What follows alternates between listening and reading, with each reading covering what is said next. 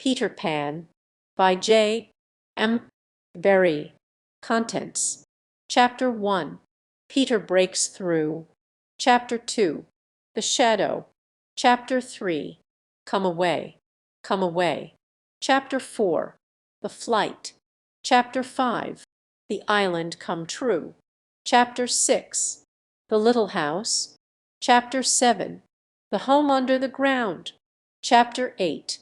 The Mermaid's Lagoon. Chapter 9. The Never Bird.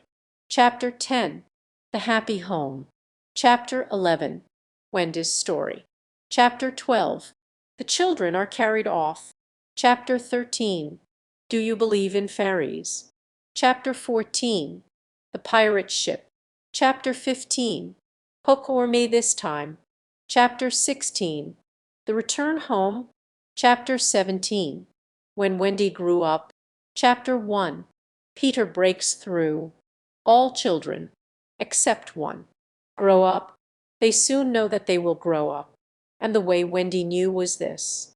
One day when she was 2 years old she was playing in a garden, and she plucked another flower and ran with it to her mother. I suppose she must have looked rather delightful, for Mrs. Darling put her hand to her heart and cried, "Oh, why can't you remain like this forever?" This was all that passed between them on the subject. But henceforth Wendy knew that she must grow up. You always know after you are 2. 2 is the beginning of the end. Of course they lived at 14, and until Wendy came her mother was the chief one. She was a lovely lady, with a romantic mind and such a sweet mocking mouth. Her romantic mind was like the tiny boxes, one within the other, that come from the puzzling East. However many you discover, there is always one more. And her sweet mocking mouth had one kiss on it that Wendy could never get, though there it was, perfectly conspicuous in the right-hand corner. The way Mr. Darling won her was this. The many gentlemen who had been boys when she was a girl discovered simultaneously that they loved her, and they all ran to her house to propose to her except Mr. Darling, who took a cab and nipped in first. And so he got her. He got all of her, except the innermost box and the kiss. He never knew about the box, and in time he gave up trying for the kiss. Wendy thought Napoleon could have got it, but I can picture him trying, and then going off in a passion, slamming the door. Mr. Darling used to boast to Wendy that her mother not only loved him but respected him. He was one of those deep ones who know about stocks and shares. Of course no one really knows, but he quite seemed to know, and he often said stocks were up and shares were down in a way that would have made any woman respect him. Mrs. Darling was married in white, and at first she kept the books perfectly, almost gleefully, as if it were a game. Not so much as a Brussels sprout was missing, but by and by whole cauliflowers dropped out, and instead of them there were pictures of babies without faces. She drew them when she should have been totting up. They were Mrs. Darling's guesses. Wendy came first, then John, then Michael. For a week or two after Wendy came it was doubtful whether they would be able to keep her, as she was another mouth to feed. Mr. Darling was frightfully proud of her, but he was very honorable, and he sat on the edge of Mrs. Darling's bed, holding her hand and calculating expenses, while she looked at him imploringly.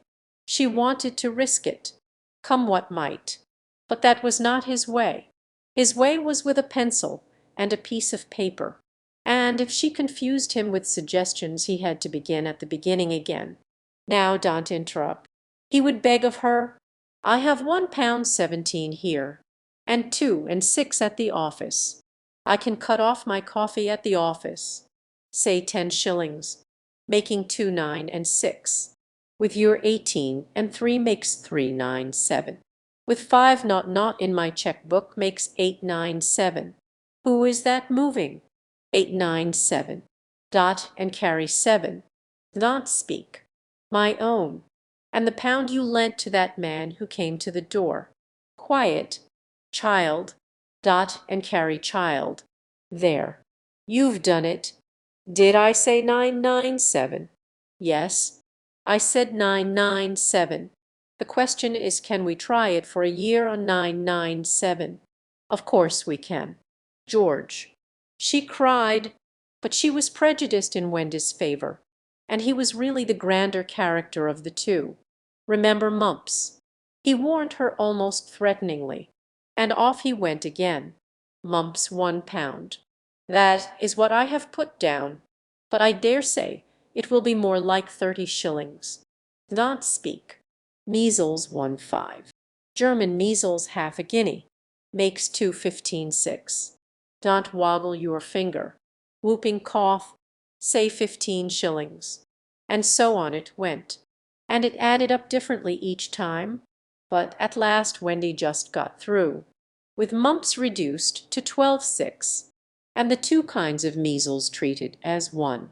There was the same excitement over John, and Michael had even a narrower squeak, but both were kept, and soon you might have seen the three of them going in a row to Miss Folsom's kindergarten school, accompanied by their nurse. Mrs. Darling loved to have everything just so, and Mr. Darling had a passion for being exactly like his neighbors. So, of course, they had a nurse, as they were poor, owing to the amount of milk the children drank. This nurse was a prim Newfoundland dog, called Nana, who had belonged to no one in particular until the Darlings engaged her. She had always thought children important, however, and the Darlings had become acquainted with her in Kensington Gardens, where she spent most of her spare time peeping into perambulators, and was much hated by careless nursemaids, whom she followed to their homes and complained of to their mistresses. She proved to be quite a treasure of a nurse. How thorough she was at bath time, and up at any moment of the night if one of her charges made the slightest cry. Of course her kennel was in the nursery. She had a genius for knowing when a cough is a thing to have no patience with, and when it needs stocking around your throat. She believed to her last day in old-fashioned remedies like rhubarb leaf, and made sounds of contempt over all this new-fangled talk about germs, and so on. It was a lesson in propriety to see her escorting the children to school, walking sedately by their side when they were well behaved, and butting them back into line if they strayed. On John's footer in England soccer was called football footer for short days. She never once forgot his sweater, and she usually carried an umbrella in her mouth in case of rain. There is a room in the basement of Miss Folsom's school where the nurses wait. They sat on forms, while Nana lay on the floor, but that was the only difference. They affected to ignore her as of an inferior social status to themselves, and she despised their light talk. She resented visits to the nursery from Mrs. Darling's friends, but if they did come she first whipped off Michael's pinafore and put him into the one with blue braiding, and smoothed out Wendy and made a dash at John's hair. No nursery could possibly have been conducted more correctly, and Mr. Darling knew it. Yet he sometimes wondered uneasily whether the neighbors talked. He had his position in the city to consider. Nana also troubled him in another way. He had sometimes a feeling that she did not admire him. "I know she admires you tremendously, George," Mrs. Darling would assure him, and then she would sign to the children to be specially nice to father. Lovely dances followed, in which the only other servant, Lisa, was sometimes allowed to join. Such a midget she looked in her long skirt and maid's cap, though she had sworn, when engaged, that she would never see 10 again. The gaiety of those romps! And gayest of all was Mrs. Darling, who would pirouette so wildly that all you could see of her was the kiss, and then if you had dashed at her you might have got it. There never was a simpler, happier family until the coming of Peter Pan. Mrs. Darling first heard of Peter when she was to dyeing up her children's minds. It is the nightly custom of every good mother after her children are asleep to rummage in their minds and put things straight for next morning, repacking into their proper places the many articles that have wandered during the day. If you could keep awake, but of course you can't, you would see your own mother doing this. and you would find it very interesting to watch her. It is quite like to dyeing up drawers. You would see her on her knees, I expect, lingering humorously over some of your contents, wondering where on earth you had picked this thing up, making discoveries sweet and not so sweet, pressing this to her cheek as if it were as nice as a kitten, and hurriedly stowing that out of sight when you wake in the morning. The naughtiness and evil passions with which you went to bed have been folded up small and placed at the bottom of your mind, and on the top, beautifully aired, are spread out your prettier thoughts, ready for you to put on. I don't know whether you have ever seen a map of a person's mind. Doctors sometimes draw maps of other parts of you, and your own map can become intensely interesting. But catch them trying to draw a map of a child's mind, which is not only confused, but keeps going round all the time. There are zigzag lines on it, just like your temperature on a card.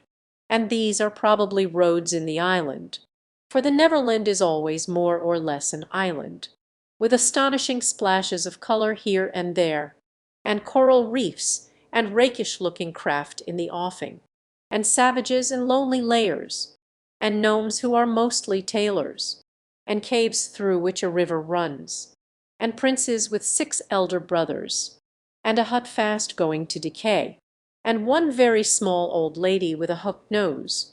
It would be an easy map if that were all.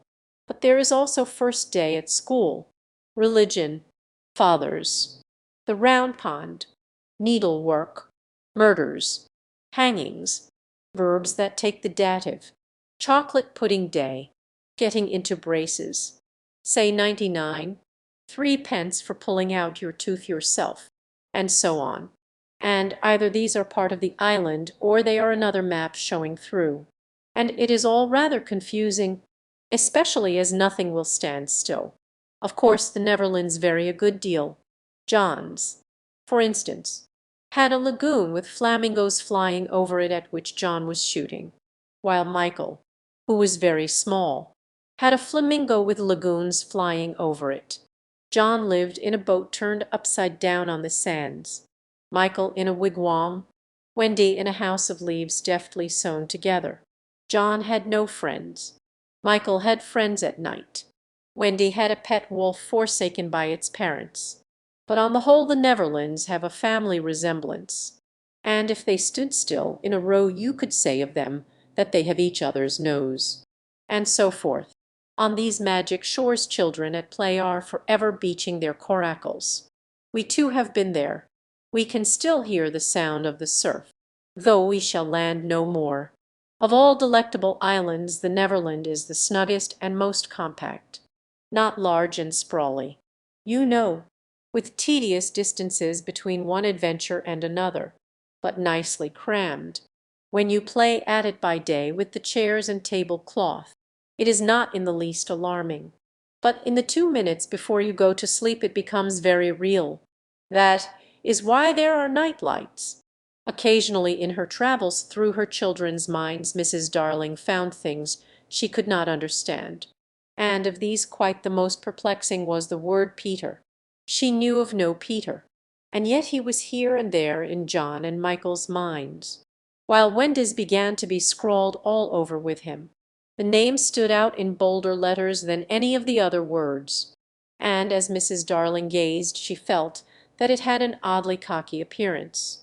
Yes, he is rather cocky, Wendy admitted with regret. Her mother had been questioning her. But who is he? My pet. He is Peter Pan.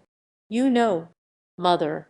At first Mrs. Darling did not know, but after thinking back into her childhood she just remembered a Peter Pan. There were odd stories about him, as that when children died he went part of the way with them, so that they should not be frightened. She had believed in him at the time, but now that she was married and full of sense she quite doubted whether there was any such person. Besides, she said to Wendy, he would be grown up by this time. Oh no, he isn't grown up, Wendy assured her confidently, and he is just my size. She meant that he was her size in both mind and body. She didn't know how she knew. She just knew it.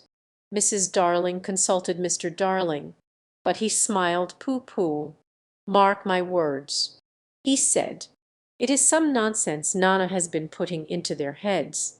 Just the sort of idea a dog would have. Leave it alone, and it will blow over." But it would not blow over, and soon the troublesome boy gave Mrs. Darling quite a shock. Children have the strangest adventures without being troubled by them.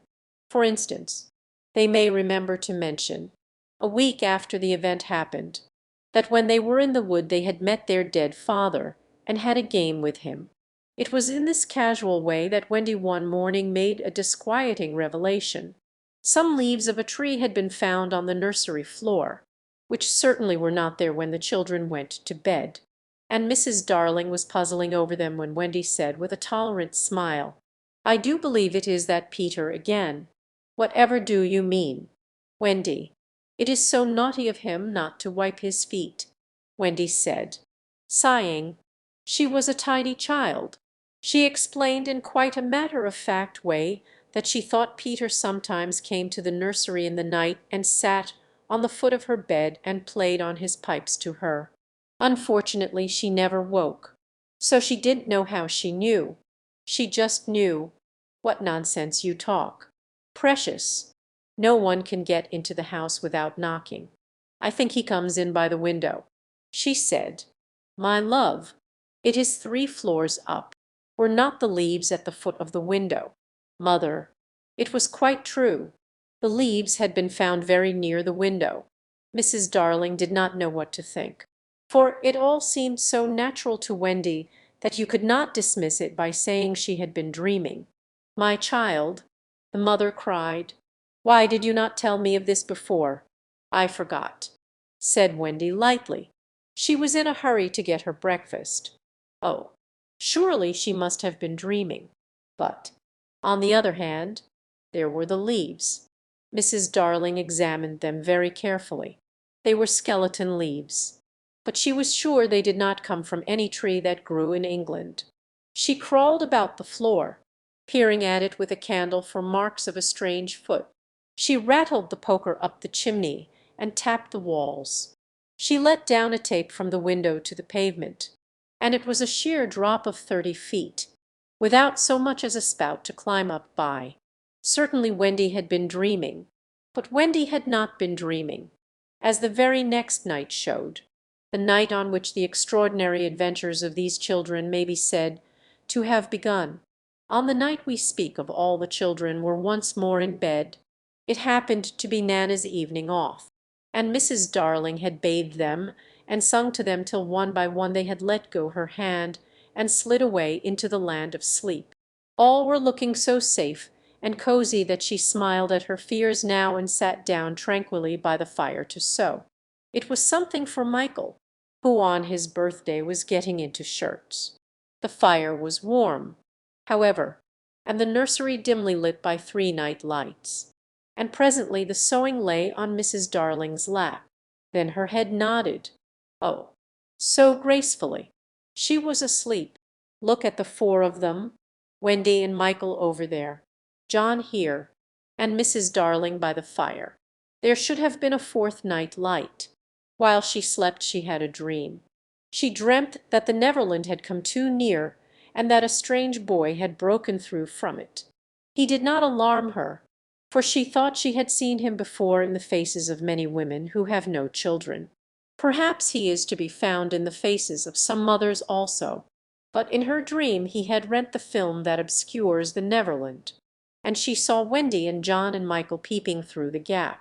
The dream by itself would have been a trifle, but while she was dreaming the window of the nursery blew open, and a boy did drop on the floor. He was accompanied by a strange light, no bigger than your fist, which darted about the room like a living thing, and I think it must have been this light that wakened Mrs. Darling. She started up with a cry, and saw the boy, and somehow she knew at once that he was Peter Pan. If you or I or Wendy had been there we should have seen that he was very like Mrs. Darling's kiss. He was a lovely boy, clad in skeleton leaves and the juices that was out of trees, but the most entrancing thing about him was that he had all his first teeth.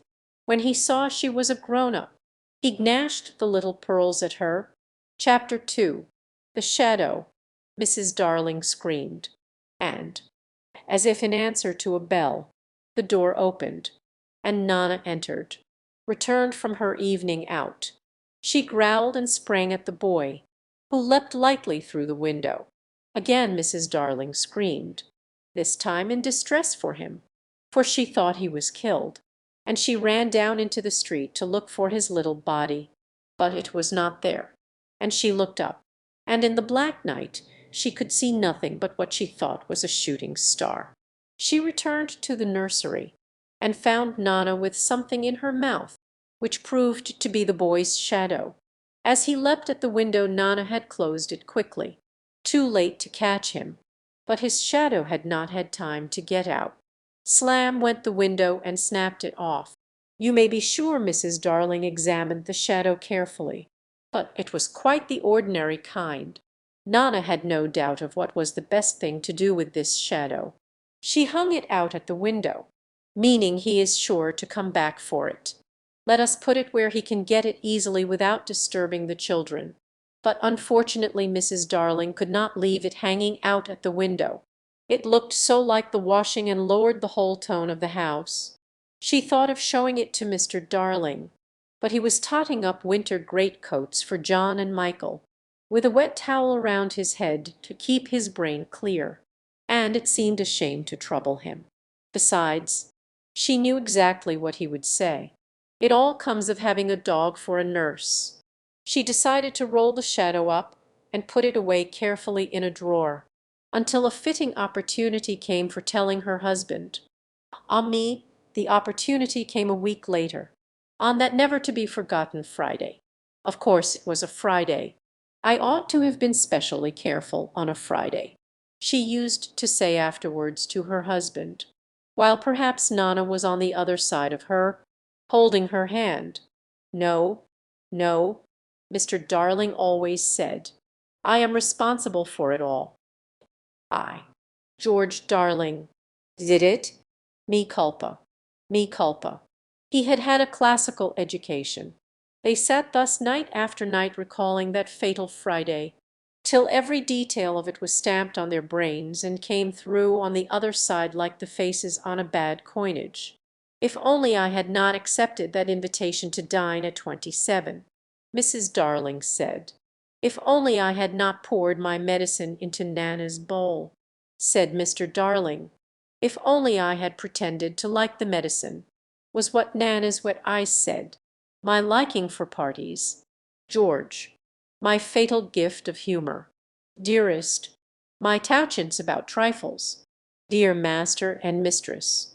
Then one or more of them would break down altogether. Nana at the thought. It's true, it's true. They ought not to have had a dog for a nurse. Many a time it was Mr. Darling who put the handkerchief to Nana's eyes. That fiend, Mr. Darling would cry, and Nana's bark was the echo of it. But Mrs. Darling never upbraided Peter. There was something in the right-hand corner of her mouth that wanted her not to call Peter names. They would sit there in the empty nursery, recalling fondly every smallest detail of that dreadful evening. It had begun so uneventfully, so precisely like 100 other evenings, with Nana putting on the water for Michael's bath and carrying him to it on her back. I want go to bed, he had shouted, like one who still believed that he had the last word on the subject. I want, Nana, it is 6 o'clock yet. Oh dear, I shan't love you any more. Nana, I tell you I want be bathed. I want. Then Mrs. Darling had come in, wearing her white evening gown. She had dressed early because Wendy so loved to see her in her evening gown, with the necklace George had given her. She was wearing Wendy's bracelet on her arm. She had asked for the loan of it. Wendy loved to lend her bracelet to her mother. She had found her 2 older children playing at being herself and father on the occasion of Wendy's birth, and John was saying, "I am happy to inform you, Mrs. Darling, that you are now a mother," in just such a tone as Mr. Darling himself may have used on the real occasion. Wendy had danced with joy, just as the real Mrs. Darling must have done. Then John was born, with the extra pomp that he conceived due to the birth of a male, and Michael came from his bath to ask to be born also. But John said brutally that they did not want any more. Michael had nearly cried. "Nobody wants me," he said. And of course the lady in the evening dress could not stand that. "I do," she said. "I so want a third child." "Boy or girl?" asked Michael, not too hopefully. "Boy." Then he had leapt into her arms. Such a little thing for Mr. and Mrs. Darling and Nana to recall now. But not so little if that was to be Michael's last night in the nursery. They go on with their recollections. "It was then that I rushed in like a tornado, wasnn't it?" Mr. Darling would say, scorning himself, and indeed he had been like a tornado. Perhaps there was some excuse for him. He, too, had been dressing for the party, and all had gone well with him until he came to his tie. It is an astounding thing to have to tell, but this man, though he knew about stocks and shares, had no real mastery of his tie. Sometimes the thing yielded to him without a contest, but there were occasions when it would have been better for the house if he had swallowed his pride and used a made-up tie. This was such an occasion. He came rushing into the nursery with the crumpled little brute of a tie in his hand. "Why, what is the matter, father dear? Matter?" he yelled. He really yelled. "This tie? It will not tie." He became dangerously sarcastic. "Not round my neck, round the bedpost." "Oh yes, 20 times have I made it up round the bedpost. But round my neck? No, oh dear no." Begs to be excused. He thought Mrs. Darling was not sufficiently impressed, and he went on sternly, "I warn you of this, mother, that unless this tie is round my neck we don't go out to dinner to-night. And if I don't go out to dinner to-night, I never go to the office again. And if I don't go to the office again, you and I starve, and our children will be flung into the streets." Even then Mrs. Darling was placid. "Let me try, dear," she said. And indeed that was what he had come to ask her to do. And with her nice cool hands she tied his tie for him, while the children stood around to see their fate decided. Some men would have resented her being able to do it so easily, but Mr. Darling had far too fine a nature for that. He thanked her carelessly, at once forgot his rage, and in another moment was dancing round the room with Michael on his back. "How wildly we romped," says Mrs. Darling now, recalling it. "Our last romp." Mr. Darling groaned. "Oh, George, do you remember Michael suddenly said to me, 'How did you get to know me, mother?' I remember. They were rather sweet, don't you think, George? And they were ours. Ours. And now they are gone." The romp had ended with the appearance of Nana, and most unluckily Mr. Darling collided against her, covering his trousers with hairs. They were not only new trousers, but they were the first he had ever had with braid on them, and he had had to bite his lip to prevent the tears coming. Of course Mrs. Darling brushed him, but he began to talk again about its being a mistake to have a dog for a nurse. "George, Nana is a treasure, no doubt, but I have an uneasy feeling at times that she looks upon the children as puppies. Oh no, dear one, I feel sure she knows they have souls. I wonder," Mr. Darling said thoughtfully, "I wonder—" It was an opportunity, his wife felt, for telling him about the boy. At first he pooh-poohed the story, but he became thoughtful when she showed him the shadow. "It is nobody I know," he said, examining it carefully, "but it does look a scoundrel. We were still discussing it. You remember," says Mr. Darling, when Nana came in with Michael's medicine. "You will never carry the bottle in your mouth again, Nana, and it is all my fault." Strong man though he was, there is no doubt that he had behaved rather foolishly over the medicine. If he had a weakness, it was for thinking that all his life he had taken medicine boldly, and so now, when Michael dodged the spoon in Nana's mouth, he had said reprovingly, "Be a man, Michael. Want, want." Michael cried naughtily. Mrs. Darling left the room to get a chocolate for him, and Mr. Darling thought this showed want of firmness. "Mother, don't pamper him." He called after her, "Michael, when I was your age I took medicine without a murmur. I said, 'Thank you, kind parents, for giving me bottles to make me well.'" He really thought this was true, and Wendy, who was now in her nightgown, believed it also, and she said, to encourage Michael, "That medicine you sometimes take, father, is much nastier, isn't it? Ever so much nastier." Mr. Darling said bravely, "And I would take it now as an example to you, Michael, if I hadn't lost the bottle." He had not exactly lost it. He had climbed in the dead of night to the top of the wardrobe and hidden it there. What he did not know was that the faithful Lisa had found it and put it back on his washstand. "I know where it is, father," Wendy cried, always glad to be of service. "We'll bring it," and she was off before he could stop her. Immediately his spirits sank in the strangest way. "John," he said, shuddering, "it's most beastly stuff. It's that nasty, sticky, sweet kind. It will soon be over, father," John said charily, and then in rushed Wendy with the medicine in a glass. "I have been as quick as I could," she panted. "You have been wonderfully quick," her father retorted, with a vindictive politeness that was quite thrown away upon her. "Michael first," he said doggedly. "Father first," said Michael, who was of a suspicious nature. "I shall be sick, you know," Mr. Darling said threateningly. "Come on." "Father," said John. "Hold your tongue, John," his father rapped out. Wendy was quite puzzled. "I thought you took it quite easily, father." "That is not the point," he retorted.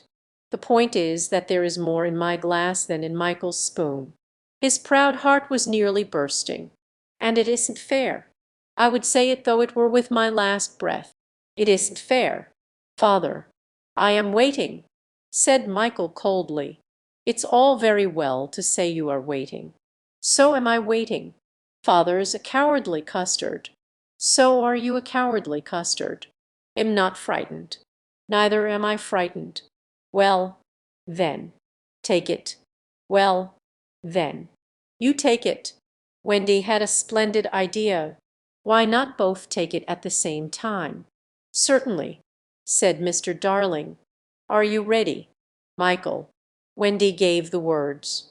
1, 2, 3, and Michael took his medicine.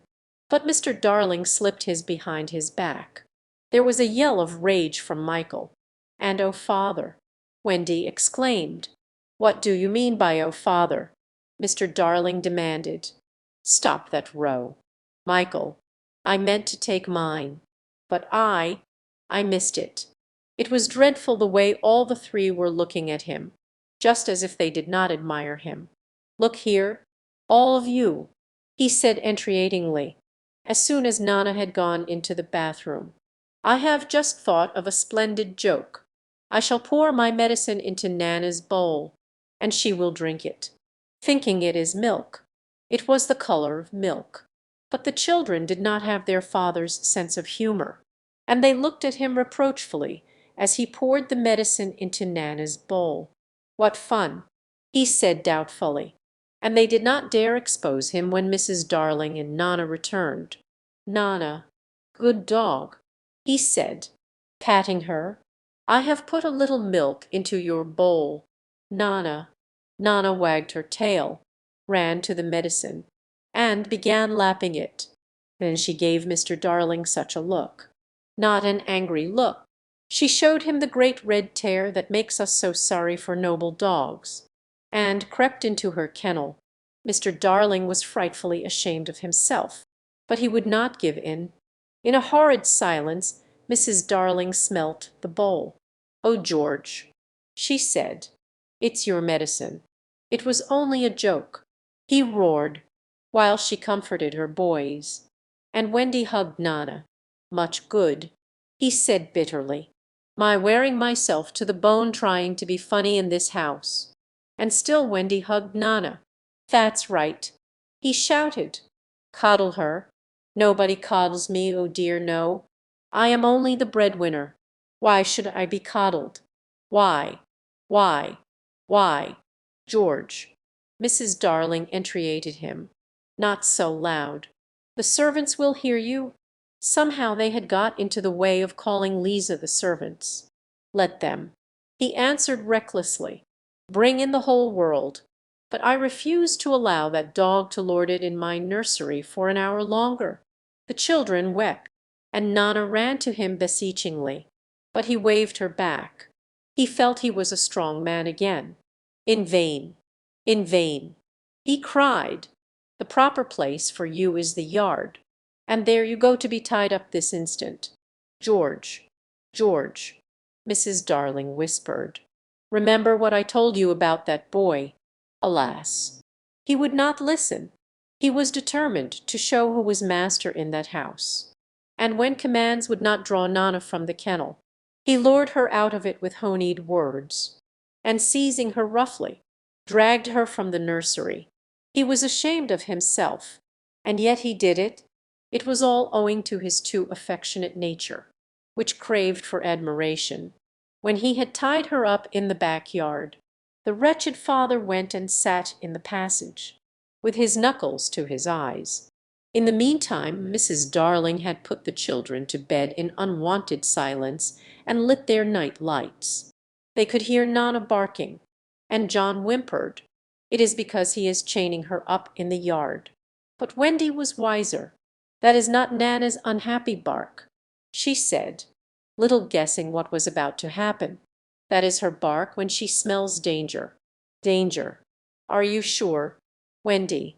"Oh, yes." Mrs. Darling quivered and went to the window. It was securely fastened. She looked out, and the night was peppered with stars. They were crowding round the house, as if curious to see what was to take place there. But she did not notice this, nor that one or two of the smaller ones winked at her. Yet a nameless fear clutched at her heart and made her cry. "Oh, how I wish that I wasn't going to a party to-night." Even Michael, already half asleep, knew that she was perturbed, and he asked, "Can anything harm us?" "Mother, after the night lights are lit, nothing. Precious," she said. "They are the eyes a mother leaves behind her to guard her children." She went from bed to bed singing enchantments over them, and little Michael flung his arms round her. "Mother," he cried, "am glad of you." They were the last words she was to hear from him for a long time. No, 27 was only a few yards distant. But there had been a slight fall of snow, and Father and Mother Darling picked their way over it deftly not to soil their shoes. They were already the only persons in the street, and all the stars were watching them. Stars are beautiful, but they may not take an active part in anything. They must just look on forever. It is a punishment put on them for something they did so long ago that no star now knows what it was. So the older ones have become glassy-eyed and seldom speak. Winking is the star language. But the little ones still wonder. They are not really friendly to Peter, who had a mischievous way of stealing up behind them and trying to blow them out. But they are so fond of fun that they were on his side tonight, and anxious to get the grown-ups out of the way. So as soon as the door of 27 closed on Mr. and Mrs. Darling there was a commotion in the firmament, and the smallest of all the stars in the Milky Way screamed out, "Now, Peter, Chapter 3, come away, come away." For a moment after Mr. and Mrs. Darling left the house the night lights by the beds of the three children continued to burn clearly. They were awfully nice little night lights, and one cannot help wishing that they could have kept awake to see Peter. But Wendy's light blinked and gave such a yawn that the other two yawned also, and before they could close their mouths all the three went out. There was another light in the room now, 1,000 times brighter than the night lights, and in the time we have taken to say this, it had been in all the drawers in the nursery, looking for Peter's shadow, rummaged the wardrobe and turned every pocket inside out. It was not really a light. It made this light by flashing about so quickly. But when it came to rest for a second you saw it was a fairy, no longer than your hand, but still growing. It was a girl called Tinker Bell, exquisitely gowned in a skeleton leaf, cut low and square, through which her figure could be seen to the best advantage. She was slightly inclined to embonpoint. A moment after the fairy's entrance the window was blown open by the breathing of the little stars, and Peter dropped in. He had carried Tinker Bell part of the way, and his hand was still messy with the fairy dust. Tinker Bell, he called softly, after making sure that the children were asleep. Tink, where are you? She was in a jug for the moment, and liking it extremely. She had never been in a jug before. Oh, do come out of that jug, and tell me, do you know where they put my shadow? The loveliest tinkle as of golden bells answered him. It is the fairy language. You ordinary children can never hear it. But if you were to hear it you would know that you had heard it once before. Tink said that the shadow was in the big box. She meant the chest of drawers, and Peter jumped at the drawers, scattering their contents to the floor with both hands, as kings toss halfpence to the crowd. In a moment he had recovered his shadow, and in his delight he forgot that he had shut Tinker Bell up in the drawer. If he thought at all, but I don't believe he ever thought, it was that he and his shadow, when brought near each other, would join like drops of water, and when they did not he was appalled. He tried to stick it on with soap from the bathroom, but that also failed.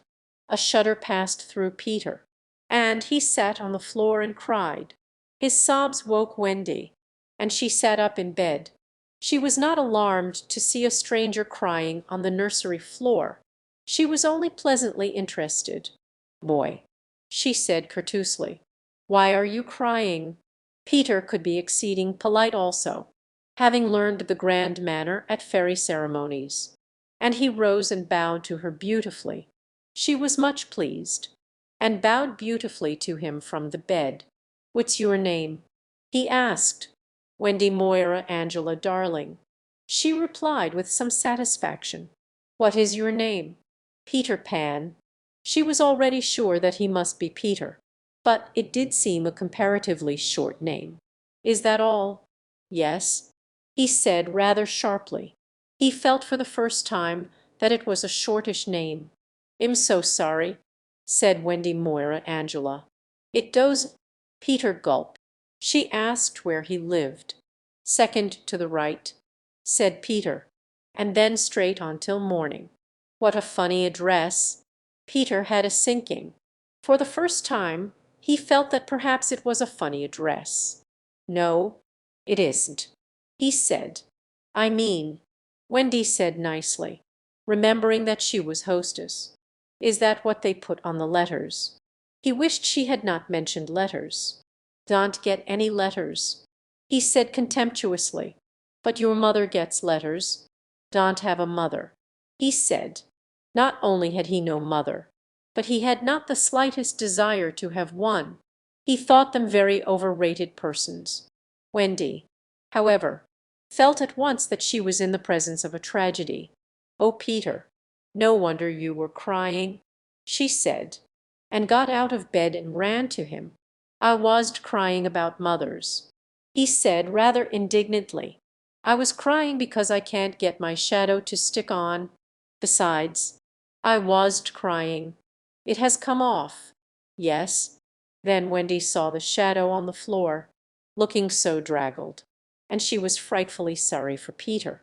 How awful, she said, but she could not help smiling when she saw that he had been trying to stick it on with soap. How exactly like a boy!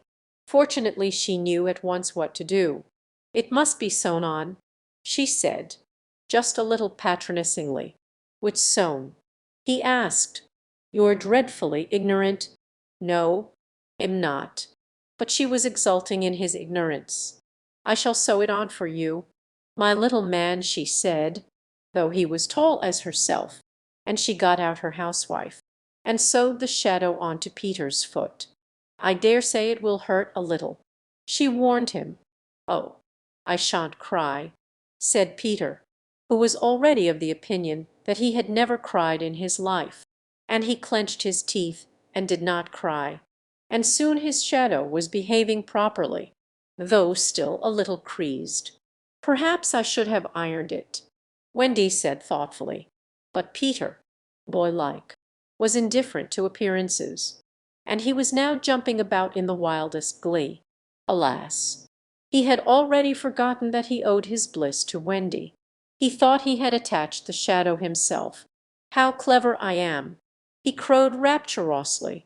Oh, the cleverness of me! It is humiliating to have to confess that this conceit of Peter was one of his most fascinating qualities. To put it with brutal frankness, there never was a cockier boy. But for the moment Wendy was shocked. "You conceit!" she exclaimed, with frightful sarcasm. "Of course I did nothing. You did a little," Peter said carelessly, and continued to dance. "A little," she replied with hauteur. "If I am no use I can at least withdraw." And she sprang in the most dignified way into bed and covered her face with the blankets. To induce her to look up he pretended to be going away, and when this failed he sat on the end of the bed and tapped her gently with his foot. "Wendy," he said, "don't withdraw. I can't help crowing. Wendy," when pleased with myself. Still she would not look up, though she was listening eagerly. "Wendy," he continued, in a voice that no woman has ever yet been able to resist. "Wendy, one girl is more use than 20 boys." Now Wendy was every inch a woman, though there were not very many inches, and she peeped out of the bedclothes. "Do you really think so?" "Peter." "Yes, I do. I think it's perfectly sweet of you," she declared, and ill get up again, and she sat with him on the side of the bed. She also said she would give him a kiss if he liked, but Peter did not know what she meant, and he held out his hand expectantly. "Surely you know what a kiss is?" she asked, aghast. "I shall know when you give it to me," he replied stiffly, and not to hurt his feelings she gave him a thimble. "Now," said he, "shall I give you a kiss?" And she replied with a slight primness, "If you please." She made herself rather cheap by inclining her face toward him, but he merely dropped an acorn button into her hand. So she slowly returned her face to where it had been before, and said nicely that she would wear his kiss on the chain around her neck. It was lucky that she did put it on that chain, for it was afterwards to save her life. When people in our set are introduced, it is customary for them to ask each other's age, and so Wendy, who always liked to do the correct thing, asked Peter how old he was. It was not really a happy question to ask him. It was like an examination paper that asks grammar, when what you want to be asked is Kings of England. "I don't know," he replied uneasily, "but I am quite young." He really knew nothing about it. He had merely suspicions. But he said at a venture, "Wendy, I ran away the day I was born." Wendy was quite surprised, but interested, and she indicated in the charming drawing-room manner, by a touch on her night-gown, that he could sit nearer her. "It was because I heard father and mother," he explained in a low voice, "talking about what I was to be when I became a man." He was extraordinarily agitated now. "I don't want ever to be a man," he said with passion. "I want always to be a little boy and to have fun." So I ran away to Kensington Gardens and lived a long, long time among the fairies." She gave him a look of the most intense admiration, and he thought it was because he had run away, but it was really because he knew fairies. Wendy had lived such a home life that to know fairies struck her as quite delightful. She poured out questions about them, to his surprise, for they were rather a nuisance to him, getting in his way and so on, and indeed he sometimes had to give them a hiding. Still, he liked them on the whole, and he told her about the beginning of fairies. "You see, Wendy, when the first baby laughed for the first time, its laugh broke into 1,000 pieces, and they all went skipping about, and that was the beginning of fairies. Tedious talk this, but being a stay-at-home she liked it, and so," he went on good-naturedly, "there ought to be one fairy for every boy and girl. Ought to be. Isn't there? No, you see children know such a lot now. They soon don't believe in fairies. And every time a child says, 'I don't believe in fairies,' there is a fairy somewhere that falls down dead." Really, he thought they had now talked enough about fairies, and it struck him that Tinker Bell was keeping very quiet. "I can't think where she has gone to," he said, rising, and he called Tink by name. Wendy's heart went flutter with a sudden thrill. "Peter!" she cried, clutching him. "You don't mean to tell me that there is a fairy in this room?" "She was here just now," he said a little impatiently. "You don't hear her, do you?" And they both listened. "The only sound I hear," said Wendy, "is like a tinkle of bells." "Well, that's Tink. That's the fairy language. I think I hear her too." The sound came from the chest of drawers, and Peter made a merry face. No one could ever look quite so merry as Peter, and the loveliest of gurgles was his laugh. He had his first laugh still. "Wendy," he whispered gleefully, "I do believe I shut her up in the drawer." He let poor Tink out of the drawer, and she flew about the nursery screaming with fury. "You shall say such things." Peter retorted, "Of course am very sorry, but how could I know you were in the drawer?"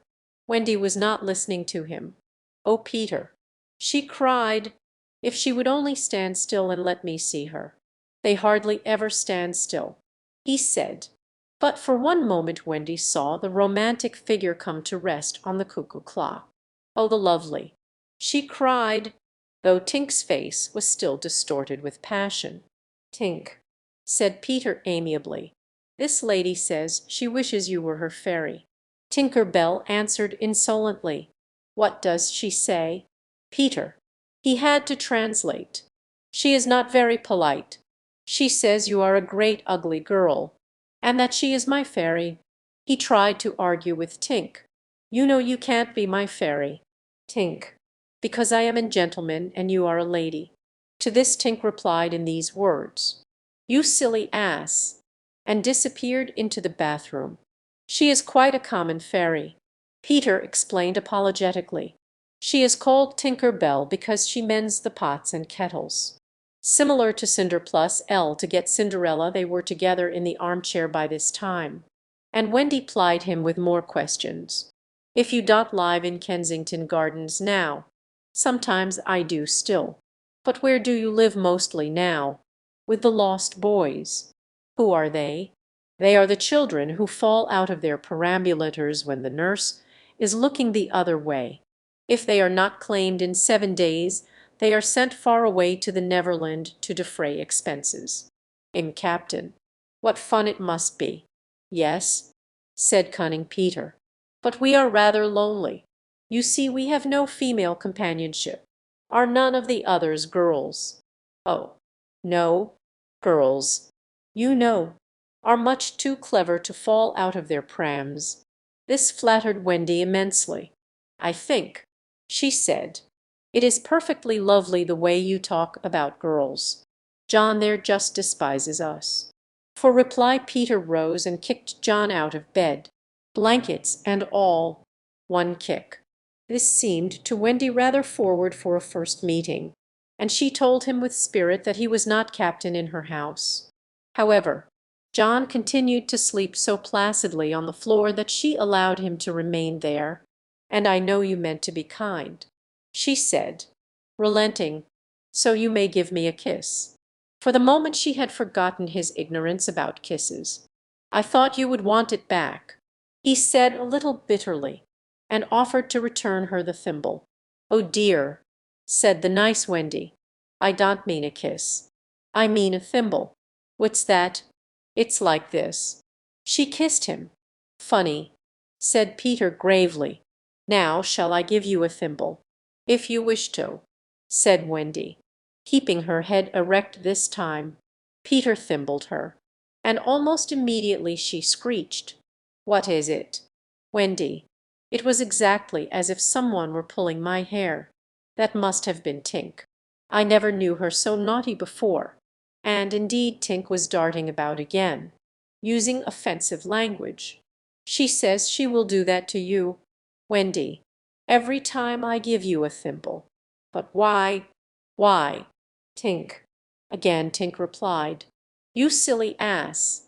Peter could not understand why, but Wendy understood, and she was just slightly disappointed when he admitted that he came to the nursery window not to see her but to listen to stories. "You see, I don't know any stories. None of the lost boys knows any stories." "How perfectly awful," Wendy said. "Do you know?" Peter asked why swallows build in the eaves of houses. "It is to listen to the stories." "Oh, Wendy, your mother was telling you such a lovely story." "Which story was it?" "About the prince who can't find the lady who wore the glass slipper." "Peter," said Wendy excitedly, "that was Cinderella, and he found her, and they lived happily ever after." Peter was so glad that he rose from the floor, where they had been sitting, and hurried to the window. "Where are you going?" she cried with misgiving. "To tell the other boys." "Don't go, Peter," she entreated. "I know such lots of stories." Those were her precise words. So there can be no denying that it was she who first tempted him. He came back, and there was a greedy look in his eyes now which ought to have alarmed her, but did not. "Oh, the stories I could tell to the boys!" she cried, and then Peter gripped her and began to draw her toward the window. "Let me go," she ordered him. "Wendy, do come with me and tell the other boys." Of course she was very pleased to be asked, but she said, "Oh dear, I can't. Think of mummy. Besides, I can't fly. They'll teach you. Oh, how lovely to fly! They'll teach you how to jump on the wind's back, and then away we go." "Ooh!" she exclaimed rapturously. "Wendy, Wendy, when you are sleeping in your silly bed you might be flying about with me saying funny things to the stars." "Ooh!" And, Wendy, there are mermaids, mermaids, with tails, such long tails." "Oh!" cried Wendy, "to see a mermaid." He had become frightfully cunning. "Wendy," he said, "how we should all respect you." She was wriggling her body in distress.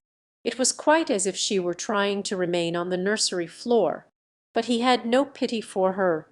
"Wendy," he said, the sly one, "you could tuck us in at night." "Ooh!" "None of us has ever been tucked in at night." "Ooh!" And her arms went out to him. "And you could darn our clothes, and make pockets for us." None of us has any pockets. How could she resist? Of course it's awfully fascinating. She cried, "Peter, would you teach John and Michael to fly too?" "If you like," he said indifferently, and she ran to John and Michael and shook them. "Wake up," she cried. "Peter Pan has come, and he is to teach us to fly." John rubbed his eyes. "Then I shall get up," he said. Of course he was on the floor already. "Hallo," he said, "I am up." Michael was up by this time also, looking as sharp as a knife with 6 blades and a saw. But Peter suddenly signed silence. Their faces assumed the awful craftance of children listening for sounds from the grown-up world. All was as still as salt. Then everything was right. No, stop. Everything was wrong. Nana, who had been barking distressfully all the evening, was quiet now. It was her silence they had heard. Out with the light. Hide. Quick, cried John, taking command for the only time throughout the whole adventure. And thus when Lisa entered, holding Nana, the nursery seemed quite its old self, very dark, and you would have sworn you heard its 3 wicked inmates breathing angelically as they slept. They were really doing it artfully from behind the window curtains. Lisa was in a bad temper, for she was mixing the Christmas puddings in the kitchen, and had been drawn from them, with a raisin still on her cheek, by Nana's absurd suspicions. She thought the best way of getting a little quiet was to take Nana to the nursery for a moment, but in custody, of course. "There, you suspicious brute," she said, not sorry that Nana was in disgrace. "They are perfectly safe, aren't they? Every one of the little angels sound asleep in bed. Listen to their gentle breathing." Here Michael, encouraged by his success, breathed so loudly that they were nearly detected. Nana knew that kind of breathing, and she tried to drag herself out of Liza's clutches. But Lisa was dense.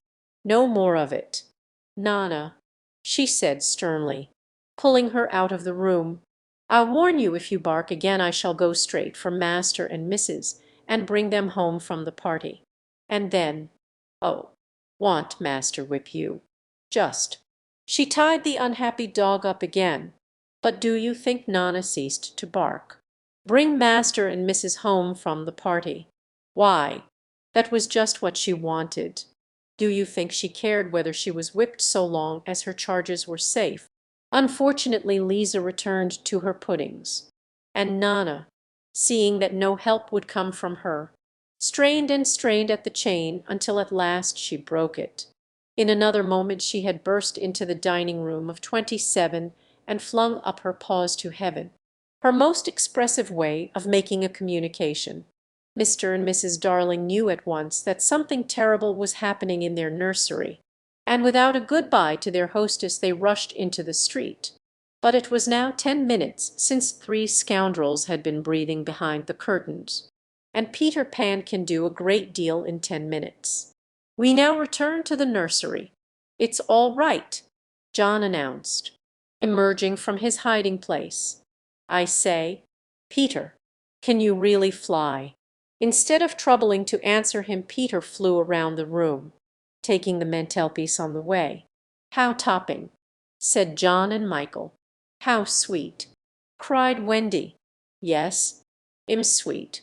"Oh, I am sweet," said Peter, forgetting his manners again. It looked delightfully easy, and they tried it first from the floor and then from the beds. But they always went down instead of up. "I say, how do you do it?" asked John, rubbing his knee. He was quite a practical boy. "You just think lovely, wonderful thoughts," Peter explained, "and they lift you up in the air." He showed them again. "You're so nippy at it," John said. "Can't you do it very slowly once?" Peter did it both slowly and quickly. "I've got it now, Wendy," cried John. But soon he found he had not.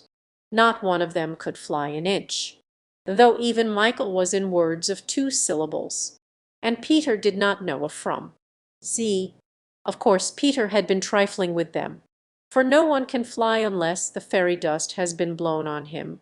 Fortunately, as we have mentioned, one of his hands was messy with it, and he blew some on each of them, with the most superb results.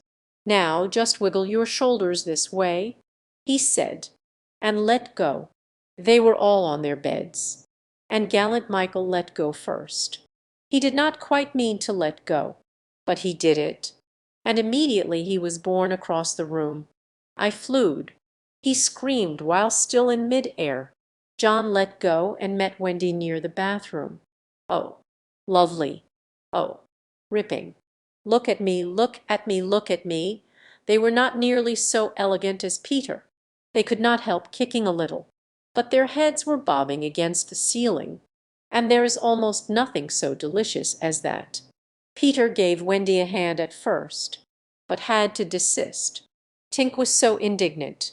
Up and down they went, and round and round. Heavenly was Wendy's word. "I say," cried John, "why shalln't we all go out?" Of course it was to this that Peter had been luring them. Michael was ready. He wanted to see how long it took him to do 1,000,000,000 miles. But Wendy hesitated. "Mermaids," said Peter again. "Ouvre, and there are pirates." "Pirates," cried John, seizing his Sunday hat. "Let us go at once." It was just at this moment that Mr. and Mrs. Darling hurried, with Nana out of 27. They ran into the middle of the street to look up at the nursery window, and, yes, it was still shut, but the room was ablaze with light.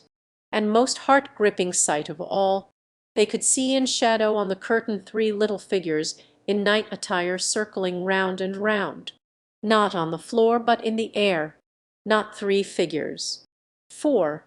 In a tremble they opened the street door.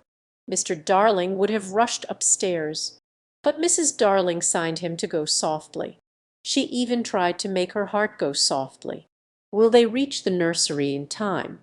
If so, how delightful for them! And we shall all breathe a sigh of relief. But there will be no story. On the other hand, if they are not in time, I solemnly promise that it will all come right in the end. They would have reached the nursery in time had it not been that the little stars were watching them. Once again the stars blew the window open, and that smallest star of all called out, "Cave, Peter." Then Peter knew that there was not a moment to lose. "Come!" he cried imperiously, and soared out at once into the night, followed by John and Michael and Wendy.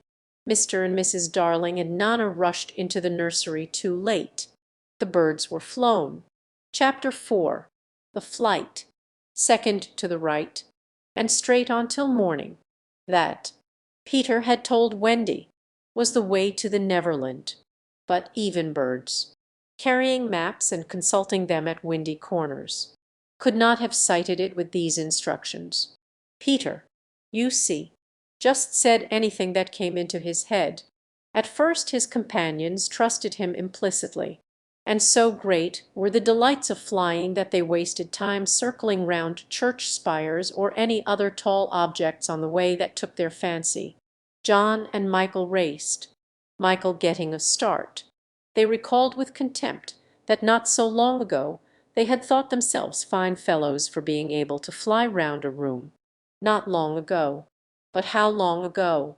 They were flying over the sea before this thought began to disturb Wendy seriously. John thought it was their second sea and their third night. Sometimes it was dark and sometimes light. And now they were very cold and again too warm. Did they really feel hungry at times? Or were they merely pretending? Because Peter had such a jolly new way of feeding them.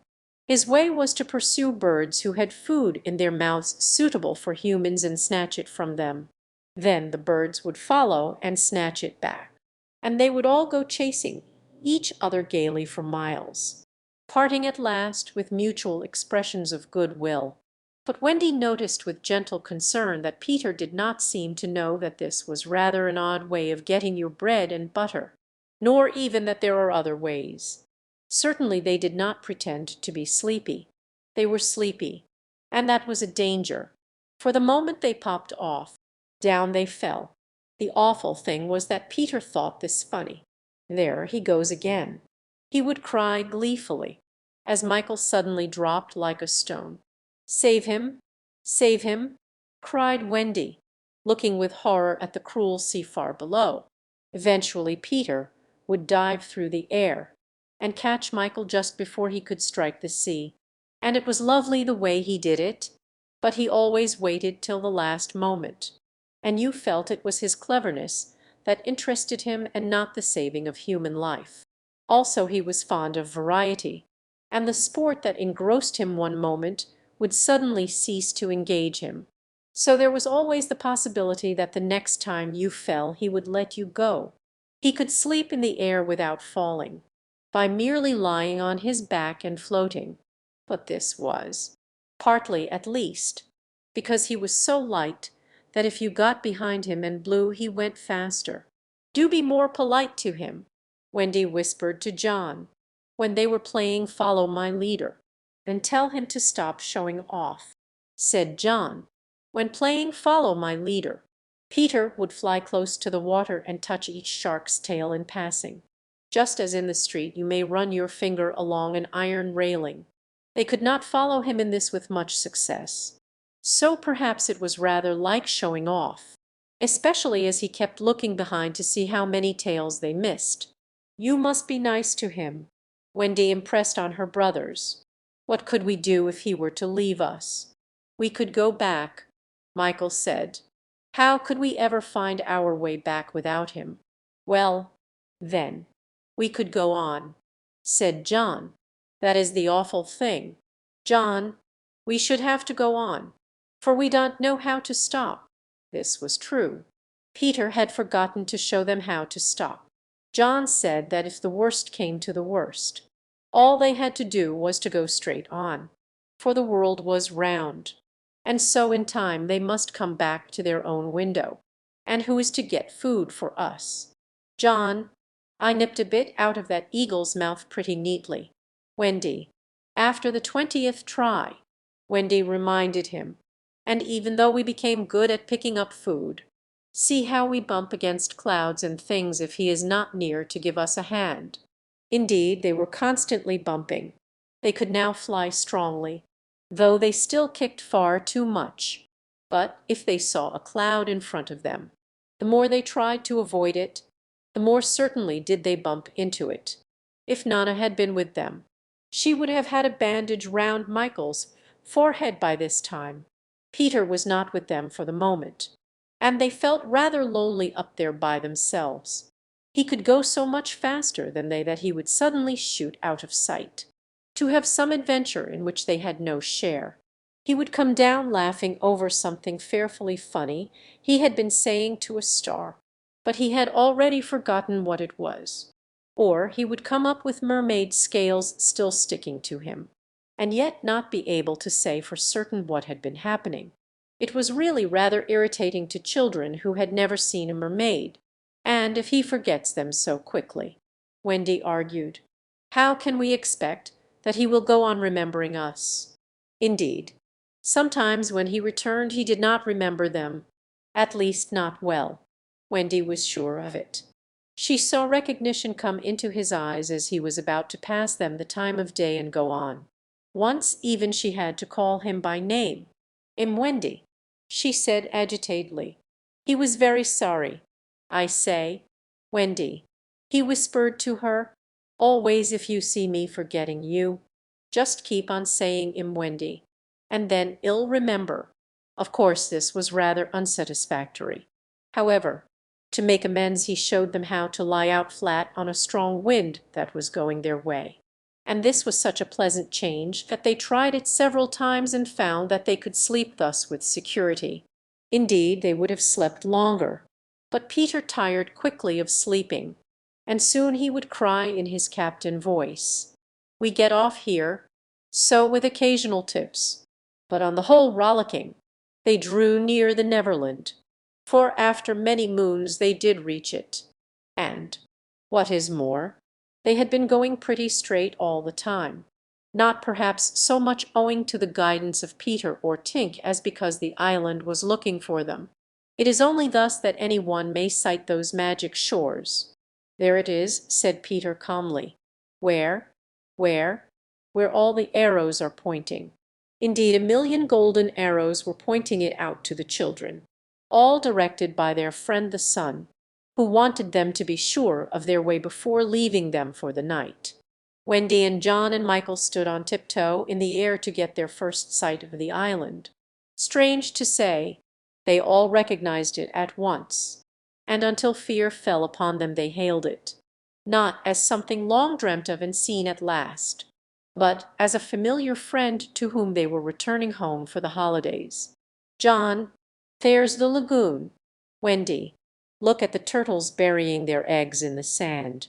I say, John, I see your flamingo with the broken leg. Look, Michael, there's your cave. John, what's that in the brushwood? It's a wolf with her whelps. Wendy, I do believe that's your little whelp. There's my boat. John, with her sides stove in. No, it isn't. Why, we burned your boat. That's her. At any rate, I say, John, I see the smoke of the redskin camp. Where? Show me, and it'll tell you by the way smoke curls whether they are on the war path. There, just across the mysterious river. I see now. Yes, they are on the war path right enough. Peter was a little annoyed with them for knowing so much, but if he wanted to lord it over them his triumph was at hand. For have I not told you that anon fear fell upon them? It came as the arrows went, leaving the island in gloom. In the old days at home the Neverland had always begun to look a little dark and threatening by bedtime. Then unexplored patches arose in it and spread. Black shadows moved about in them. The roar of the beasts of prey was quite different now, and above all, you lost the certainty that you would win. You were quite glad that the night lights were on.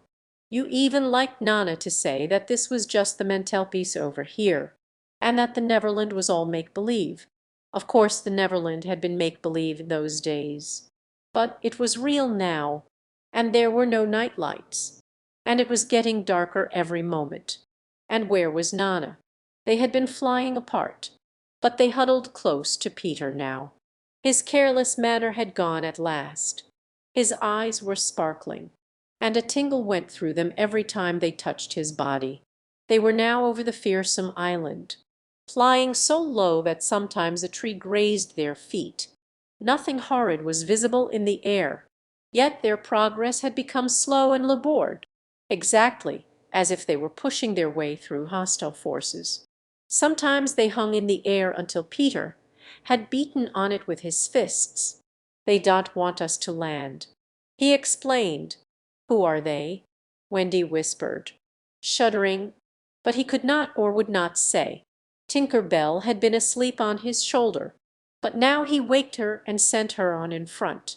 Sometimes he poised himself in the air, listening intently, with his hand to his ear, and again he would stare down with eyes so bright that they seemed to bore two holes to earth.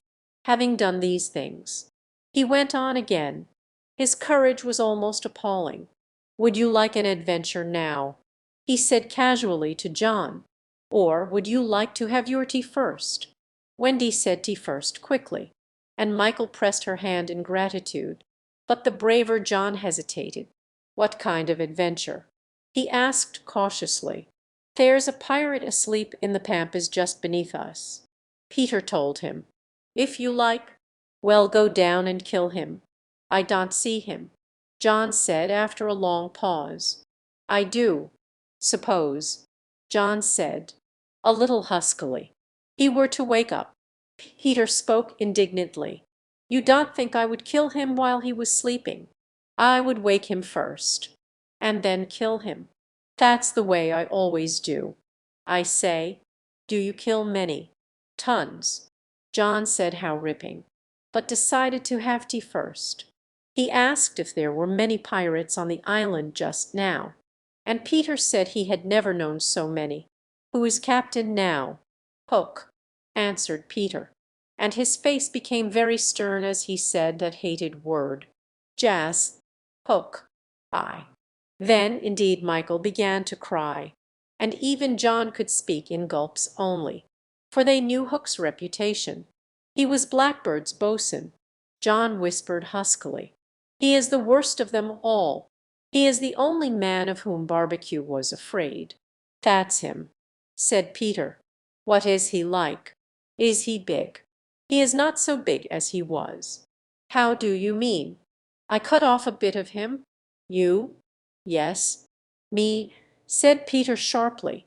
I wasn't meaning to be disrespectful. Oh, all right. But, I say, what bit? His right hand. Then he can't fight now. Oh, can't he just? Left-hander. He has an iron hook instead of a right hand, and he claws with it. Claws. I say, John, said Peter. Yes. Say. I. Sir. I. Sir. There is one thing, Peter continued, that every boy who serves under me has to promise, and so must you. John paled. It is this: if we meet Hook in open fight, you must leave him to me, I promise. John said loyally.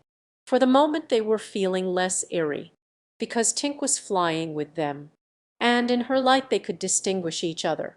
Unfortunately she could not fly so slowly as they, and so she had to go round and round them in a circle, in which they moved as in a halo. Wendy quite liked it, until Peter pointed out the drawbacks. She tells me, he said, that the pirates sighted us before the darkness came, and got Long Tom out. The big gun. Yes, and of course they must see her light. And if they guess we are near it they are sure to let fly. Wendy, John, Michael, tell her to go away at once. Peter. The three cried simultaneously, but he refused. She thinks we have lost the way, he replied stiffly, and she is rather frightened. You don't think I would send her away all by herself when she is frightened. For a moment the circle of light was broken, and something gave Peter a loving little pinch. Then tell her, Wendy begged, to put out her light. She can't put it out. That is about the only thing fairies can't do. It just goes out of itself when she falls asleep, same as the stars. Then tell her to sleep at once. John almost ordered. She can't sleep except when she's sleepy. It is the only other thing fairies can't do. Seems to me, growled John, these are the only two things worth doing. Here he got a pinch, but not a loving one. If only one of us had a pocket, Peter said, we could carry her in it. However, they had set off in such a hurry that there was not a pocket between the four of them. He had a happy idea. John's hat. Tink agreed to travel by hat if it was carried in the hand. John carried it, though she had hoped to be carried by Peter. Presently Wendy took the hat, because John said it struck against his knee as he flew, and this, as we shall see, led to mischief, for Tinker Bell hated to be under an obligation to Wendy. In the black topper the light was completely hidden, and they flew on in silence. It was the stillest silence they had ever known, broken once by a distant lapping, which Peter explained was the wild beasts drinking at the ford, and again by a rasping sound that might have been the branches of trees rubbing together. But he said it was the redskins sharpening their knives. Even these noises ceased. To Michael the loneliness was dreadful. If only something would make a sound. He cried, as if in answer to his request. The air was rent by the most tremendous crash he had ever heard. The pirates had fired Long Tom at them. The roar of it echoed through the mountains, and the echoes seemed to cry savagely, "Where are they? Where are they? Where are they?" Thus sharply did the terrified three learn the difference between an island of make-believe and the same island come true. When at last the heavens were steady again, John and Michael found themselves alone in the darkness. John was treading the air mechanically, and Michael, without knowing how to float, was floating. "Are you shot?" John whispered tremulously. "I haven't tried yet." Michael whispered back. We know now that no one had been hit. Peter, however, had been carried by the wind of the shot far out to sea, while Wendy was blown upwards with no companion but Tinker Bell. It would have been well for Wendy if at that moment she had dropped the hat. I don't know whether the idea came suddenly to Tink, or whether she had planned it on the way, but she at once popped out of the hat and began to lure Wendy to her destruction. Tink was not all bad, or, rather, she was all bad just now, but, on the other hand, sometimes she was all good. Fairies have to be one thing or the other, because being so small they unfortunately have room for one feeling only at a time. They are, however, allowed to change. Only it must be a complete change. At present she was full of jealousy of Wendy. What she said in her lovely tinkle Wendy could not of course understand, and I believe some of it was bad words, but it sounded kind, and she flew back and forward, plainly meaning follow me and all will be well. What else could poor Wendy do? She called to Peter and John and Michael, and got only mocking echoes in reply. She did not yet know that Tink hated her with the fierce hatred of a very woman, and so, bewildered, and now staggering in her flight, she followed Tink to her doom. Chapter 5. The Island Come True. Feeling that Peter was on his way back, the Neverland had again woke into life. We ought to use the pluperfect and say wakened, but woke is better and was always used by Peter. In his absence things are usually quiet on the island. The fairies take an hour longer in the morning. The beasts attend to their young. The redskins feed heavily for 6 days and nights. And when pirates and lost boys meet they merely bite their thumbs at each other. But with the coming of Peter, who hates lethargy, they are under way again. If you put your ear to the ground now, you would hear the whole island seething with life. On this evening the chief forces of the island were disposed as follows. The lost boys were out looking for Peter. The pirates were out looking for the lost boys. The redskins were out looking for the pirates. And the beasts were out looking for the redskins. They were going round and round the island. But they did not meet because all were going at the same rate. All wanted blood except the boys, who liked it as a rule, but tonight were out to greet their captain. The boys on the island vary, of course, in numbers, according as they get killed and so on, and when they seem to be growing up, which is against the rules, Peter thins them out. But at this time there were 6 of them, counting the twins as 2. Let us pretend to lie here among the sugar cane and watch them as they steal by in single file, each with his hand on his dagger. They are forbidden by Peter to look in the least like him, and they wear the skins of the bears slain by themselves, in which they are so round and furry that when they fall they roll. They have therefore become very sure-footed. The first to pass is Tootles, not the least brave but the most unfortunate of all that gallant band. He had been in fewer adventures than any of them, because the big things constantly happened just when he had stepped round the corner. All would be quiet. He would take the opportunity of going off to gather a few sticks for firewood, and then when he returned the others would be sweeping up the blood. This ill luck had given a gentle melancholy to his countenance, but instead of souring his nature had sweetened it, so that he was quite the humblest of the boys. Poor kind Tootles, there is danger in the air for you to-night. Take care lest an adventure is now offered you, which, if accepted, will plunge you in deepest woe. Tootles, the fairy Tink, who is bent on mischief this night, is looking for a tool for doing her mischief, and she thinks you are the most easily tricked of the boys. We're Tinker Bell. Would that he could hear us, but we are not really on the island. And he passes by, biting his knuckles. Next comes Nibs, the gay and debonair, followed by Slightly, who cuts whistles out of the trees and dances ecstatically to his own tunes. Slightly is the most conceited of the boys. He thinks he remembers the days before he was lost, with their manners and customs, and this has given his nose an offensive tilt. Curly is fourth. He is a pickle, a person who gets in pickles predicaments, and so often has he had to deliver up his person when Peter said sternly, "Stand forth the one who did this thing," that now at the command he stands forth automatically whether he has done it or not. Last come the twins. who cannot be described because we should be sure to be describing the wrong one. Peter never quite knew what twins were, and his band were not allowed to know anything he did not know. So these two were always vague about themselves, and did their best to give satisfaction by keeping close together in an apologetic sort of way.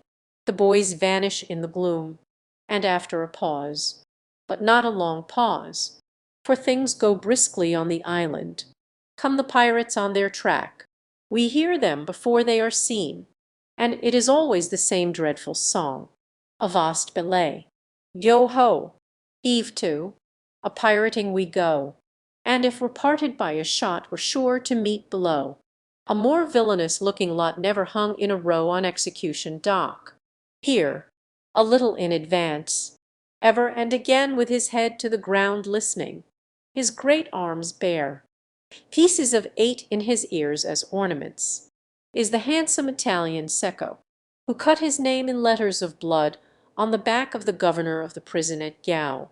That gigantic black behind him has had many names since he dropped the one with which dusky mothers still terrify their children on the banks of the Guaiomo.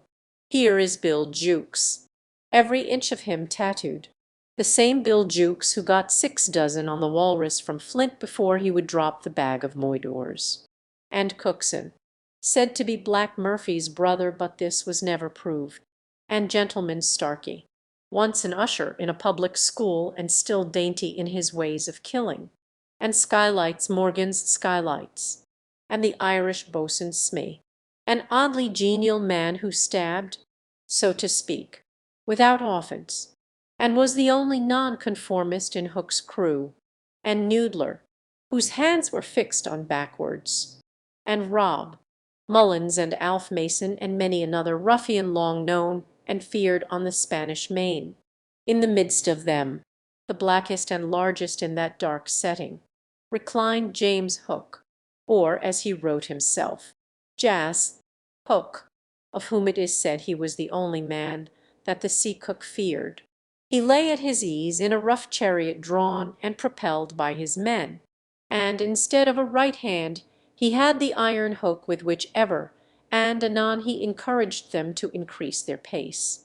As dogs this terrible man treated and addressed them, and as dogs they obeyed him. In person he was cadaverous, dead-looking, and black-avised, and his hair was dressed in long curls, which at a little distance looked like black candles, and gave a singularly threatening expression to his handsome countenance. His eyes were of the blue of the forget-me-not, and of a profound melancholy, save when he was plunging his hook into you, at which time 2 red spots appeared in them and lit them up horribly. In manner, something of the grand signer still clung to him, so that he even ripped you up with an air, and I have been told that he was a raconteur of repute.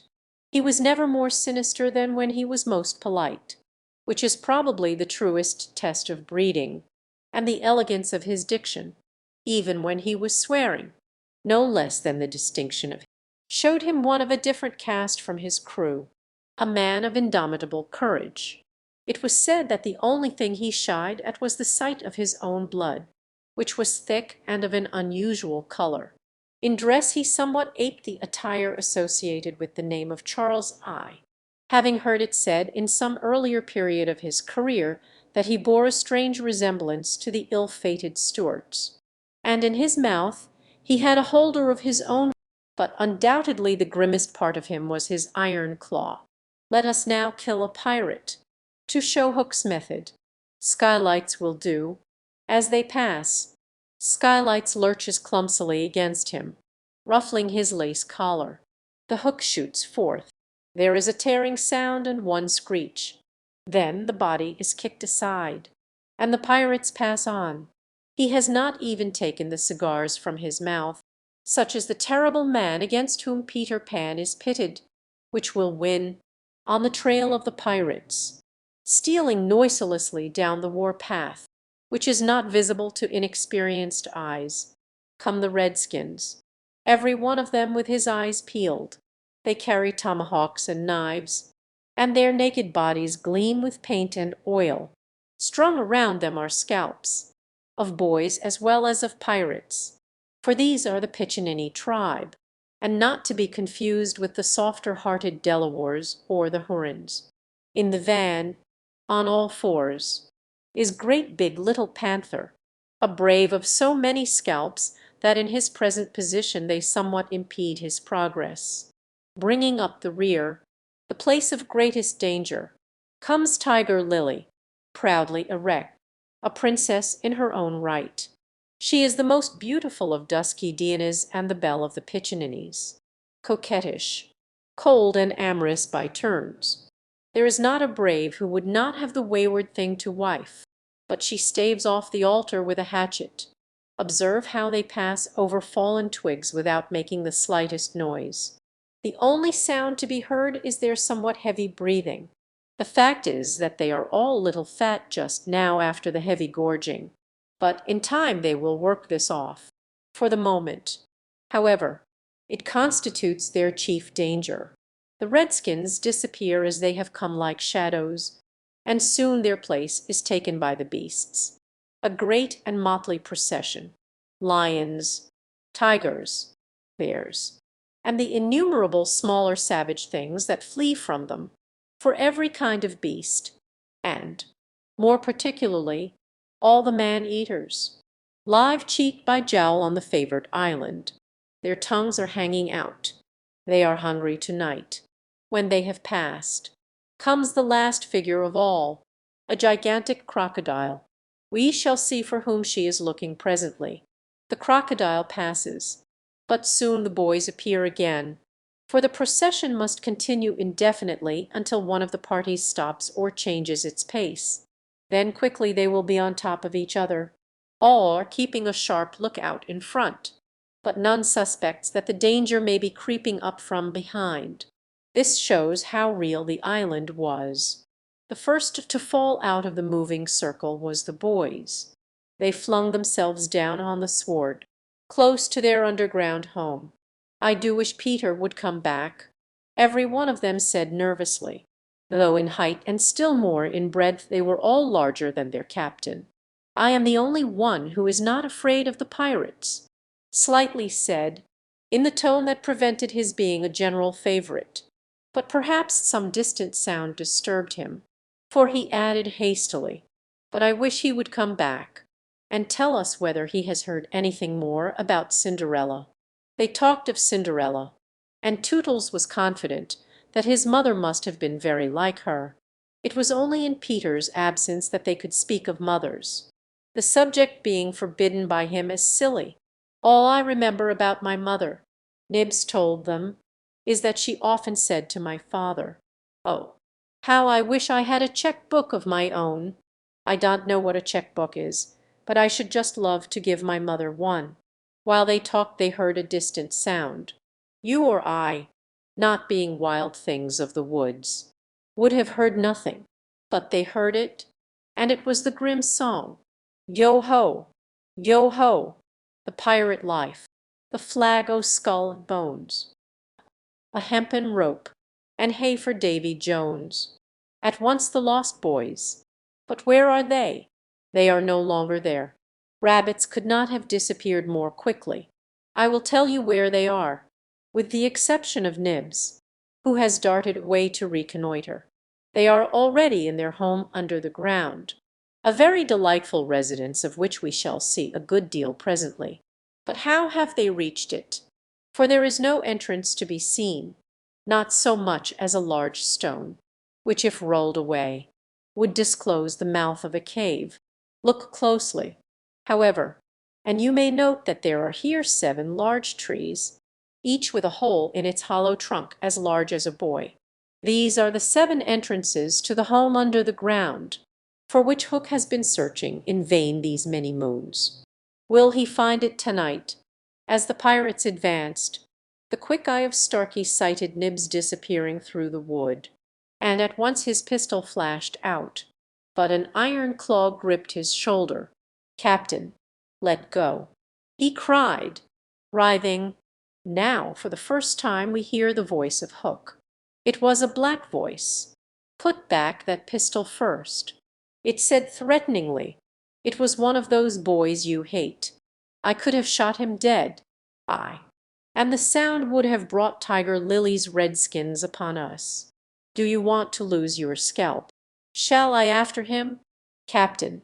Asked pathetic Smee, and tickle him with Johnny Corkscrew. Smee had pleasant names for everything, and his cutlass was Johnny Corkscrew, because he wiggled it in the wound. One could mention many lovable traits in Smee. For instance, after killing, it was his spectacles he wiped instead of his weapon. Johnny's a silent fellow. He reminded Hook. Not now, Smee, Hook said darkly. He is only one, and I want to mischief all the seven. Scatter and look for them. The pirates disappeared among the trees, and in a moment their captain and Smee were alone. Hook heaved a heavy sigh, and I know not why it was. Perhaps it was because of the soft beauty of the evening, but there came over him a desire to confide to his faithful boatswain the story of his life. He spoke long and earnestly, but what it was all about Smee, who was rather stupid, did not know in the least. Anon he caught the word Peter. Most of all, Hook was saying passionately, I want their captain. Peter Pan. 'Twas he cut off my arm. He brandished the hook threateningly. If waited long to shake his hand with this. Oh, you'll tear him? And yet, said Smee, I have often heard you say that Hook was worth a score of hands, for combing the hair and other homely uses. Ay, the captain answered, if I was a mother I would pray to have my children born with this instead of that. And he cast a look of pride upon his iron hand, and one of scorn upon the other. Then again he frowned. Peter flung my arm. He said, wincing, to a crocodile that happened to be passing by, I have often, said Smee, noticed your strange dread of crocodiles. Not of crocodiles, Hook corrected him, but of that one crocodile. He lowered his voice. It liked my arm so much, Smee, that it has followed me ever since, from sea to sea and from land to land, licking its lips for the rest of me in a way, said Smee. It's sort of a compliment. I want no such compliments. Hook barked petulantly. I want Peter Pan, who first gave the brute its taste for me. He sat down on a large mushroom, and now there was a quiver in his voice. Smee, he said huskily, that crocodile would have had me before this, but by a lucky chance it swallowed a clock which goes tick-tick inside it, and so before it can reach me I hear the tick and bolt. He laughed, but in a hollow way. Some day, said Smee, the clock will run down, and then hell get you. Hook wet his dry lips. Ay, he said, that's the fear that haunts me. Smee, he said, this seat is hot. He jumped up. Odds bobs! Hammer and tongs and burning. They examined the mushroom, which was of a size and solidity unknown on the mainland. They tried to pull it up, and it came away at once in their hands, for it had no root. Stranger still, smoke began at once to ascend. The pirates looked at each other. A chimney, they both exclaimed. They had indeed discovered the chimney of the home under the ground. It was the custom of the boys to stop it with a mushroom when enemies were in the neighborhood. Not only smoke came out of it, there came also children's voices, for so safe did the boys feel in their hiding place that they were gaily chattering. The pirates listened grimly, and then replaced the mushroom. They looked around them and noted the holes in the 7 trees. Did you hear them say Peter Pan's from home? Smee whispered, fidgeting with Johnny Corkscrew. Hook nodded. He stood for a long time lost in thought, and at last a curdling smile lit up his swarthy face. Smee had been waiting for it. Unrip your plan, Captain, he cried eagerly, to return to the ship. Hook replied slowly through his teeth, and cook a large rich cake of a jolly thickness with green sugar on it. There can be but one room below, for there is but one chimney. The silly moles had not the sense to see that they did not need a door apiece. That shows they have no mother. We will leave the cake on the shore of the mermaid's lagoon. These boys are always swimming about there, playing with the mermaids. They will find the cake, and they will gobble it up, because, having no mother, they don't know how dangerous 'tis to eat rich damp cake. He burst into laughter, not hollow laughter now, but honest laughter. Ha ha! They will die. Smee had listened with growing admiration. It's the wickedest, prettiest policy ever I heard of. He cried, and in their exultation they danced and sang. Avast! Belay! When I appear, by fear Thyre overtook. Knots left upon your bones when you have shaken claws with hook. They began the verse, but they never finished it, for another sound broke in and stilled them. There was at first such a tiny sound that a leaf might have fallen on it and smothered it, but as it came nearer it was more distinct. Tick, tick, tick, tick. Hook stood shuddering, one foot in the air. The crocodile, he gasped, and bounded away, followed by his boatswain. It was indeed the crocodile. It had passed the redskins, who were now on the trail of the other pirates. It oozed on after Hook. Once more the boys emerged into the open. But the dangers of the night were not yet over, for presently Nibs rushed breathless into their midst, pursued by a pack of wolves. The tongues of the pursuers were hanging out. The baying of them was horrible. Save me, cried Nibs, falling on the ground. But what can we do? What can we do? It was a high compliment to Peter that at that dire moment their thoughts turned to him. What would Peter do? They cried simultaneously. Almost in the same breath they cried. Peter would look at them through his legs, and then let us do what Peter would do. It is quite the most successful way of defying wolves. And as one boy they bent and looked through their legs. The next moment is the long one. But victory came quickly, for as the boys advanced upon them in the terrible attitude, the wolves dropped their tails and fled. Now Nibs rose from the ground, and the others thought that his staring eyes still saw the wolves. But it was not wolves he saw. I have seen a wonderfuller thing. He cried, as they gathered round him eagerly, a great white bird. It is flying this way. What kind of a bird, do you think? I don't know, Nibs said, awestruck, but it looks so weary, and as it flies it moans. Poor Wendy, poor Wendy. I remember, said slightly instantly, there are birds called Wendies. See, it comes, cried Curly, pointing to Wendy in the heavens. Wendy was now almost overhead, and they could hear her plaintive, but more distinct came the shrill voice of Tinker Bell. The jealous fairy had now cast off all disguise of friendship, and was darting at her victim from every direction, pinching savagely each time she touched. "Hullo, Tink!" cried the wondering boys. Tink's reply rang out, "Peter wants you to shoot the Wendy." It was not in their nature to question when Peter ordered. "Let us do what Peter wishes," cried the simple boys. Quick, bows and arrows.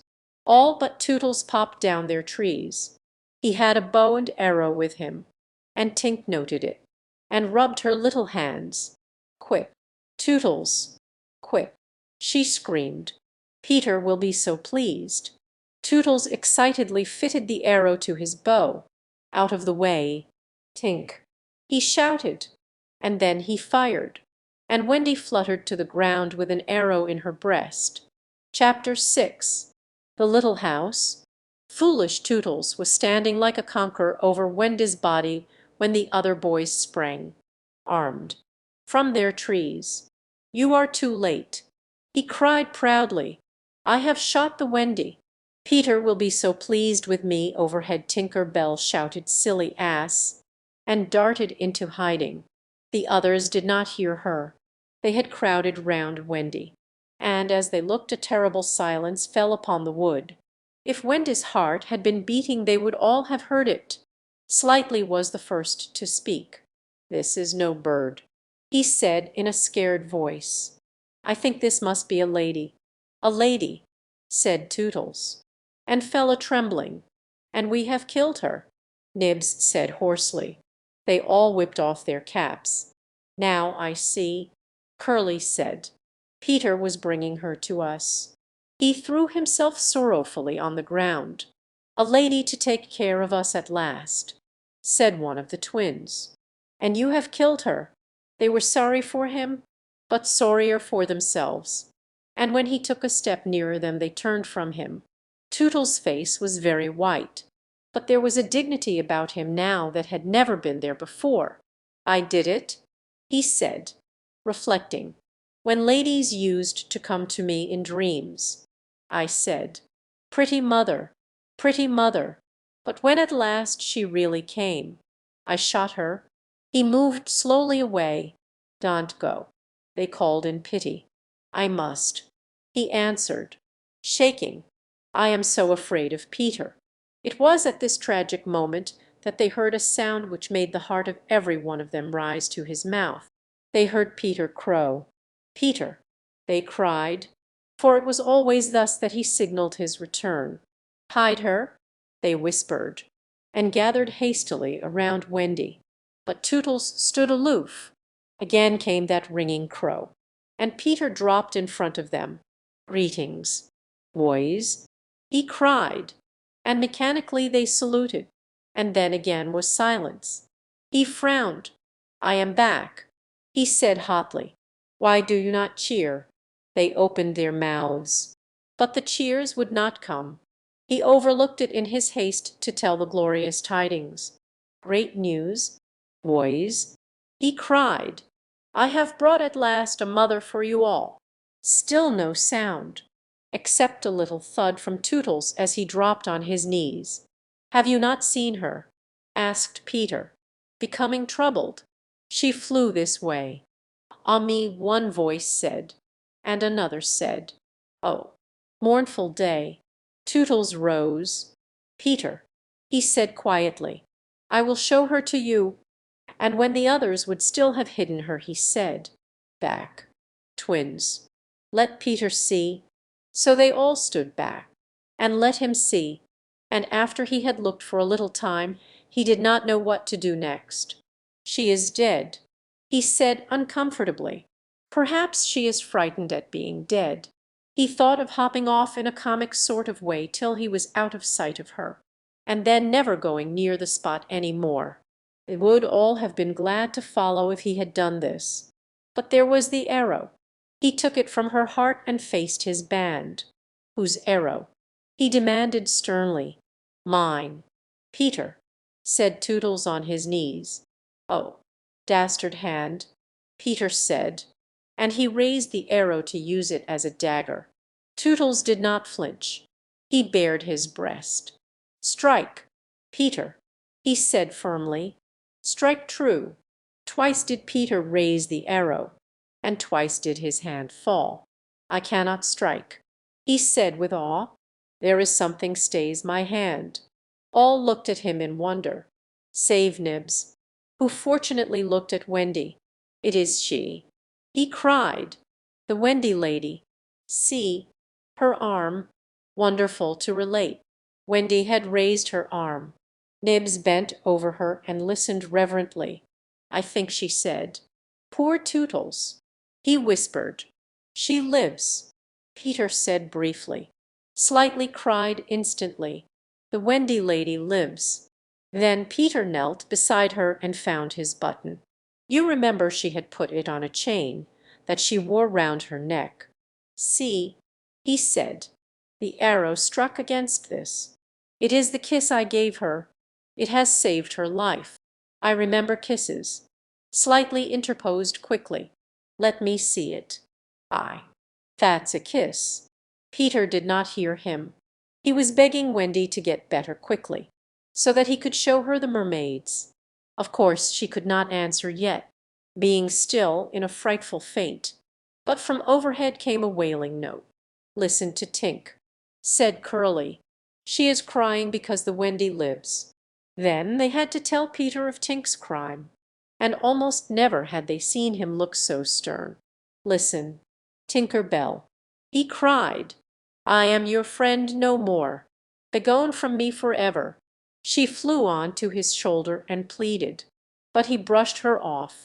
Not until Wendy again raised her arm did he relent sufficiently to say, "Well, not forever, but for a whole week." Do you think Tinker Bell was grateful to Wendy for raising her arm? Oh dear no, never wanted to pinch her so much. Fairies indeed are strange. And Peter, who understood them best, often cuffed them. But what to do with Wendy in her present delicate state of health? Let us carry her down into the house, Curly suggested. I said slightly, that is what one does with ladies. No, no, Peter said, you must not touch her. It would not be sufficiently respectful. That, said slightly, is what I was thinking. But if she lies there, Tootles said, she will die. I, she will die, slightly admitted. But there is no way out. Yes, there is, cried Peter. Let us build a little house round her. They were all delighted. Quick, he ordered them, bring me each of you the best of what we have. Cut our house. Be sharp. In a moment they were as busy as tailors the night before a wedding. They scurried this way and that, down for bedding, up for firewood, and while they were at it, who should appear but John and Michael? As they dragged along the ground they fell asleep standing, stopped, woke up, moved another step, and slept again. "John, John," Michael would cry. "Wake up! Where is Nana? John!" and mother. And then John would rub his eyes and mutter, "It is true, we did fly." You may be sure they were very relieved to find Peter. "Hullo, Peter," they said. "Hullo," replied Peter amicably, though he had quite forgotten them. He was very busy at the moment measuring Wendy with his feet to see how large a house she would need. Of course he meant to leave room for chairs and a table. John and Michael watched him. "Is Wendy asleep?" they asked. "Yes, John," Michael proposed. "Let us wake her and get her to make supper for us." But as he said it some of the other boys rushed on carrying branches for the building of the house. "Look at them," he cried. "Curly," said Peter in his most captainy voice, "see that these boys help in the building of the house." "Aye, sir." "Build a house?" exclaimed John. "For the Wendy," said Curly. "For Wendy," John said, aghast. "Why, she is only a girl." "That," explained Curly, "is why we are her servants." "You, Wendy's servants." "Yes," said Peter, "and you also." Away with them. The astounded brothers were dragged away to hack and hew and carry. Chairs and a fender first. Peter ordered, "Then we shall build a house round them." I said slightly, "That is how a house is built." It all comes back to me. Peter thought of everything. Slightly, he cried, "Fetch a doctor." I said slightly at once, and disappeared, scratching his head, but he knew Peter must be obeyed, and he returned in a moment, wearing John's hat and looking solemn. "Please, sir," said Peter, going to him, "are you a doctor?" The difference between him and the other boys at such a time was that they knew it was make-believe, while to him make-believe and true were exactly the same thing. This sometimes troubled them, as when they had to make believe that they had had their dinners. If they broke down in their make-believe he rapped them on the knuckles. "Yes," my little man slightly anxiously replied, who had chapped knuckles. "Please, sir," Peter explained, "a lady lies very ill. She was lying at their feet, but slightly had the sense not to see her." "Tut, tut, tut," he said. "Where does she lie?" in yonder glade. I will put a glass thing in her mouth, said Slightly, and he made believe to do it, while Peter waited. It was an anxious moment when the glass thing was withdrawn. "How is she?" inquired Peter. "Tut, tut, tut," said Slightly. "This has cured her. I am glad." Peter cried, "I will call again in the evening." Slightly said, "Give her beef tea out of a cup with a spout to it." But after he had returned the hat to John he blew big breaths, which was his habit on escaping from a difficulty. In the meantime the wood had been alive with the sound of axes.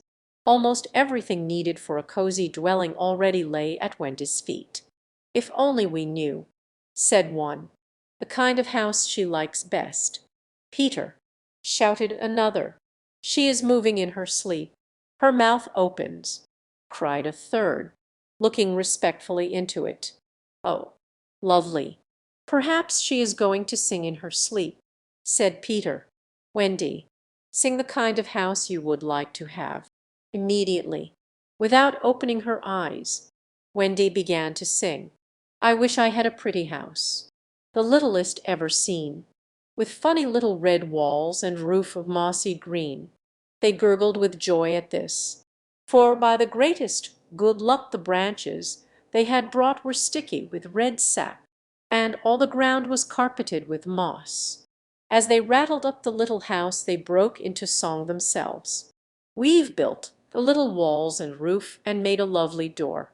So tell us, Mother Wendy, what are you wanting more?" To this she answered greedily, "Oh, really next I think you'll have gay windows all about, with roses peeping in, you know, and babies peeping out." With a blow of their fists they made windows, and large yellow leaves were the blinds. "But roses, roses," cried Peter sternly. Quickly they made believe to grow the loveliest roses up the walls. Babies. To prevent Peter ordering babies, they hurried into song again. "We've made the roses peeping out. The babes are at the door. We cannot make ourselves, you know, 'cause we've been made before." Peter, seeing this to be a good idea, at once pretended that it was his own. The house was quite beautiful, and no doubt Wendy was very cozy within, though, of course, they could no longer see her. Peter strode up and down, ordering finishing touches. Nothing escaped his eagle eyes. Just when it seemed absolutely finished, "There's no knocker on the door," he said. They were very ashamed, but Tootles gave the sole of his shoe, and it made an excellent knocker. Absolutely finished now, they thought, not a bit of it. "There's no chimney," Peter said. "We must have a chimney." "It certainly does need a chimney," said John importantly. This gave Peter an idea. He snatched the hat off John's head, knocked out the bottom, and put the hat on the roof. The little house was so pleased to have such a capital chimney that, as if to say thank you, smoke immediately began to come out of the hat. Now really and truly it was finished. Nothing remained to do but to knock. "All look your best." Peter warned them. First impressions are awfully important. He was glad no one asked him what first impressions are. They were all too busy looking their best. He knocked politely, and now the wood was as still as the children. Not a sound to be heard except from Tinker Bell, who was watching from a branch and openly sneering. What the boys were wondering was, would any one answer the knock? If a lady, what would she be like? The door opened and a lady came out. It was Wendy. They all whipped off their hats. She looked properly surprised, and this was just how they had hoped she would look. "Where am I?" she said. Of course Slightly was the first to get his word in. "Wendy lady," he said rapidly, "for you we built this house." "Oh, say you're pleased," cried Nibs. "Lovely, darling house," Wendy said, and they were the very words they had hoped she would say. "And we are your children," cried the twins. Then all went on their knees, and holding out their arms cried, "O Wendy lady, be our mother." "Ought I?" Wendy said, all shining. "Of course it's frightfully fascinating, but you see I am only a little girl. I have no real experience." "That doesn't matter," said Peter, as if he were the only person present who knew all about it, though he was really the one who knew least. "What we need is just a nice motherly person." "Oh dear," Wendy said. "You see, I feel that is exactly what I am." It is," they all cried. We saw it at once. "Very well," she said. "I will do my best. Come inside at once, you naughty children. I am sure your feet are damp, and before I put you to bed I have just time to finish the story of Cinderella." In they went. I don't know how there was room for them, but you can squeeze very tight in the Neverland, and that was the first of the many joyous evenings they had with Wendy. By and by she tucked them up in the great bed in the home under the trees, but she herself slept at night in the little house, and Peter kept watch outside with drawn sword, for the pirates could be heard carousing far away and the wolves were on the prowl. The little house looked so cozy and safe in the darkness, with a bright light showing through its blinds, and the chimney smoking beautifully, and Peter standing on guard. After a time he fell asleep, and some unsteady fairies had to climb over him on their way home from an orgy. Any of the other boys obstructing the fairy path at night they would have mischiefed, but they just tweaked Peter's nose and passed on. Chapter 7. The Home Under the Ground. One of the first things Peter did next day was to measure Wendy and John and Michael for hollow trees. Poke, you remember, had sneered at the boys for thinking they needed a tree apiece. But this was ignorance, for unless your tree fitted you it was difficult to go up and down, and no two of the boys were quite the same size. Once you fitted, you drew in your breath at the top, and down you went at exactly the right speed, while to ascend you drew in and let out alternately, and so wriggled up. Of course, when you have mastered the action you are able to do these things without thinking of them, and nothing can be more graceful, but you simply must fit, and Peter measures you for your tree as carefully as for a suit of clothes, the only difference being that the clothes are made to fit you, while you have to be made to fit the tree. Usually it is done quite easily, as by your wearing too many garments or too few. But if you are bumpy in awkward places, or the only available tree is an odd shape, Peter does some things to you, and after that you fit.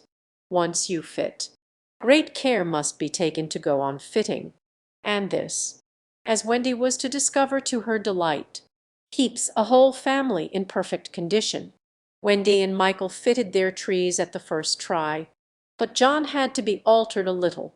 After a few days' practice they could go up and down as gaily as buckets in a well, and how ardently they grew to love their home under the ground, especially Wendy.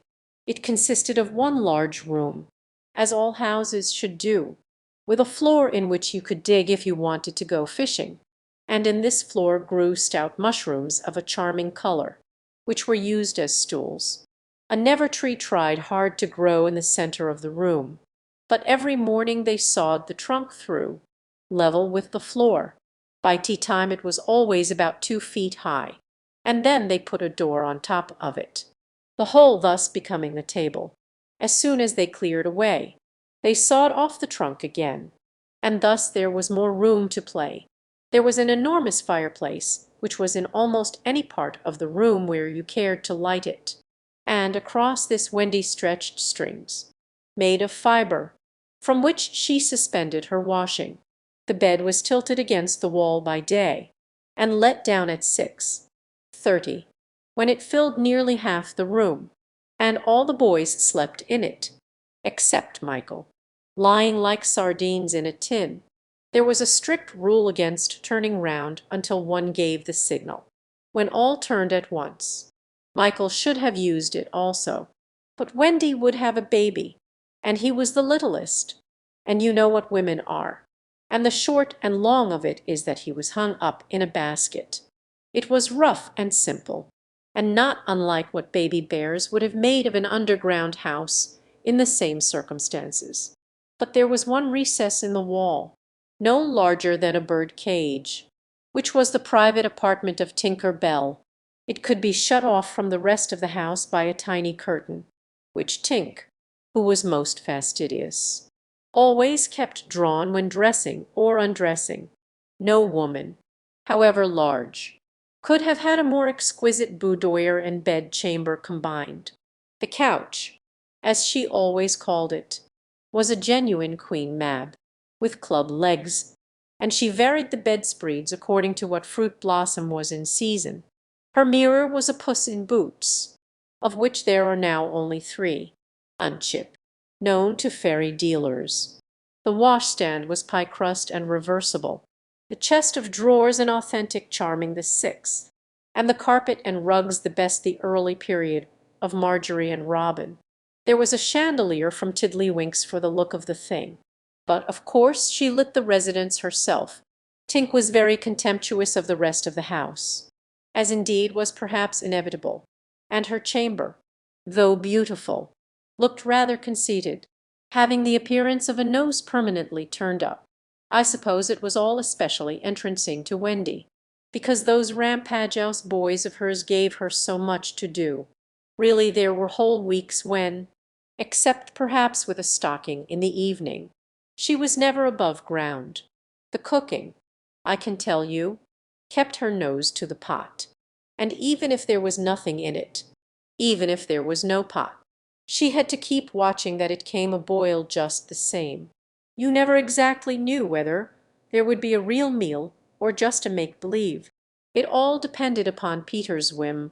He could eat, really eat, if it was part of a game, but he could not stodge just to feel stodgy, which is what most children like better than anything else, the next best thing being to talk about it.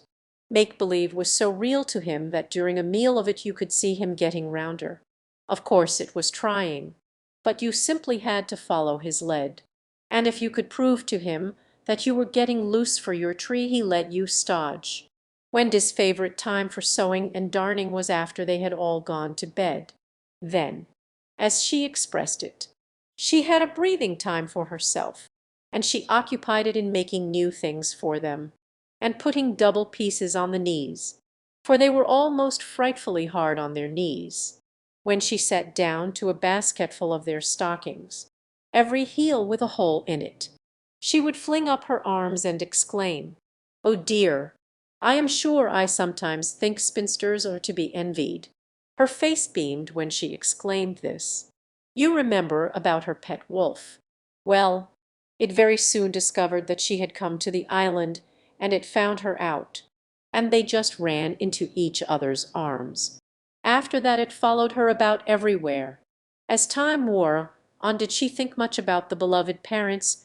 This is a difficult question, because it is quite impossible to say how time does wear on in the Neverland, where it is calculated by moons and suns, and there are ever so many more of them than on the mainland.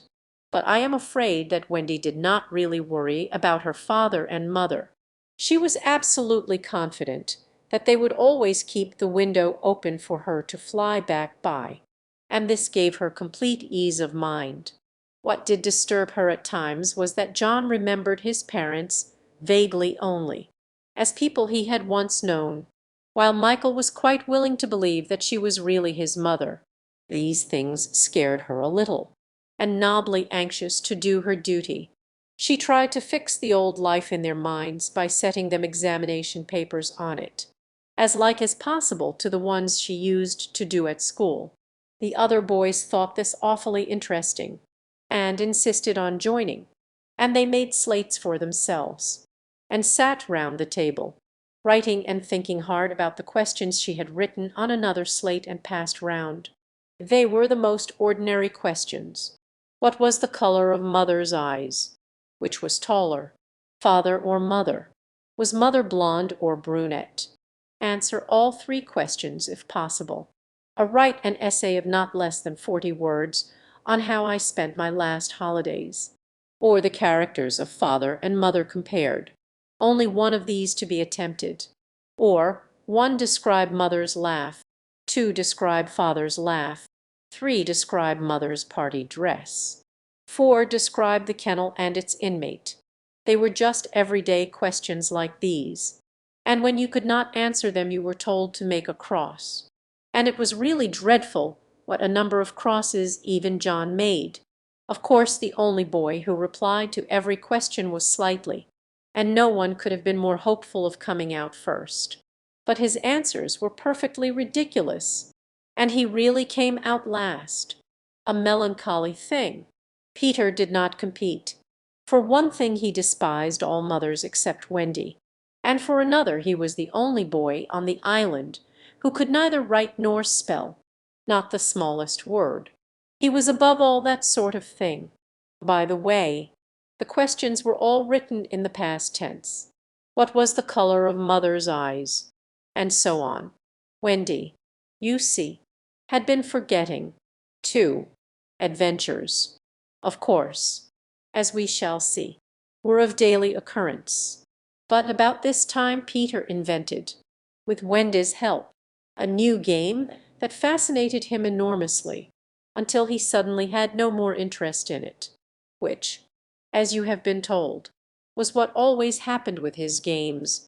It consisted in pretending not to have adventures, in doing the sort of thing John and Michael had been doing all their lives, sitting on stools flinging balls in the air, pushing each other, going out for walks and coming back without having killed so much as a grizzly. To see Peter doing nothing on a stool was a great sight. He could not help looking solemn at such times. To sit still seemed to him such a comic thing to do. He boasted that he had gone walking for the good of his health. For several suns these were the most novel of all adventures to him, and John and Michael had to pretend to be delighted also. Otherwise he would have treated them severely. He often went out alone, and when he came back you were never absolutely certain whether he had had an adventure or not. He might have forgotten it so completely that he said nothing about it, and then when you went out you found the body. And, on the other hand, he might say a great deal about it, and yet you could not find the body. Sometimes he came home with his head bandaged, and then Wendy cooed over him and bathed it in lukewarm water, while he told a dazzling tale, but she was never quite sure. You know, there were, however, many adventures which she knew to be true because she was in them herself, and there were still more that were at least partly true, for the other boys were in them and said they were wholly true.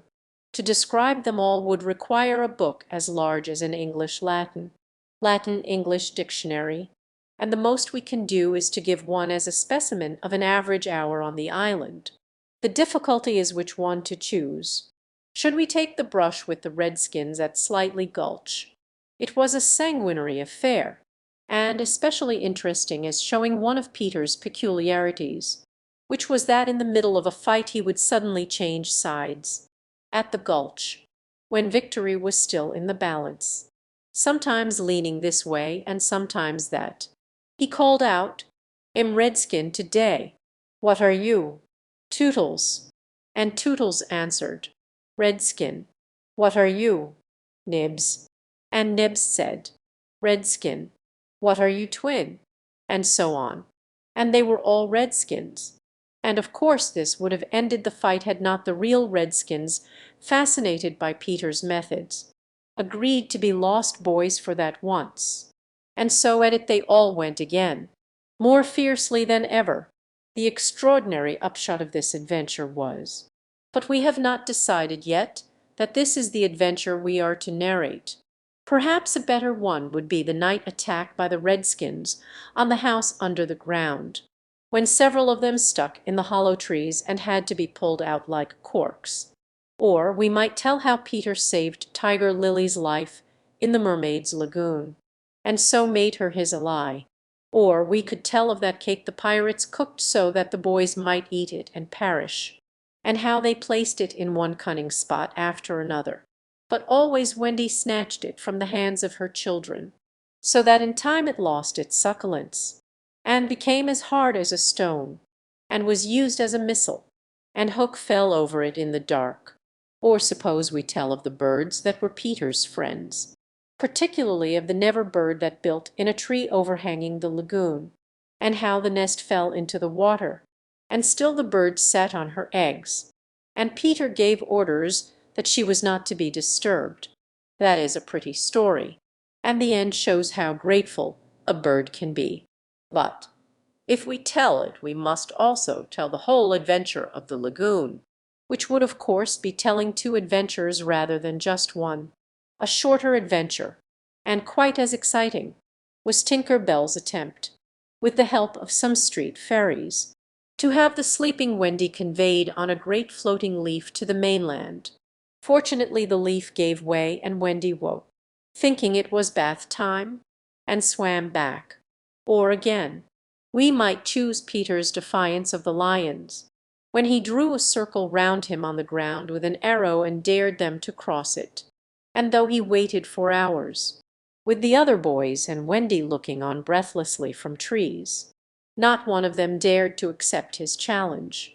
Which of these adventures shall we choose? The best way will be to toss for it. I have tossed, and the lagoon has won.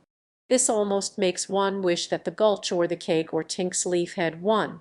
Of course I could do it again, and make it best out of. However, perhaps fairest to stick to the lagoon. Chapter 8. The Mermaid's Lagoon. If you shut your eyes, and are a lucky one, you may see at times a shapeless pool of lovely pale colors suspended in the darkness. Then, if you squeeze your eyes tighter, the pool begins to take shape, and the colors become so vivid that with another squeeze they must go on fire. But just before they go on fire you see the lagoon. This is the nearest you ever get to it on the mainland. Just one heavenly moment. If there could be two moments you might see the surf and hear the mermaids singing. The children often spent long summer days on this lagoon, swimming or floating most of the time, playing the mermaid games in the water, and so forth. You must not think from this that the mermaids were on friendly terms with them. On the contrary, it was among Wendy's lasting regrets that all the time she was on the island she never had a civil word from one of them.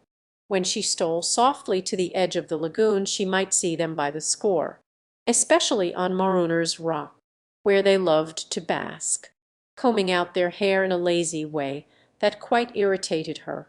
Or she might even swim, on tiptoe as it were, to within a yard of them, but then they saw her and dived, probably splashing her with their tails. Not by accident, but intentionally. They treated all the boys in the same way, except of course Peter, who chatted with them on Marooners Rock by the hour, and sat on their tails when they got cheeky. He gave Wendy one of their combs. The most haunting time at which to see them is at the turn of the moon, when they utter strange wailing cries. But the lagoon is dangerous for mortals then, and until the evening of which we have now to tell, Wendy had never seen the lagoon by moonlight, less from fear, for of course Peter would have accompanied her, than because she had strict rules about every one being in bed by 7. She was often at the lagoon, however, on sunny days after rain, when the mermaids come up in extraordinary numbers to play with their bubbles. The bubbles of many colors made in rainbow water they treat as balls, hitting them gaily from one to another with their tails, and trying to keep them in the rainbow till they burst. The goals are at each end of the rainbow, and the keepers only are allowed to use their hands. Sometimes a dozen of these games will be going on in the lagoon at a time, and it is quite a pretty sight. But the moment the children tried to join in they had to play by themselves, for the mermaids immediately disappeared. Nevertheless, we have proof that they secretly watched the interlopers, and were not above taking an idea from them. For John introduced a new way of hitting the bubble, with the head instead of the hand, and the mermaids adopted it. This is the one mark that John has left on the Neverland. It must also have been rather pretty to see the children resting on a rock for half an hour after their midday meal. Wendy insisted on their doing this, and it had to be a real rest even though the meal was make-believe. So they lay there in the sun, and their bodies glistened in it, while she sat beside them and looked important. It was one such day, and they were all on Maruner's rock. The rock was not much larger than their great bed, but of course they all knew how not to take up much room, and they were dozing, or at least lying with their eyes shut, and pinching occasionally when they thought Wendy was not looking.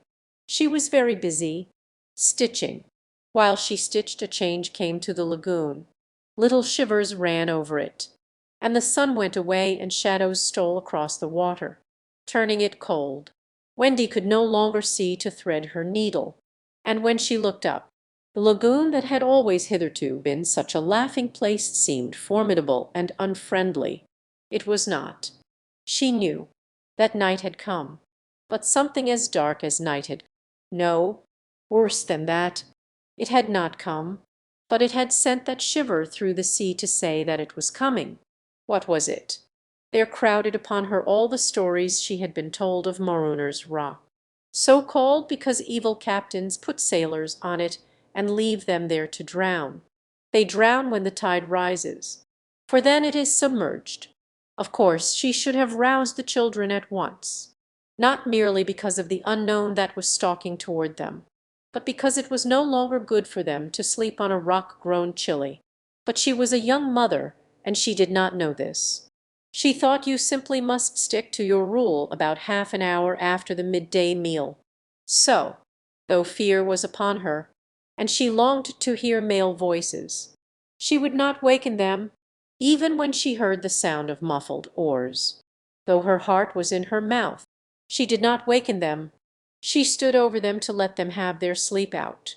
Was it not brave of Wendy? It was well for those boys, then, that there was one among them who could sniff danger even in his sleep. Peter sprang erect, as wide awake at once as a dog, and with one warning cry he roused the others. He stood motionless, one hand to his ear. "Pirates!" he cried. The others came closer to him. A strange smile was playing about his face, and Wendy saw it and shuddered. While that smile was on his face, no one dared address him. All they could do was to stand ready to obey. The order came sharp and incisive. Dive. There was a gleam of legs, and instantly the lagoon seemed deserted. Maruner's Rock stood alone in the forbidding waters as if it were itself marooned. The boat drew nearer. It was the pirate dinghy, with three figures in her, Smee and Starkey, and the third a captive, no other than Tiger Lily. Her hands and ankles were tied, and she knew what was to be her fate. She was to be left on the rock to perish, an end to one of her race more terrible than death by fire or torture. For is it not written in the book of the tribe that there is no path through water to the happy hunting ground? Yet her face was impassive. She was the daughter of a chief. She must die as a chief's daughter. It is enough. They had caught her boarding the pirate ship with a knife in her mouth. No watch was kept on the ship, it being Hook's boast that the wind of his name guarded the ship for a mile around. Now her fate would help to guard it also. One more whale would go the round in that wind by night. In the gloom that they brought with them the two pirates did not see the rock till they crashed into it. "Luff, you lubber!" cried an Irish voice that was Smee's. "Here's the rock. Now, then, what we have to do is to hoist the redskin on to it and leave her here to drown." It was the work of one brutal moment to land the beautiful girl on the rock. She was too proud to offer a vain resistance. Quite near the rock, but out of sight, two heads were bobbing up and down, Peter's and Wendy's. Wendy was crying, for it was the first tragedy she had seen. Peter had seen many tragedies, but he had forgotten them all. He was less sorry than Wendy for Tiger Lily. It was two against one that angered him, and he meant to save her. An easy way would have been to wait until the pirates had gone, but he was never one to choose the easy way. There was almost nothing he could not do, and he now imitated the voice of Hook. "Ahoy there, you lubbers!" he called. It was a marvellous imitation. "The captain," said the pirates, staring at each other in surprise. "He must be swimming out to us," Starkey said, when they had looked for him in vain. "We are putting the redskin on the rock," Smee called out. "Set her free," came the astonishing answer. "Free, yes. Cut her bonds and let her go. But, captain, at once, die here," cried Peter, "or I'll plunge my hook in you." "This is queer," Smee gasped. "Better do what the captain orders," said Starkey nervously. "Aye, aye," Smee said, and he cut Tiger Lily's cords. At once like an eel she slid between Starkey's legs into the water. Of course Wendy was very elated over Peter's cleverness, but she knew that he would be elated also and very likely crow, and thus betray himself. So at once her hand went out to cover his mouth, but it was stayed even in the act. For "Boat ahoy!" rang over the lagoon in Hook's voice, and this time it was not Peter who had spoken. Peter may have been about to crow, but his face puckered in a whistle of surprise instead. "Boat ahoy!" again came the voice. Now Wendy understood. The real Hook was also in the water. He was swimming to the boat, and as his men showed a light to guide him he had soon reached them. In the light of the lantern Wendy saw his Hook. She saw his evil swarthy face as he rose dripping from the water, and, quaking, she would have liked to swim away, but Peter would not budge. He was tingling with life and also top-heavy with conceit. "Am I not a wonder? Oh, I am a wonder," he whispered to her, and though she thought so also, she was really glad for the sake of his reputation that no one heard him except herself. He signed to her to listen. The two pirates were very curious to know what had brought their captain to them, but he sat with his head on his hook in a position of profound melancholy. "Captain, is all well?" they asked timidly, but he answered with a hollow moan. "He sighs," said Smee. "He sighs again," said Starkey. "And yet a third time he sighs," said Smee. Then at last he spoke. "The game's up," he cried. "Those boys have found a mother." Affrighted though she was, Wendy swelled with pride. "Oh, evil day!" cried Starkey. "What's a mother?" asked the ignorant Smee. Wendy was so shocked that she exclaimed, "He doesn't know." And always after this she felt that if you could have a pet pirate, Smee would be her one. Peter pulled her beneath the water, for Hook had started up, crying. "What was that?" "I heard nothing," said Starkey, raising the lantern over the waters. And as the pirates looked they saw a strange sight. It was the nest I have told you of, floating on the lagoon, and the Never bird was sitting on it. "See," said Hook in answer to Smee's question, "that is a mother. What a lesson! The nest must have fallen into the water. But would the mother desert her eggs?" No. There was a break in his voice, as if for a moment he recalled innocent days when, but he brushed away this weakness with his hook. Smee, much impressed, gazed at the bird as the nest was borne past. But the more suspicious Starkey said, "If she is a mother, perhaps she is hanging about here to help." Hook winced. "Aye," he said, "that is the fear that haunts me." He was roused from this dejection by Smee's eager voice. "Captain," said Smee, "could we not kidnap these boys' mother and make her our mother?" "It is a princely scheme," cried Hook, and at once it took practical shape. "We will seize the children and carry them to the boat. The boys we will make walk the plank, and Wendy shall be our mother." Again Wendy forgot herself. "Never!" she cried, and bobbed. What was that? But they could see nothing. They thought it must have been a leaf in the wind. "Do you agree, my bullies?" asked Hook. "There is my hand on it," they both said. And there is my hook. Swear." They all swore. By this time they were on the rock, and suddenly Hook remembered Tiger Lily. "Where is the redskin?" he demanded abruptly. He had a playful humor at moments, and they thought this was one of the moments. "That is all right, Captain," Smee answered complacently. "We let her go." "Let her go!" cried Hook. "'Twas your own orders." The boatswain faltered. "You called over the water to us to let her go," said Starkey. "Brimstone and gall!" thundered Hook. "What cozening is going on here?" His face had gone black with rage, but he saw that they believed their words, and he was startled. "Lads," he said, shaking a little, "I gave no such order." "It is passing queer," Smee said, and they all fidgeted uncomfortably. Hook raised his voice, but there was a quiver in it. "Spirit that haunts this dark lagoon to-night," he cried. "Dost hear me?" Of course Peter should have kept quiet, but of course he did not. He immediately answered in Hook's voice, "Odds bobs, hammer and tongs, I hear you."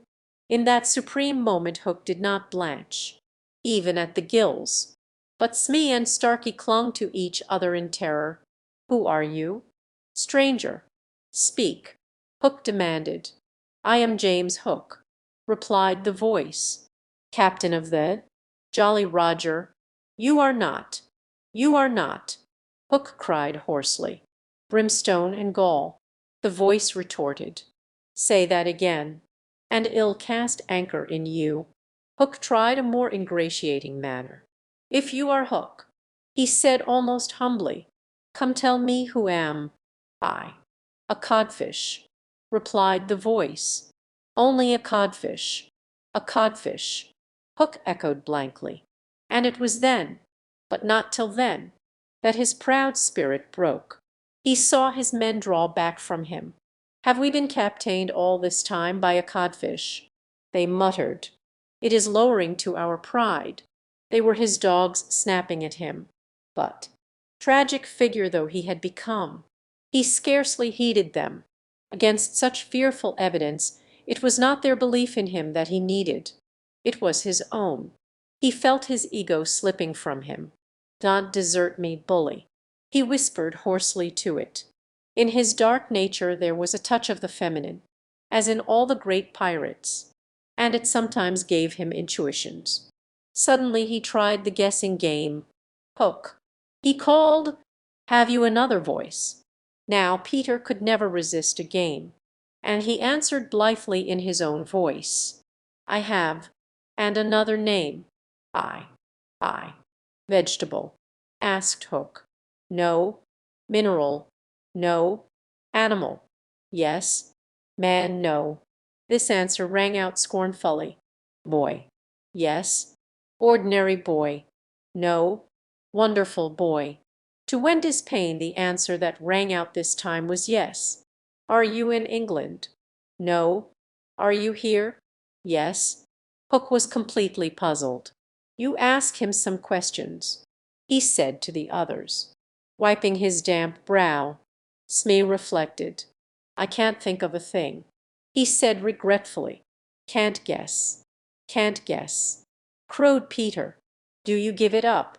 Of course in his pride he was carrying the game too far, and the miscreants saw their chance. "Yes, yes," they answered eagerly. "Well, then," he cried, "I am Peter Pan." In a moment Hook was himself again, and Smee and Starkey were his faithful henchmen. "Now we have him," Hook shouted. "Into the water, Smee. Starkey, mind the boat. Take him dead or alive." He leaped as he spoke, and simultaneously came the gay voice of Peter. "Are you ready, boys?" "Aye, aye," from various parts of the lagoon. Then Lamb into the pirates. The fight was short and sharp. First to draw blood was John, who gallantly climbed into the boat and held Starkey. There was fierce struggle, in which the cutlass was torn from the pirate's grasp. He wriggled overboard and John leapt after him. The dinghy drifted away. Here and there a head bobbed up in the water, and there was a flash of steel followed by a cry or a whoop. In the confusion some struck at their own side. The corkscrew of Smee got Tootles in the fourth rib, but he was himself pinked in turn by Curly. Farther from the rock Starkey was pressing slightly and the twins hard. Where all this time was Peter? He was seeking bigger game. The others were all brave boys, and they must not be blamed for backing from the pirate captain. His iron claw made a circle of dead water round him, from which they fled like affrighted fishes. But there was one who did not fear him. There was one prepared to enter that circle. Strangely, it was not in the water that they met. Hook rose to the rock to breathe, and at the same moment Peter scaled it on the opposite side. The rock was slippery as a ball, and they had to crawl rather than climb. Neither knew that the other was coming. Each feeling for a grip met the other's arm. In surprise they raised their heads. Their faces were almost touching. So they met. Some of the greatest heroes have confessed that just before they fell they had a sinking. Had it been so with Peter at that moment I would admit it. After all, he was the only man that the sea cook had feared. But Peter had no sinking. He had one feeling only, gladness, and he gnashed his pretty teeth with joy. Quick as thought he snatched a knife when he saw that he was higher up the rock than his foe. It would not have been fighting fair. He gave the pirate a hand to help him up. It was then that Hook bit him. Not the pain of this, but its unfairness was what dazed Peter. It made him quite helpless. He could only stare, horrified. Every child is affected thus the first time he is treated unfairly. All he thinks he has a right to when he comes to you to be yours is fairness. After you have been unfair to him, he will love you again, but will never afterwards be quite the same boy. No one ever gets over the first unfairness. No one except Peter. He often met it, but he always forgot it. I suppose that was the real difference between him and all the rest. So when he met it now it was like the first time, and he could just stare, helpless. Twice the iron hand clawed him. A few moments afterwards the other boys saw Hook in the water striking wildly for the ship. No elation on the pestilent face now, only white fear, for the crocodile was in dogged pursuit of him. On ordinary occasions the boys would have swum alongside cheering, but now they were uneasy, for they had lost both Peter and Wendy, and were scouring the lagoon for them, calling them by name. They found the dinghy and went home in it, shouting Peter, Wendy as they went. But no answer came save mocking laughter from the mermaids. They must be swimming back or flying. The boys concluded. They were not very anxious, because they had such faith in Peter. They chuckled, boy-like, because they would be late for bed, and it was all Mother Wenda's fault. When their voices died away there came cold silence over the lagoon, and then a feeble cry. Help! Help! Two small figures were beating against the rock. The girl had fainted and lay on the boy's arm. With a last effort Peter pulled her up the rock, and then lay down beside her. Even as he also fainted he saw that the water was rising. He knew that they would soon be drowned, but he could do no more. As they lay side by side a mermaid caught Wendy by the feet, and began pulling her softly into the water. Peter, feeling her slip from him, woke with a start, and was just in time to draw her back. But he had to tell her the truth. "We are on the rock, Wendy," he said, "but it is growing smaller. Soon the water will be over it." She did not understand even now. "We must go," she said, almost brightly. "Yes," he answered faintly. "Shall we swim or fly?" Peter, he had to tell her, "Do you think you could swim or fly as far as the island?" Wendy, "Without my help." She had to admit that she was too tired. He moaned. "What is it?" she asked, anxious about him at once.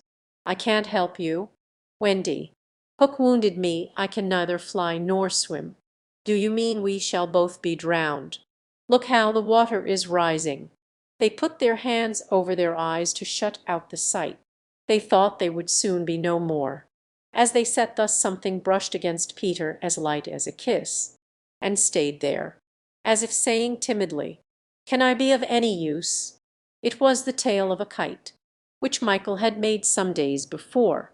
It had torn itself out of his hand and floated away. Michael's kite, Peter said without interest. But next moment he had seized the tail, and was pulling the kite toward him. It lifted Michael off the ground. He cried, "Why should it not carry you, both of us? It can't lift two." Michael and Curly tried. "Let us draw lots." Wendy said bravely, "And you a lady?" "Never." Already he had tied the tail round her. She clung to him. She refused to go without him, but with a good-bye. Wendy. He pushed her from the rock, and in a few minutes she was borne out of his sight. Peter was alone on the lagoon. The rock was very small now. Soon it would be submerged. Pale rays of light tiptoed across the waters, and by there was to be heard a sound at once the most musical and the most melancholy in the world, the mermaids calling to the moon. Peter was not quite like other boys, but he was afraid at last. A tremor ran through him, like a shudder passing over the sea. But on the sea one shudder follows another till there are hundreds of them, and Peter felt just the one. Next moment he was standing erect on the rock again, with that smile on his face and a drum beating within him. It was saying, "To die will be an awfully big adventure." Chapter 9. The Never Bird. The last sound Peter heard before he was quite alone were the mermaids retiring one by one to their bedchambers under the sea. He was too far away to hear their doors shut, but every door in the coral caves where they live rings a tiny bell when it opens or closes, as in all the nicest houses on the mainland. And he heard the bells. Steadily the waters rose till they were nibbling at his feet, and to pass the time until they made their final gulp. He watched the only thing on the lagoon. He thought it was a piece of floating paper, perhaps part of the kite, and wondered idly how long it would take to drift ashore. Presently he noticed as an odd thing that it was undoubtedly out upon the lagoon with some definite purpose, for it was fighting the tide, and sometimes winning, and when it won, Peter, always sympathetic to the weaker side, could not help clapping. It was such a gallant piece of paper. It was not really a piece of paper. It was the Never Bird, making desperate efforts to reach Peter on the nest, by working her wings. In a way she had learned since the nest fell into the water, she was able to some extent to guide her strange craft. But by the time Peter recognized her she was very exhausted. She had come to save him, to give him her nest, though there were eggs in it. I rather wonder at the bird, for though he had been nice to her, he had also sometimes tormented her. I can suppose only that, like Mrs.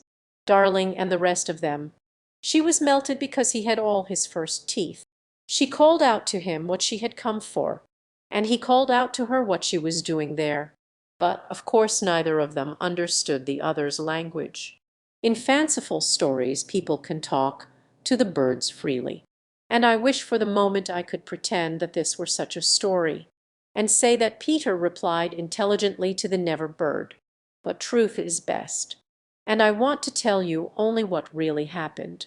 Well, not only could they not understand each other, but they forgot their manners. I want you to get into the nest, the bird called, speaking as slowly and distinctly as possible. And then you can drift. Sure, but I am too tired to bring it any nearer. So you must try to swim to it. What are you quacking about? Peter answered. Why don't you let the nest drift as usual? I want you, the bird said, and repeated it all over. Then Peter tried slow and distinct. What are you quacking about? And so on. The never bird became irritated. They have very short tempers. You dunderheaded little jay, she screamed. Why don't you do as I tell you? Peter felt that she was calling him names, and at a venture he retorted hotly, so are you? Then rather curiously they both snapped out the same remark. Shut up, shut up. Nevertheless the bird was determined to save him if she could, and by one last mighty effort she propelled the nest against the rock. Then up she flew, deserting her eggs, so as to make her meaning clear. Then at last he understood, and clutched the nest and waved his thanks to the bird as she fluttered overhead. It was not to receive his thanks, however, that she hung there in the sky. It was not even to watch him get into the nest. It was to see what he did with her eggs. There were two large white eggs, and Peter lifted them up and reflected. The bird covered her face with her wings, so as not to see the last of them, but she could not help peeping between the feathers. I forget whether I have told you that there was a stave on the rock, driven into it by some buccaneers of long ago to mark the site of buried treasure. The children had discovered the glittering hoard, and when in a mischievous mood used to fling showers of moidores, diamonds, pearls, and pieces of 8 to the gulls, who pounced upon them for food, and then flew away, raging at the scurvy trick that had been played upon them. The stave was still there, and on it Starkey had hung his hat, a deep tarpaulin, watertight, with a broad brim. Peter put the eggs into this hat and set it on the lagoon. It floated beautifully. The never bird saw at once what he was up to, and screamed her admiration of him, and, alas, Peter crowed his agreement with her. Then he got into the nest, reared the stave in it as a mast, and hung up his shirt for a sail. At the same moment the bird fluttered down upon the hat and once more sat snugly on her eggs. She drifted in one direction, and he was borne off in another, both cheering. Of course, when Peter landed he beached his bark with small ship, but the hat was such a great success that she abandoned the nest. It drifted about till it went to pieces, and often Starkey came to the shore of the lagoon, and with many bitter feelings watched the bird sitting on his hat. As we shall not see her again, it may be worth mentioning here that all never birds now build in that shape of nest, with a broad brim on which the youngsters take an airing. Great were the rejoicings when Peter reached the home under the ground almost as soon as Wendy, who had been carried hither and thither by the kite. Every boy had adventures to tell, but perhaps the biggest adventure of all was that they were several hours late for bed. This so inflated them that they did various dodgy things to get staying up still longer, such as demanding bandages. But Wendy, though glorying in having them all home again safe and sound, was scandalized by the lateness of the hour, and cried, to bed," in a voice that had to be obeyed. Next day, however, she was awfully tender, and gave out bandages to every one, and they played till bedtime at limping about and carrying their arms in slings. Chapter 10. The Happy Home. One important result of the brush on the lagoon was that it made the redskins their friends. Peter had saved Tiger Lily from a dreadful fate, and now there was nothing she and her braves would not do for him. All night they sat above, keeping watch over the home under the ground and awaiting the big attack by the pirates which obviously could not be much longer delayed. Even by day they hung about, smoking the pipe of peace, and looking almost as if they wanted titbits to eat. They called Peter the Great White Father, prostrating themselves lying down before him, and he liked this tremendously, so that it was not really good for him. The Great White Father, he would say to them in a very lordly manner, as they grovelled at his feet. is glad to see the Pickaninny warriors protecting his wigwam from the pirates. Me Tiger Lily, that lovely creature, would reply, Peter Pan save me, me his velly nice friend. Me no let pirates hurt him. She was far too pretty to cringe in this way, but Peter thought it his due, and he would answer condescendingly, "It is good. Peter Pan has spoken." Always when he said, "Peter Pan has spoken," it meant that they must now shut up, and they accepted it humbly in that spirit. But they were by no means so respectful to the other boys, whom they looked upon as just ordinary braves. They said "How do" to them, and things like that. And what annoyed the boys was that Peter seemed to think this all right. Secretly Wendy sympathized with them a little, but she was far too loyal a housewife to listen to any complaints against father. Father knows best, she always said, whatever her private opinion must be. Her private opinion was that the redskins should not call her a squaw. We have now reached the evening that was to be known among them as the night of nights, because of its adventures and their upshot. The day, as if quietly gathering its forces, had been almost uneventful, and now the redskins in their blankets were at their posts above, while, below, the children were having their evening meal, all except Peter, who had gone out to get the time. The way you got the time on the island was to find the crocodile, and then stay near him till the clock struck.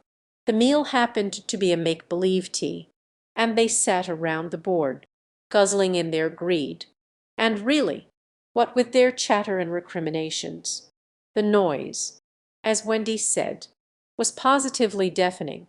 To be sure, she did not mind noise, but she simply would not have them grabbing things, and then excusing themselves by saying that Tootles had pushed their elbow. There was a fixed rule that they must never hit back at meals, but should refer the matter of dispute to Wendy by raising the right arm politely and saying, "I complain of so and so." But what usually happened was that they forgot to do this or did it too much. "Silence!" cried Wendy when, for the 20th time, she had told them that they were not all to speak at once. "Is your mug empty?" "Slightly, darling." "Not quite empty." "Mummy," Slightly said, after looking into an imaginary mug. "He hasn't even begun to drink his milk," Nibs interposed. This was telling, and Slightly seized his chance. "I complain of Nibs," he cried promptly. John, however, had held up his hand first. "Well, John, may I sit in Peter's chair? As he is not here, sit in father's chair." "John," Wendy was scandalized. "Certainly not. He is not really our father," John answered. "He didn't even know how a father does till I showed him." This was grumbling. "We complain of John," cried the twins. Tootles held up his hand. He was so much the humblest of them. Indeed, he was the only humble one, that Wendy was specially gentle with him. "I don't suppose," Tootles said defiantly, "that I could be father." "No, Tootles," once Tootles began, which was not very often. He had a silly way of going on. "As I can't be father," he said heavily, "I don't suppose, Michael, you would let me be baby?" "No, I want," Michael rapped out. He was already in his basket. "As I can't be baby," Tootles said, getting heavier and heavier and heavier. "Do you think I could be a twin?" "No, indeed," replied the twins. "It's awfully difficult to be a twin, as I can't be anything important," said Tootles. "Would any of you like to see me do a trick?" "No," they all replied. Then at last he stopped. "I hadn't really any hope," he said. The hateful telling broke out again. "Slightly is coughing on the table." The twins began with cheesecakes. "Curly is taking both butter and honey." "Nibs is speaking with his mouth full." "I complain of the twins." "I complain of Curly." "I complain of Nibs." "Oh dear, oh dear," cried Wendy. "I'm sure I sometimes think that spinsters are to be envied." She told them to clear away, and sat down to her work-basket. "A heavy load of stockings, and every knee with a hole in it as usual." "Wendy," remonstrated Michael, "I'm too big for a cradle. I must have somebody in a cradle." She said almost tartly, "And you are the littlest. A cradle is such a nice homely thing to have about a house." While she sewed they played around her. Such a group of happy faces and dancing limbs lit up.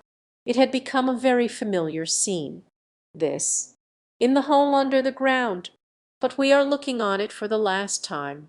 There was a step above, and Wendy, you may be sure, was the first to recognize it.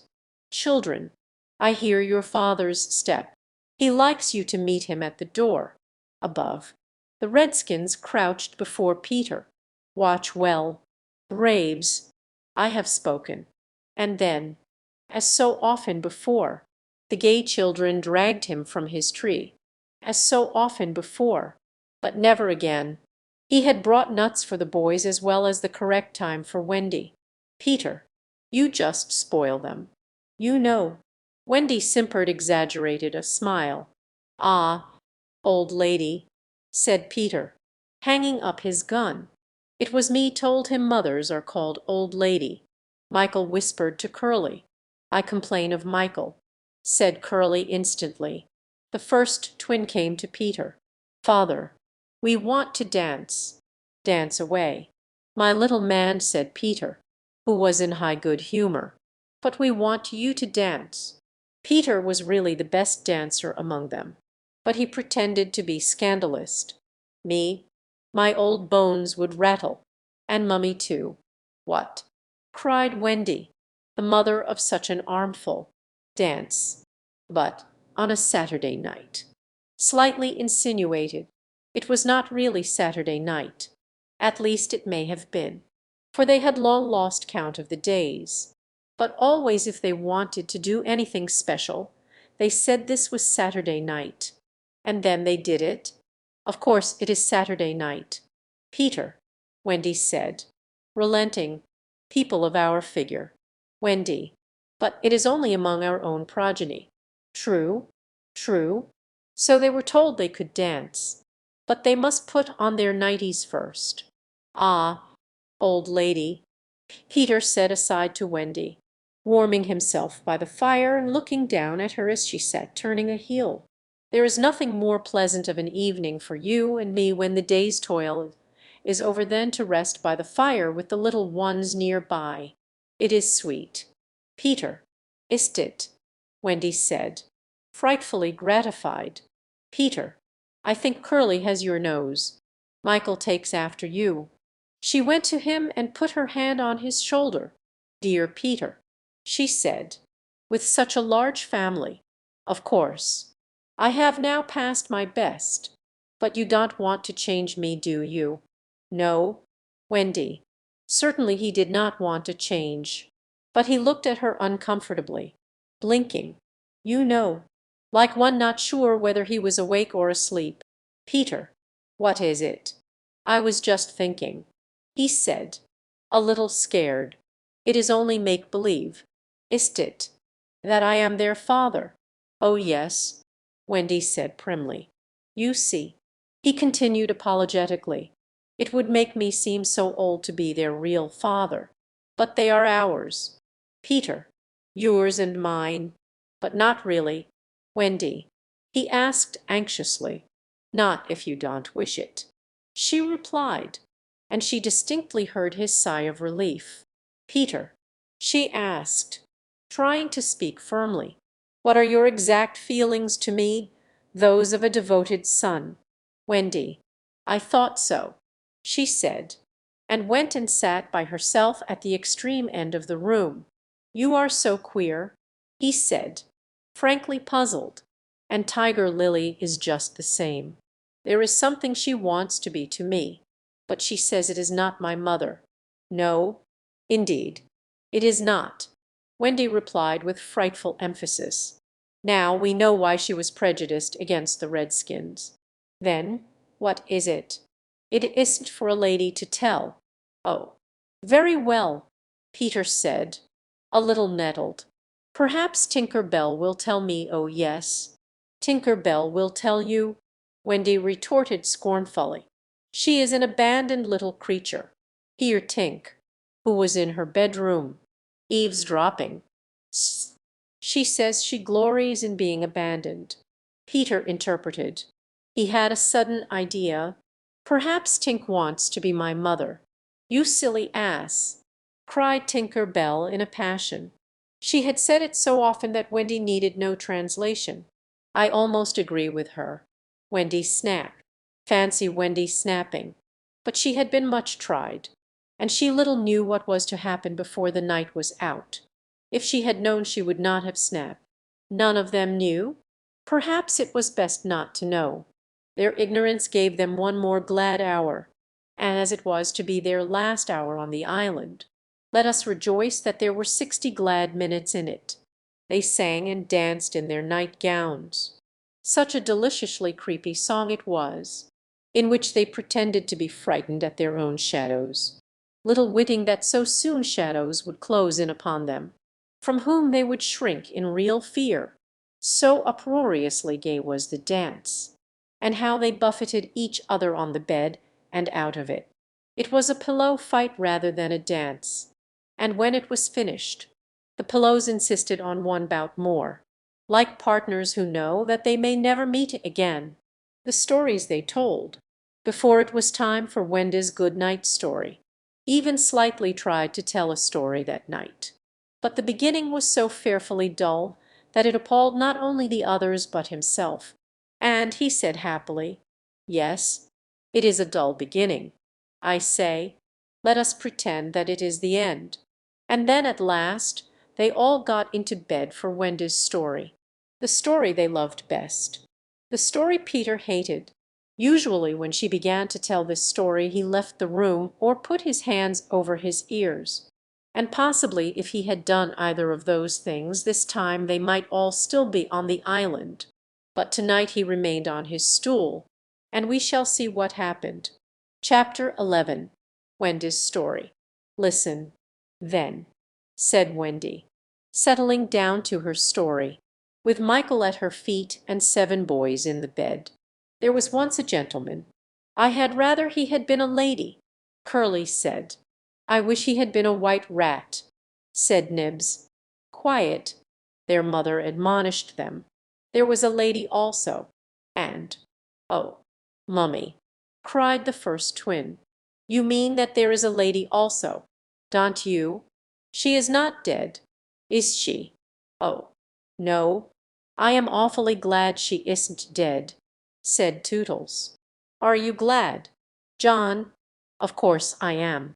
"Are you glad, Nibs?" "Rather." "Are you glad?" Twins. "We are glad." "Oh dear," sighed Wendy. "Little less noise there," Peter called out, determined that she should have fair play, however beastly a story it might be in his opinion. "The gentleman's name," Wendy continued, "was Mr. Darling, and her name was Mrs. Darling." "I knew them," John said, to annoy the others. "I think I knew them," said Michael rather doubtfully. "They were married, you know," explained Wendy. "And what do you think they had? White rats," cried Nibs, inspired. "No, it's awfully puzzling," said Tootles, who knew the story by heart. "Quiet, Tootles. They had 3 descendants." "What is descendants?" "Well, you are one, twin. Did you hear that?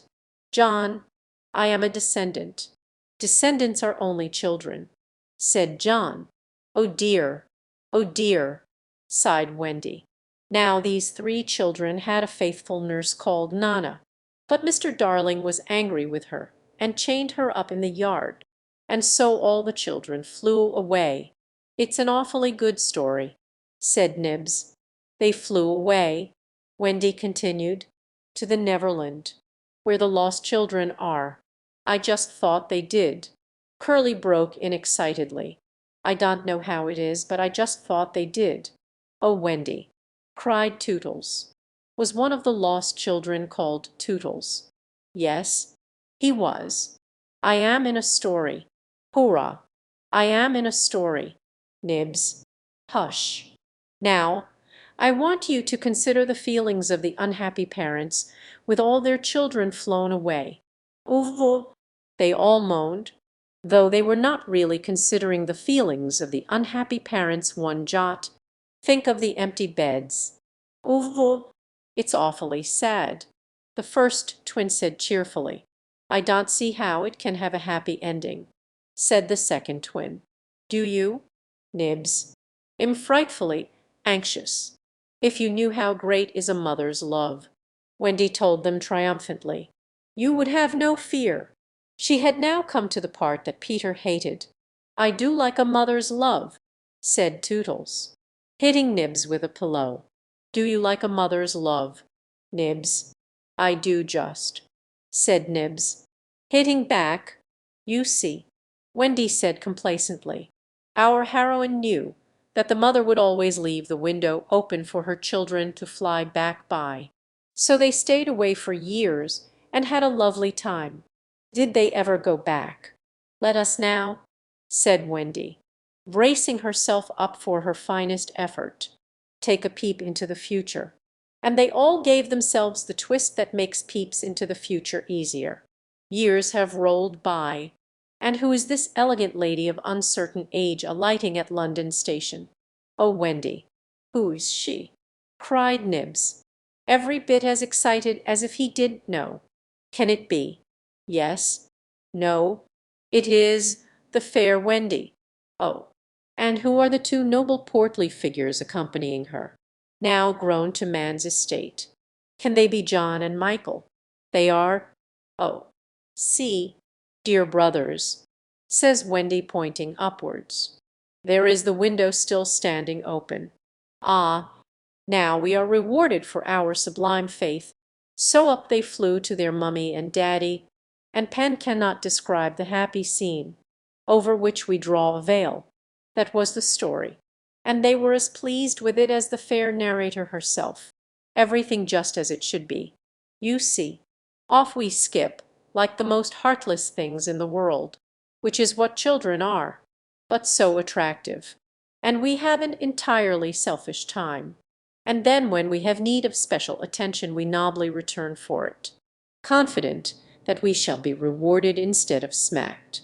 So great indeed was their faith in a mother's love that they felt they could afford to be callous for a bit longer. But there was one there who knew better, and when Wendy finished he uttered a hollow groan. What is it? Peter, she cried, running to him. Thinking he was ill, she felt him solicitously, lower down than his chest. Where is it? Peter, it is that kind of pain. Peter replied darkly. Then what kind is it? Wendy, you are wrong about mothers. They all gathered round him in affright. So alarming was his agitation, and with a fine candour he told them what he had hitherto concealed. Long ago, he said, I thought like you that my mother would always keep the window open for me, so I stayed away for moons and moons and moons, and then flew back. But the window was barred, for mother had forgotten all about me, and there was another little boy sleeping in my bed. I am not sure that this was true, but Peter thought it was true, and it scared them. Are you sure mothers are like that? Yes. So this was the truth about mothers. The toads. Still it is best to be careful, and no one knows so quickly as a child when he should give in. Wendy, let us go home, cried John and Michael together. Yes, she said, clutching them. Not tonight, asked the lost boys, bewildered. They knew in what they called their hearts that one can get on quite well without a mother, and that it is only the mothers who think you can't. At once, Wendy replied resolutely, for the horrible thought had come to her. Perhaps mother is in half mourning by this time. This dread made her forgetful of what must be Peter's feelings, and she said to him rather sharply, Peter, will you make the necessary arrangements? If you wish it. He replied, as coolly as if she had asked him to pass the nuts, not so much as a sorry to lose you between them, if she did not mind the parting.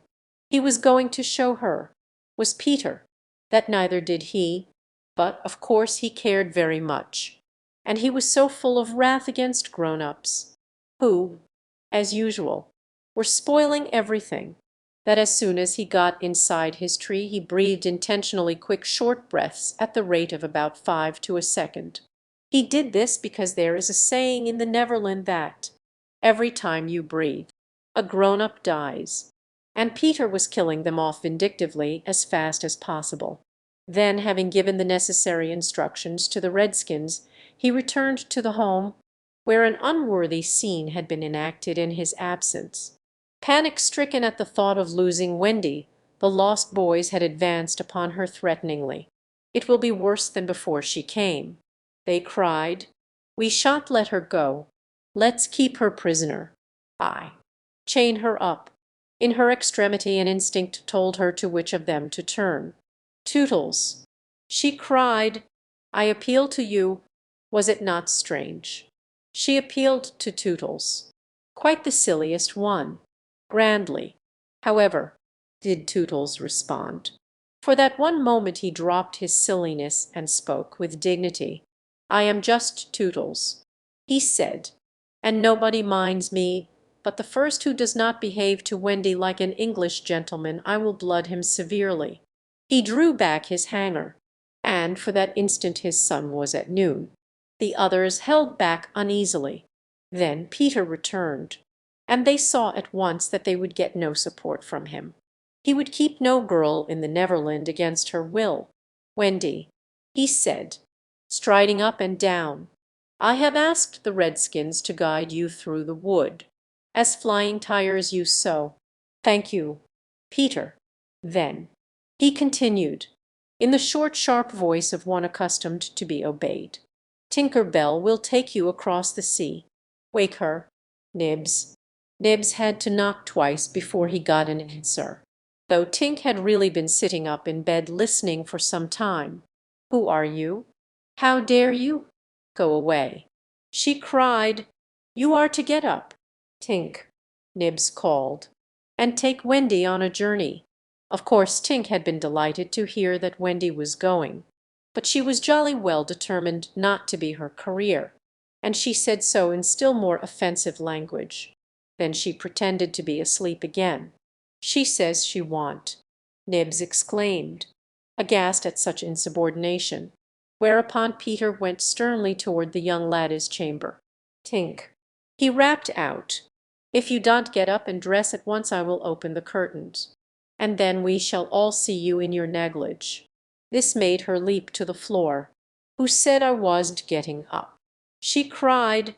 In the meantime the boys were gazing very forlornly at Wendy, now equipped with John and Michael for the journey.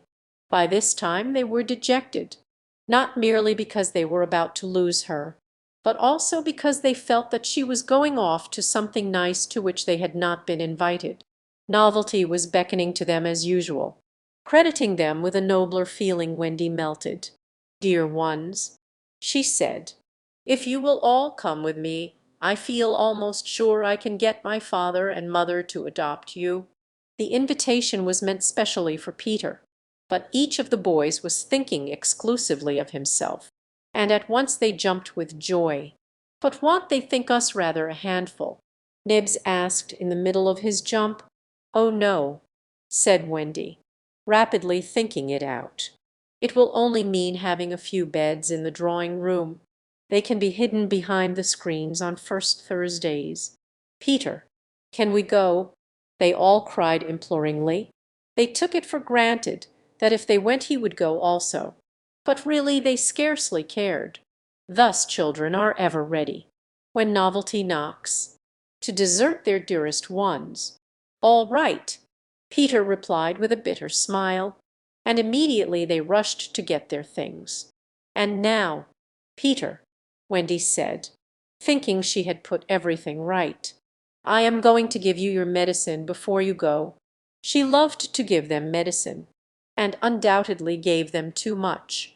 Of course it was only water, but it was out of a bottle, and she always shook the bottle and counted the drops, which gave it a certain medicinal quality. On this occasion, however, she did not give Peter his draught, for just as she had prepared it, she saw a look on his face that made her heart sink.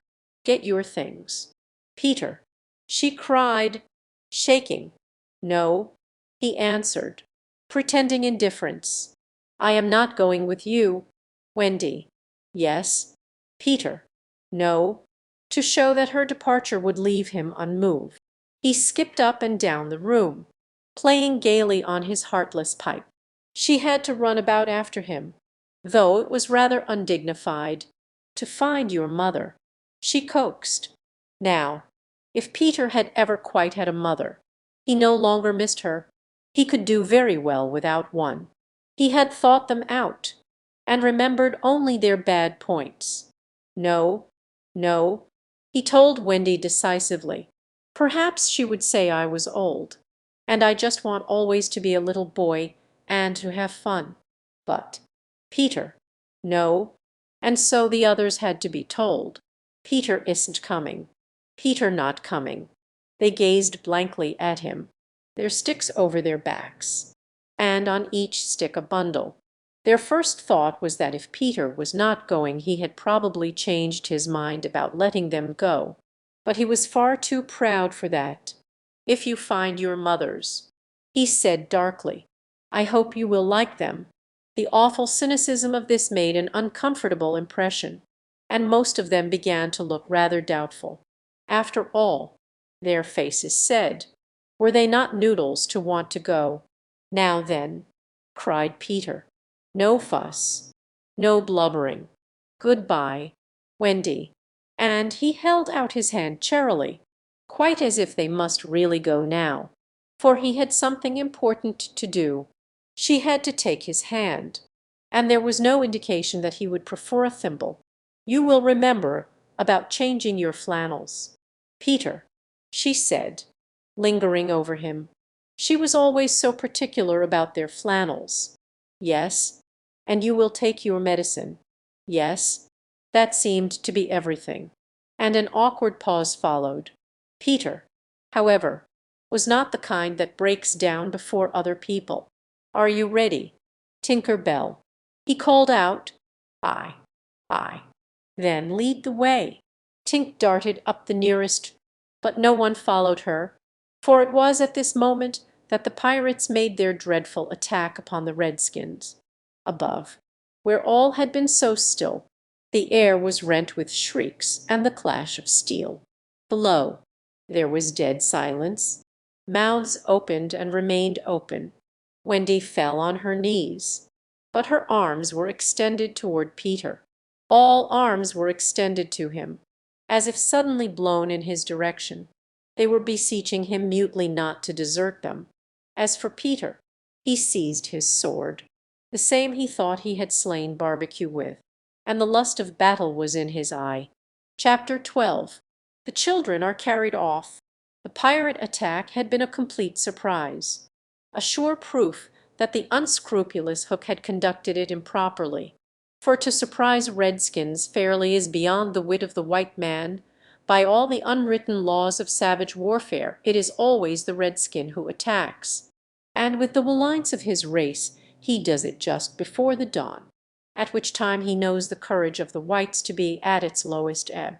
The white men have in the meantime made a rude stockade on the summit of yonder undulating ground, at the foot of which a stream runs, for it is destruction to be too far from water. There they await the onslaught, the inexperienced ones clutching their revolvers and treading on twigs, but the old hands sleeping tranquilly until just before the dawn. Through the long black night the savage scouts wriggle, snake-like, among the grass without stirring a blade. The brushwood closes behind them, as silently as sand into which a mole has dived. Not a sound is to be heard, save when they give vent to a wonderful imitation of the lonely call of the coyote. The cry is answered by other braves, and some of them do it even better than the coyotes, who are not very good at it. So the chill hours wear on, and the long suspense is horribly trying to the paleface who has to live through it for the first time. But to the trained hand those ghastly calls, and still ghastlier silences, are but an intimation of how the night is marching. That this was the usual procedure was so well known to Hook that in disregarding it he cannot be excused on the plea of ignorance. The Piccaninnies, on their part, trusted implicitly to his honor, and their whole action of the night stands out in marked contrast to his. They left nothing undone that was consistent with the reputation of their tribe, with that alertness of the senses which is at once the marvel and despair of civilized peoples. They knew that the pirates were on the island from the moment one of them trod on a dry stick, and in an incredibly short space of time the coyote cries began. Every foot of ground between the spot where Hook had landed his forces and the home under the trees was stealthily examined by braves wearing their moccasins with the heels in front. They found only one hillock with a stream at its base, so that Hook had no choice. Here he must establish himself and wait for just before the dawn, everything being thus mapped out with almost diabolical cunning. The main body of the redskins folded their blankets around them, and in the phlegmatic manner that is to them, the pearl of manhood squat above the children's home, awaiting the cold moment when they should deal pale death, here dreaming, though wide awake, of the exquisite tortures to which they were to put him at break of day. Those confiding savages were found by the treacherous Hook. From the accounts afterwards supplied by such of the scouts as escaped the carnage, he does not seem even to have paused at the rising ground, though it is certain that in that grey light he must have seen it. No thought of waiting to be attacked appears from first to last to have visited his subtle mind. He would not even hold off till the night was nearly spent. On he pounded with no policy but to fall to.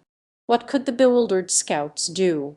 Masters as they were of every war like artifice save this one, but trot helplessly after him, exposing themselves fatally to view, while they gave pathetic utterance to the coyote cry.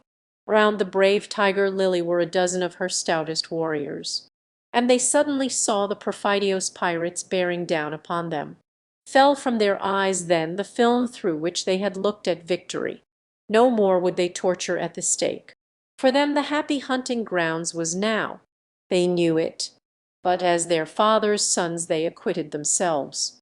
Even then they had time to gather in a phalanx that would have been hard to break had they risen quickly. But this they were forbidden to do by the traditions of their race. It is written that the noble savage must never express surprise in the presence of the white. Thus terrible as the sudden appearance of the pirates must have been to them, they remained stationary for a moment, not a muscle moving, as if the foe had come by invitation.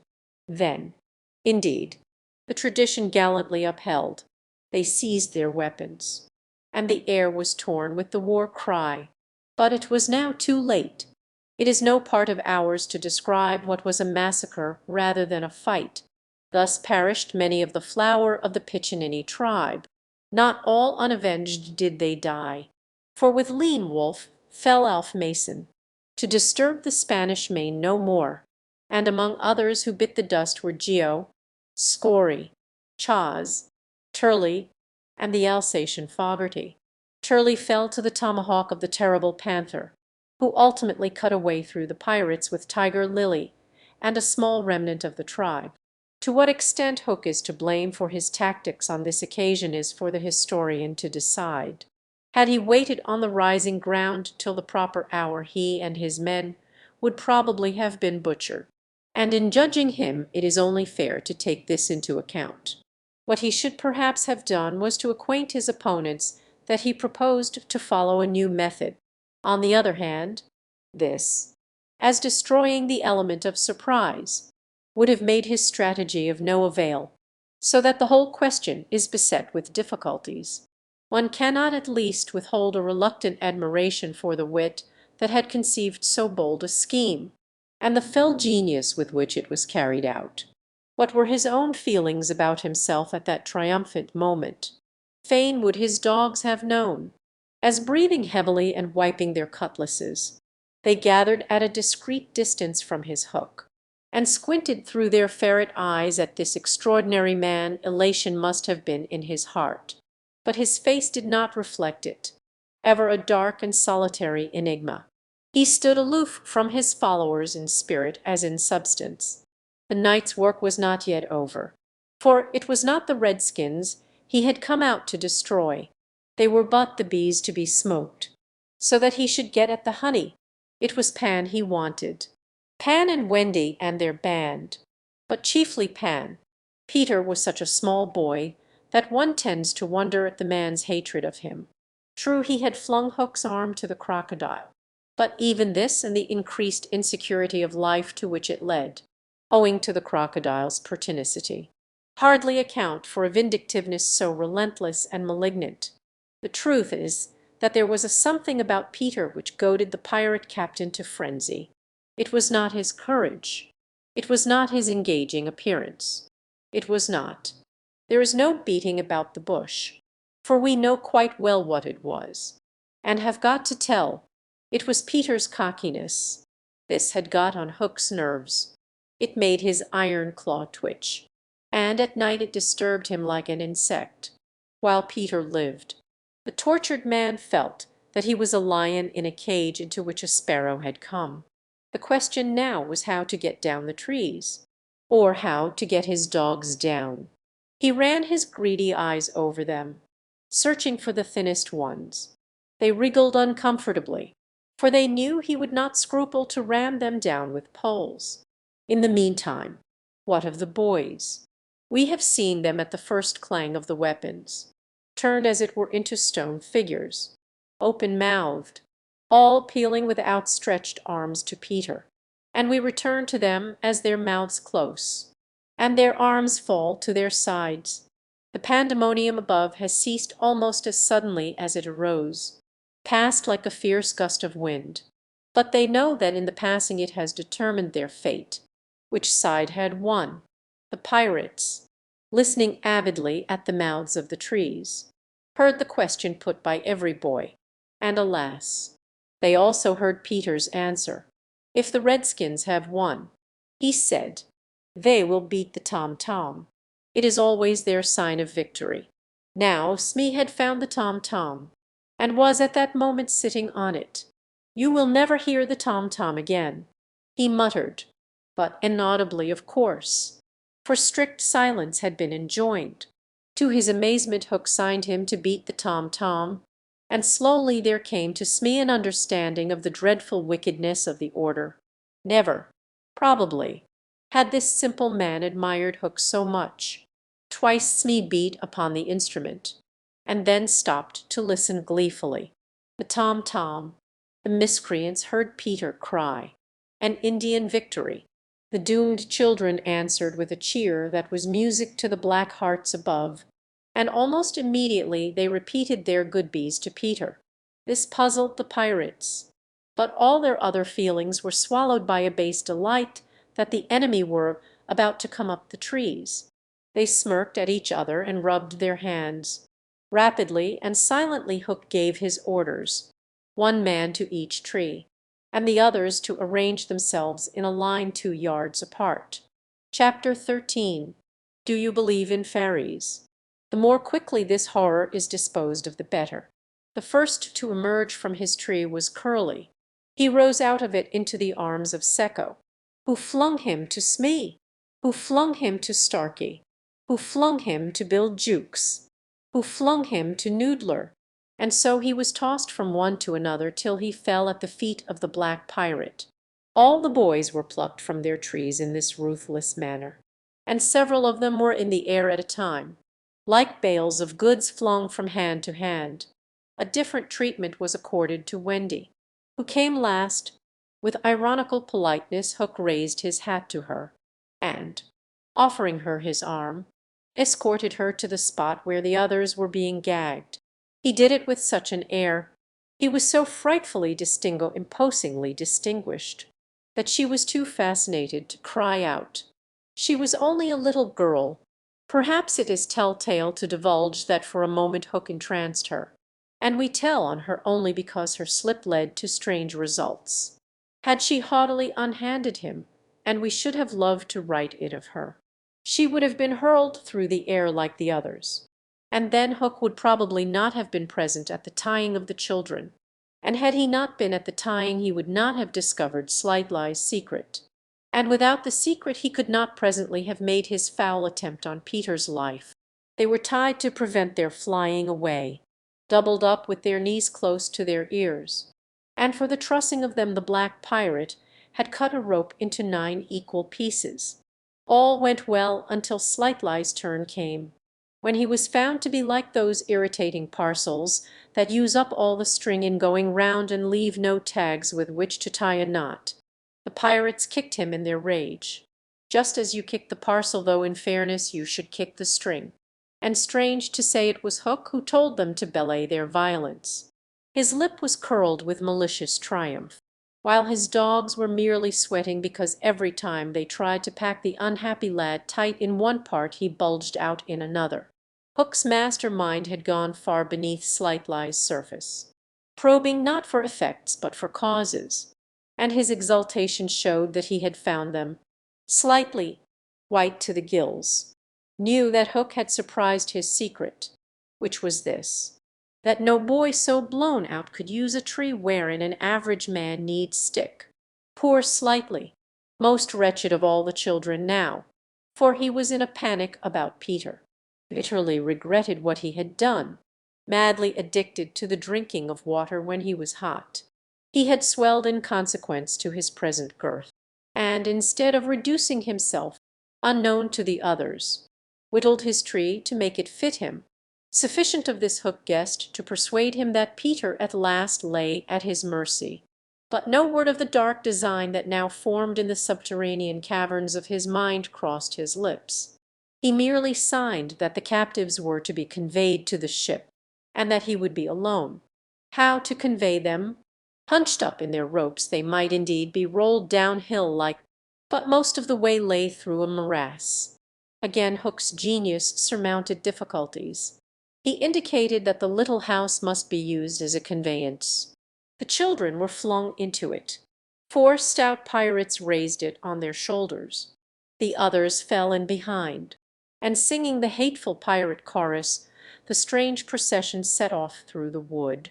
I don't know whether any of the children were crying. If so, the singing drowned the sound.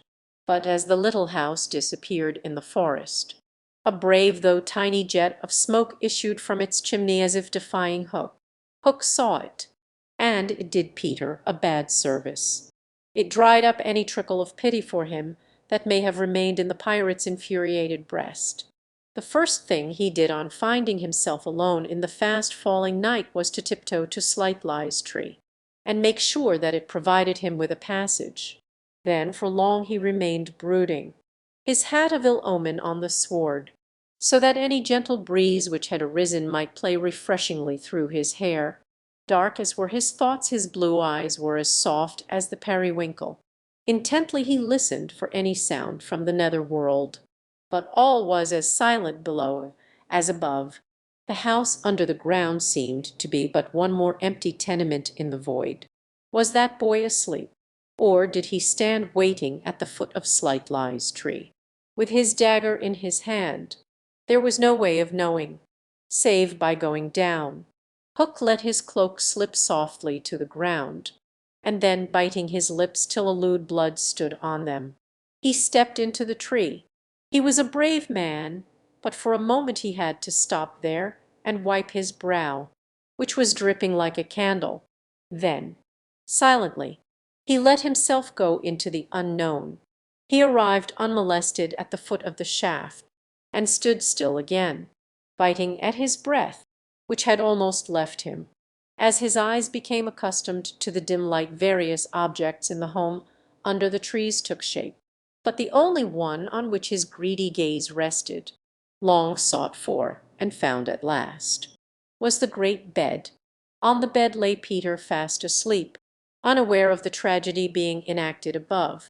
Peter had continued, for a little time after the children left, to play gaily on his pipes, no doubt rather a forlorn attempt to prove to himself that he did not care. Then he decided not to take his medicine, so as to grieve Wendy. Then he lay down on the bed outside the coverlet, to vex her still more, for she had always tucked them inside it, because you never know that you may not grow chilly at the turn of the night. Then he nearly cried, but it struck him how indignant she would be if he laughed instead. So he laughed a haughty laugh, and fell asleep in the middle of it. Sometimes, though not often, he had dreams, and they were more painful than the dreams of other boys. For hours he could not be separated from these dreams, though he wailed piteously in them. They had to do, I think, with the riddle of his existence. At such times it had been Wendy's custom to take him out of bed and sit with him on her lap, soothing him in dear ways of her own invention, and when he grew calmer to put him back to bed before he quite woke up, so that he should not know of the indignity to which she had subjected him. But on this occasion he had fallen at once into a dreamless sleep. One arm dropped over the edge of the bed, one leg was arched, and the unfinished part of his laugh was stranded on his mouth, which was open, showing the little pearls. Thus defenceless Hook found him. He stood silent at the foot of the tree looking across the chamber at his enemy. Did no feeling of compassion disturb his sombre breast? The man was not wholly evil.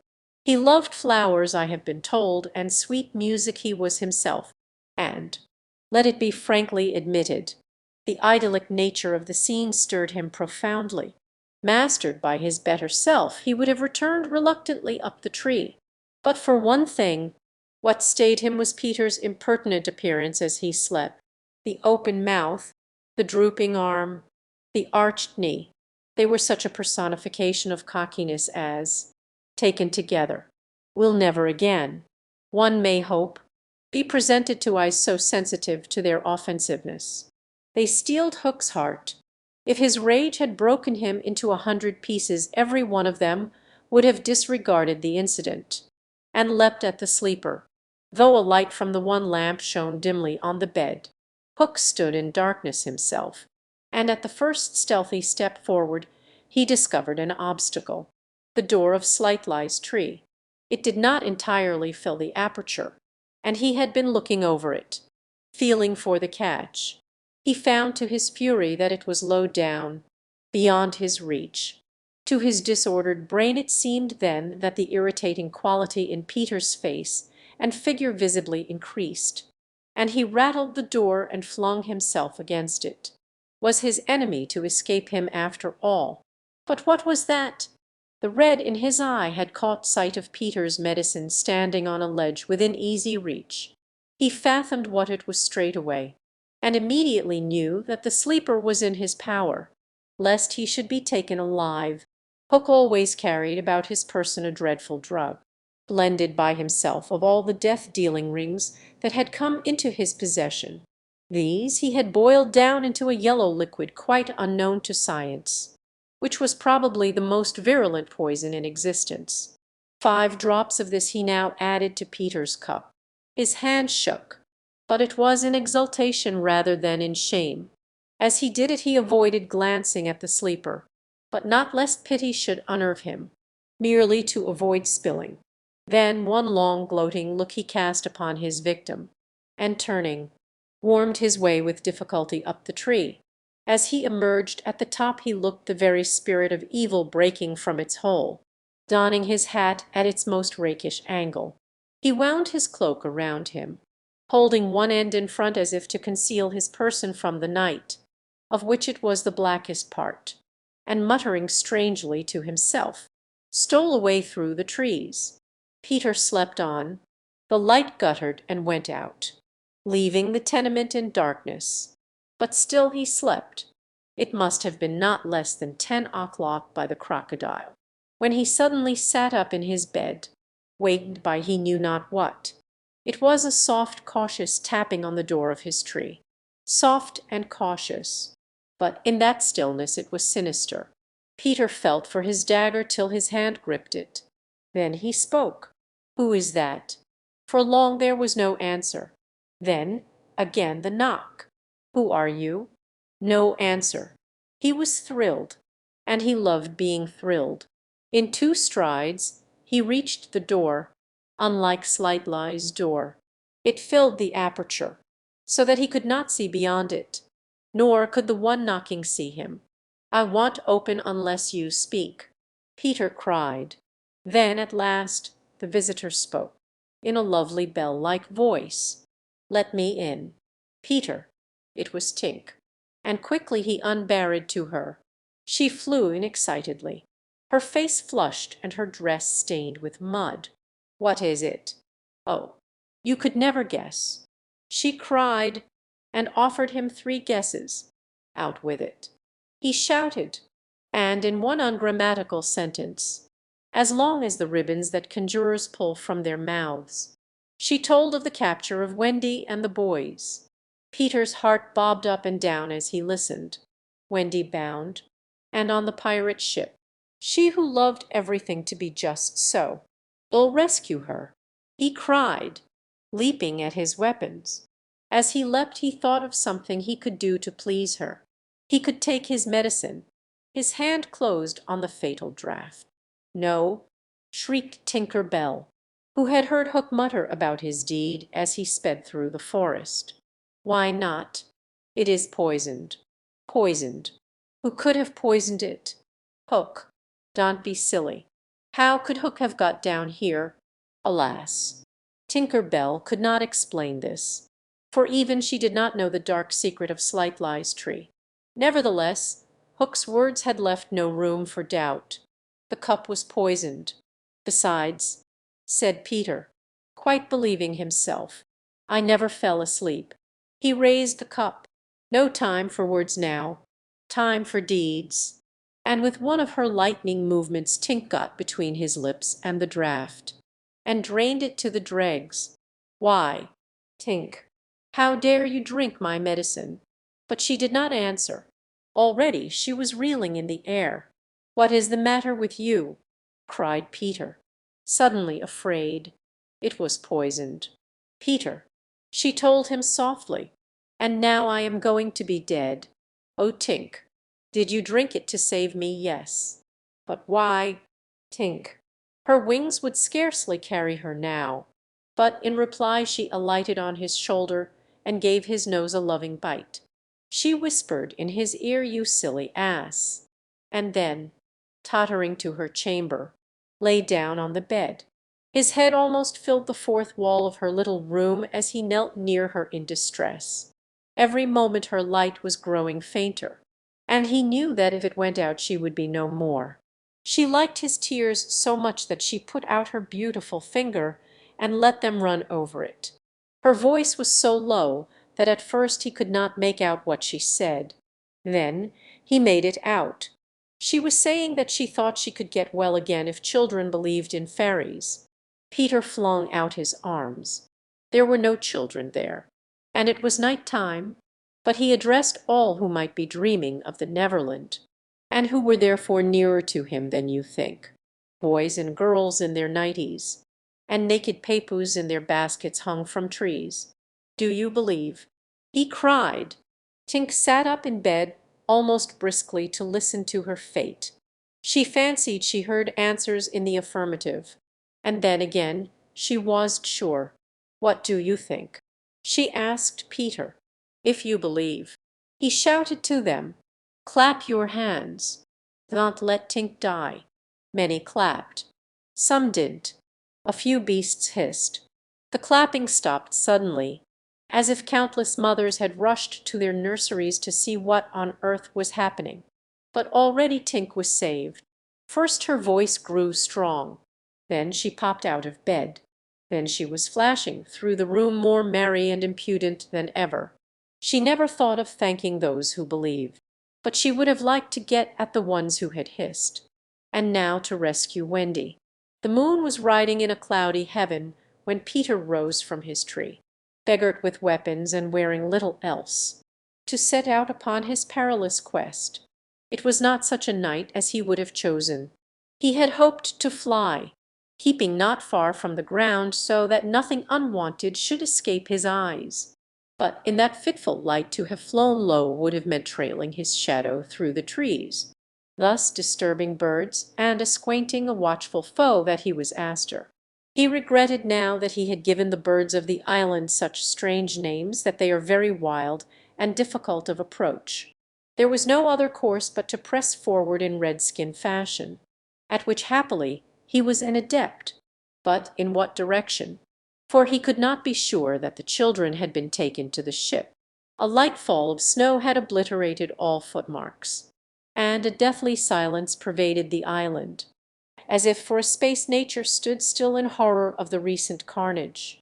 He had taught the children something of the forest lore that he had himself learned from Tiger Lily and Tinker Bell, and knew that in their dire hour they were not likely to forget it. Slightly, if he had an opportunity, would blaze the trees. For instance, Curly would drop seeds, and Wendy would leave her handkerchief at some important place. The morning was needed to search for such guidance, and he could not wait. The upper world had called him, but would give no help. The crocodile passed him, but not another living thing, not a sound, not a movement. And yet he knew well that sudden death might be at the next tree, or stalking him from behind. He swore this terrible oath. Hook or me this time. Now he crawled forward like a snake, and again erect. He darted across a space on which the moonlight played, one finger on his lip and his dagger at the ready. He was frightfully happy. Chapter 14. The Pirate Ship. One green light squinting over Kidd's Creek, which is near the mouth of the Pirate River, marked where the brig, the Jolly Roger, lay, low in the water, a rakish-looking craft foul to the hull, every beam in her detestable, like ground strewn with mangled feathers. She was the cannibal of the seas, and scarce needed that watchful eye, for she floated immune in the horror of her name. She was wrapped in the blanket of night, through which no sound from her could have reached the shore. There was little sound, and none agreeable save the whir of the ship's sewing machine at which Smee sat, ever industrious and obliging, the essence of the commonplace. Pathetic Smee! I know not why he was so infinitely pathetic, unless it were because he was so pathetically unaware of it. But even strong men had to turn hastily from looking at him, and more than once on summer evenings he had touched the fount of Hook's tears and made it flow. Of this, as of almost everything else, Smee was quite unconscious. A few of the pirates leaned over the bulwarks, drinking in the miasma of the night. Others sprawled by barrels over games of dice and cards, and the exhausted four who had carried the little house lay prone on the deck, or even in their sleep they rolled skilfully to this side or that out of Hook's reach, lest he should claw them mechanically in passing. Hook trod the deck in thought. O man unfathomable! It was his hour of triumph. Peter had been removed for ever from his path, and all the other boys were in the brig, about to walk the plank. It was his grimmest deed since the days when he had brought barbecue to heel, and knowing as we do how vain a tabernacle is man, could we be surprised had he now paced the deck unsteadily, bellied out by the winds of his success? But there was no elation in his gait, which kept pace with the action of his sombre mind. Hook was profoundly dejected. He was often thus when communing with himself on board ship. It was because he was so terribly alone. This inscrutable man never felt more alone than when surrounded by his dogs. They were socially inferior to him. Hook was not his true name. To reveal who he really was would even at this date set the country in a blaze. But as those who read between the lines must already have guessed, he had been at a famous public school, and its traditions still clung to him like garments, with which indeed they are largely concerned. Thus it was offensive to him even now to board a ship in the same dress in which he grappled her, and he still adhered in his walk to the school's distinguished slouch. But above all he retained the passion for good form, however much he may have degenerated. he still knew that this is all that really matters. From far within him he heard a creaking as of rusty portals, and through them came a stern tap, tap, tap, like hammering in the night when one cannot sleep. "Have you been good form to-day?" was their eternal question. "Fame, fame, that glittering bauble, it is mine," he cried. "Is it quite good form to be distinguished at anything?" The tap-tap from his school replied, "I am the only man whom Barbecue feared," he urged. And Flint feared Barbecue. Barbecue. Flint. What house? Came the cutting retort. Most disquieting reflection of all. Was it not bad form to think about good form? His vitals were tortured by this problem. It was a claw within him sharper than the iron one, and as it tore him, the perspiration dripped down his tallow countenance and streaked his dowbelt. Ofttimes he drew his sleeve across his face, but there was no damming that trickle. Ah, envy not Hook. There came to him a presentiment of his early dissolution. It was as if Peter's terrible oath had boarded the ship. Hook felt a gloomy desire to make his dying speech, lest presently there should be no time for it. Better for Hook. He cried, if he had had less ambition. It was in his darkest hours only that he referred to himself. No little children to love me strange that he should think of this, which had never troubled him before. Perhaps the sewing machine brought it to his mind. For long he muttered to himself, staring at Smee, who was hemming placidly, under the conviction that all children feared him, feared Smee. There was not a child on board the brig that night who did not already love him. He had said horrid things to them, and hit them with the palm of his hand, because he could not hit with his fist. But they had only clung to him the more. Michael had tried on his spectacles, to tell poor Smee that they thought him lovable. Hook itched to do it, but it seemed too brutal. Instead, he revolved this mystery in his mind. Why do they find Smee lovable? He pursued the problem like the sleuth-hound that he was. If Smee was lovable, what was it that made him so? A terrible answer suddenly presented itself. Good form. Had the boatswain good form without knowing it? Which is the best form of all? He remembered that you have to prove you don't know you have it before you are eligible for pop. With a cry of rage he raised his iron hand over Smee's head. But he did not tear. What arrested him was this reflection. To claw a man because he is good form. What would that be? Bad form. The unhappy Hook was as impotent as he was damp, and he fell forward like a cut flower, his dogs thinking him out of the way for a time. Discipline instantly relaxed, and they broke into a bacchanalian dance, which brought him to his feet at once, all traces of human weakness gone, as if a bucket of water had passed over him. Quiet, you Scuggs, he cried, or ill cast anchor in you, and at once the din was hushed. Are all the children chained, so that they cannot fly away? Aye, aye. Then hoist them up. The wretched prisoners were dragged from the hold, all except Wendy, and ranged in line in front of him. For a time he seemed unconscious of their presence. He lolled at his ease, humming, not unmelodiously, snatches of a rude song, and fingering a pack of cards. Ever and anon the light from his cigar gave a touch of color to his face. "Now then, bullies," he said briskly, "6 of you walk the plank to-night, but I have room for 2 cabin boys. Which of you is it to be?" Don't irritate him unnecessarily, had been Wendy's instructions in the hold. So Tootles stepped forward politely. Tootles hated the idea of signing under such a man, but an instinct told him that it would be prudent to lay the responsibility on an absent person. And though a somewhat silly boy, he knew that mothers alone are always willing to be the buffer. All children know this about mothers, and despise them for it, but make constant use of it. So Tootles explained prudently, "You see, sir, I don't think my mother would like me to be a pirate. Would your mother like you to be a pirate? Slightly. He winked at Slightly, who said mournfully, I don't think so, as if he wished things had been otherwise. Would your mother like you to be a pirate? Twin. I don't think so, said the first twin, as clever as the others. Nibs. Would. Stow this gab, roared Hook, and the spokesmen were dragged back.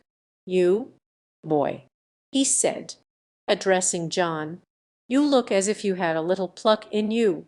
Didst never want to be a pirate? My hearty. Now John had sometimes experienced this hankering at mass prep, and he was struck by Hook's picking him out. I once thought of calling myself Red-handed Jack, he said diffidently, and a good name too. Well, call you that here, bully. If you join, what do you think? Michael, asked John. What would you call me if I join? Michael demanded. Black-beard Joe. Michael was naturally impressed. What do you think? John. He wanted John to decide, and John wanted him to decide. Shall we still be respectful subjects of the king? John inquired. Through Hook's teeth came the answer. You would have to swear. Down with the king. Perhaps John had not behaved very well so far, but he shone out now. Then I refuse, he cried, banging the barrel in front of Hook. And I refuse, cried Michael. Rule Britannia, squeaked Curly. The infuriated pirates buffeted them in the mouth, and Hook roared out, that seals your doom. Bring up their mother. Get the plank ready. They were only boys, and they went white as they saw Jukes and Secco preparing the fatal plank. But they tried to look brave when Wendy was brought up. No words of mine can tell you how Wendy despised those pirates. To the boys there was at least some glamour in the pirate calling, but all that she saw was that the ship had not been to Dyed for years. There was not a porthole on the grimy glass of which you might not have written with your finger dirty peg, and she had already written it on several. But as the boys gathered round her she had no thought, of course, save for them. So, my beauty, said Hook, as if he spoke in syrup, you are to see your children walk the plank. Fine gentleman though he was, the intensity of his communings had soiled his ruff, and suddenly he knew that she was gazing at it. With a hasty gesture he tried to hide it, but he was too late. Are they to die? Asked Wendy, with a look of such frightful contempt that he nearly fainted. They are, he snarled. Silence all, he called gloatingly, for a mother's last words to her children. At this moment Wendy was grand. These are my last words, dear boys, she said firmly. I feel that I have a message to you from your real mothers, and it is this. We hope our sons will die like English gentlemen. Even the pirates were awed, and Tootles cried out hysterically, I am going to do what my mother hopes. What are you to do? Nibs. What my mother hopes. What are you to do? Twin. What my mother hopes. John. What are? But Hook had found his voice again. Tie her up, he shouted. It was Smee who tied her to the mast. See here, honey, he whispered. We'll save you if you promise to be my mother. But not even for Smee would she make such a promise. I would almost rather have no children at all, she said disdainfully.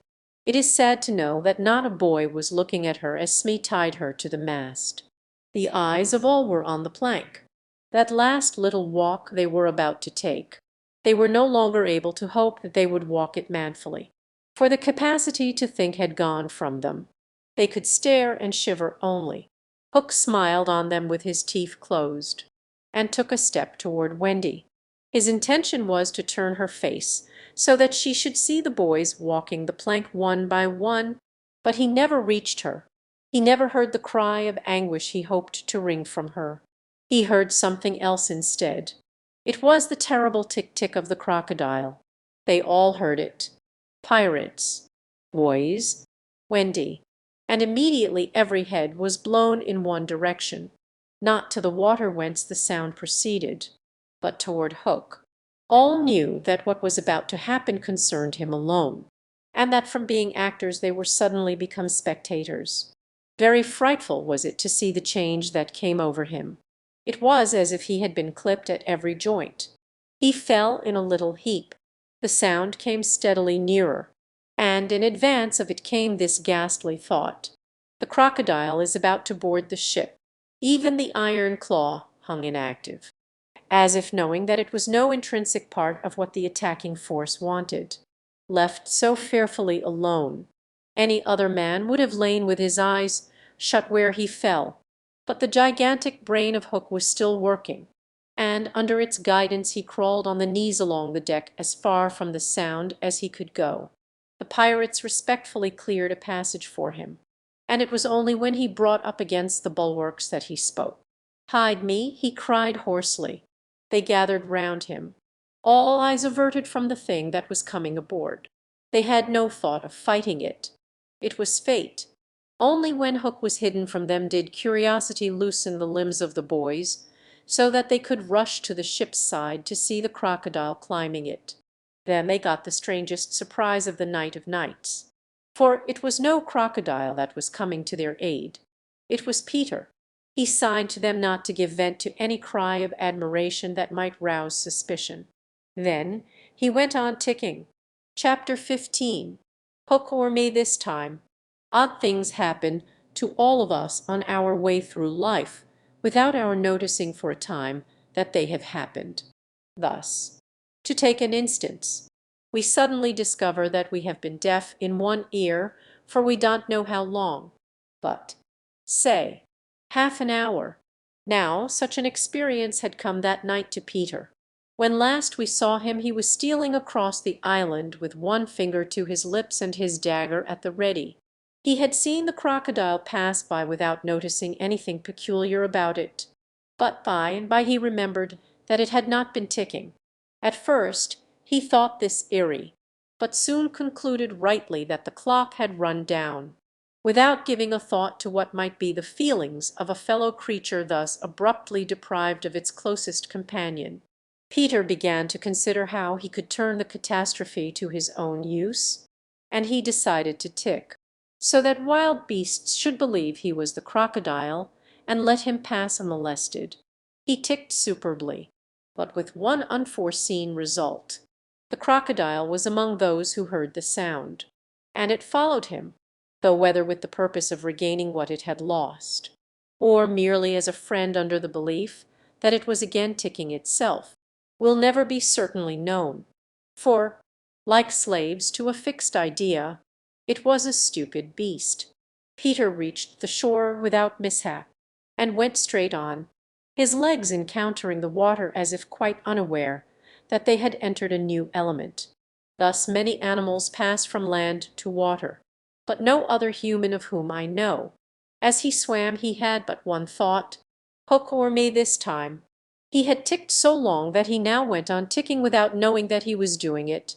Had he known he would have stopped, for to board the brig by help of the tick, though an ingenious idea, had not occurred to him.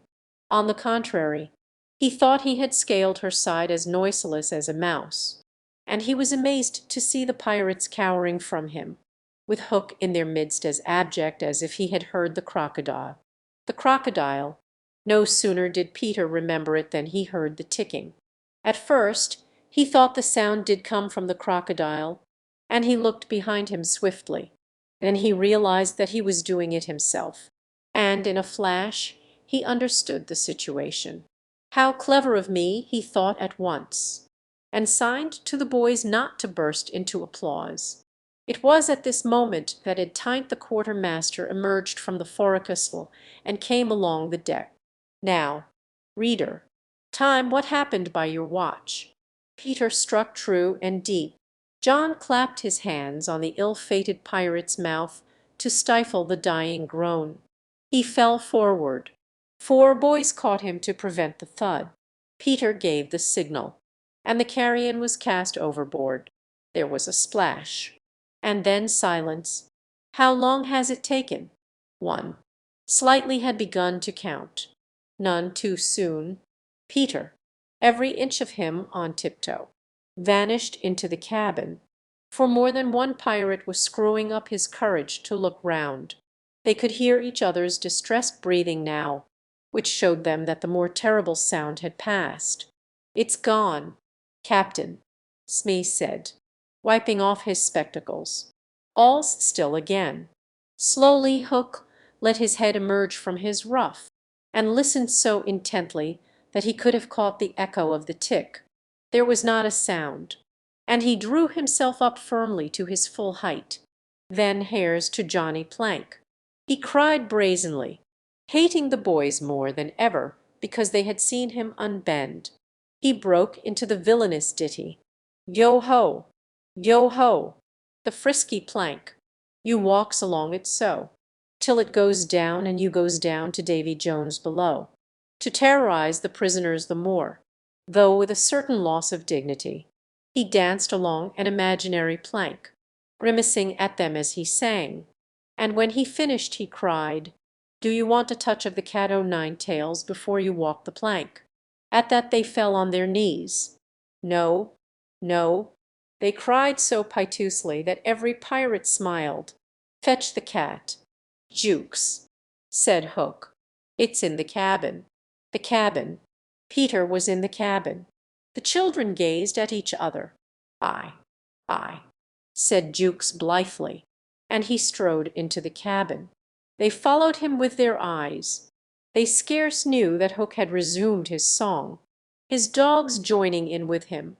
"Yo ho, yo ho, the scratching cat, its tails are 9, you know, and when fire writ upon your back." What was the last line will never be known, for of a sudden the song was stayed by a dreadful screech from the cabin. It wailed through the ship and died away.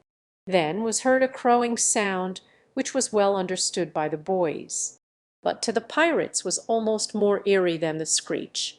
"What was that?" cried Hook. "Two," said slightly solemnly. The Italian Secco hesitated for a moment, and then swung into the cabin. He tottered out, haggard. "What's the matter with Bill Jukes?" "You dog," hissed Hook, towering over him. "The matter wi' him is he's dead." "Stabbed," replied Secco in a hollow voice. "Bill Jukes dead," cried the startled pirates. "The cabin's as black as a pit," Secco said, almost gibbering. "But there is something terrible in there, the thing you heard crowing." The exultation of the boys, the lowering looks of the pirates, both were seen by Hook. "Secco," he said in his most steely voice, "go back and fetch me out that doodle-doo." Secco, bravest of the brave, cowered before his captain, crying no, no, but Hook was purring to his claw. "Did you say you would go?" "Secco," he said musingly. Secco went, first flinging his arms despairingly. There was no more singing. All listened now, and again came a death screech and again a crow.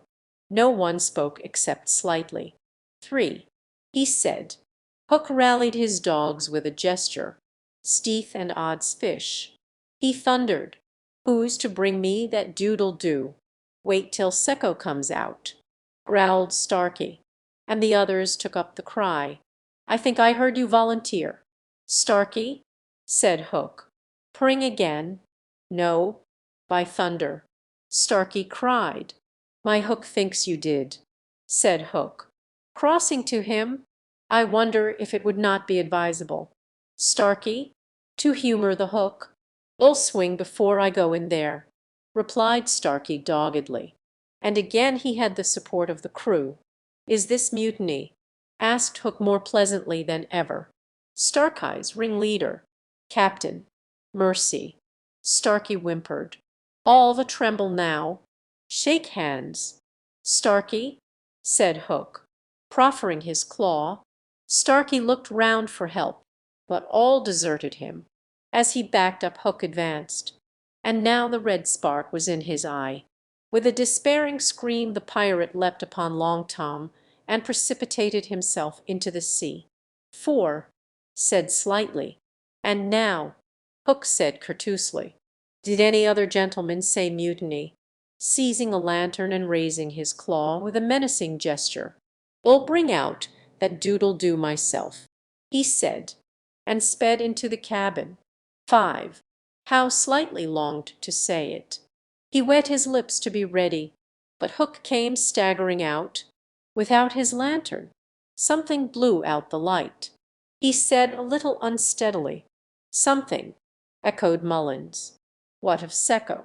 Demanded Noodler. As dead as Jukes, said Hook shortly. His reluctance to return to the cabin impressed them all favorably, and the mutinous sounds again broke forth. All pirates are superstitious. And Cookson cried, They do say the surest sign a ship's accursed is when there's one on board more than can be accounted for, if heard, muttered Mullins. He always boards the pirate craft last.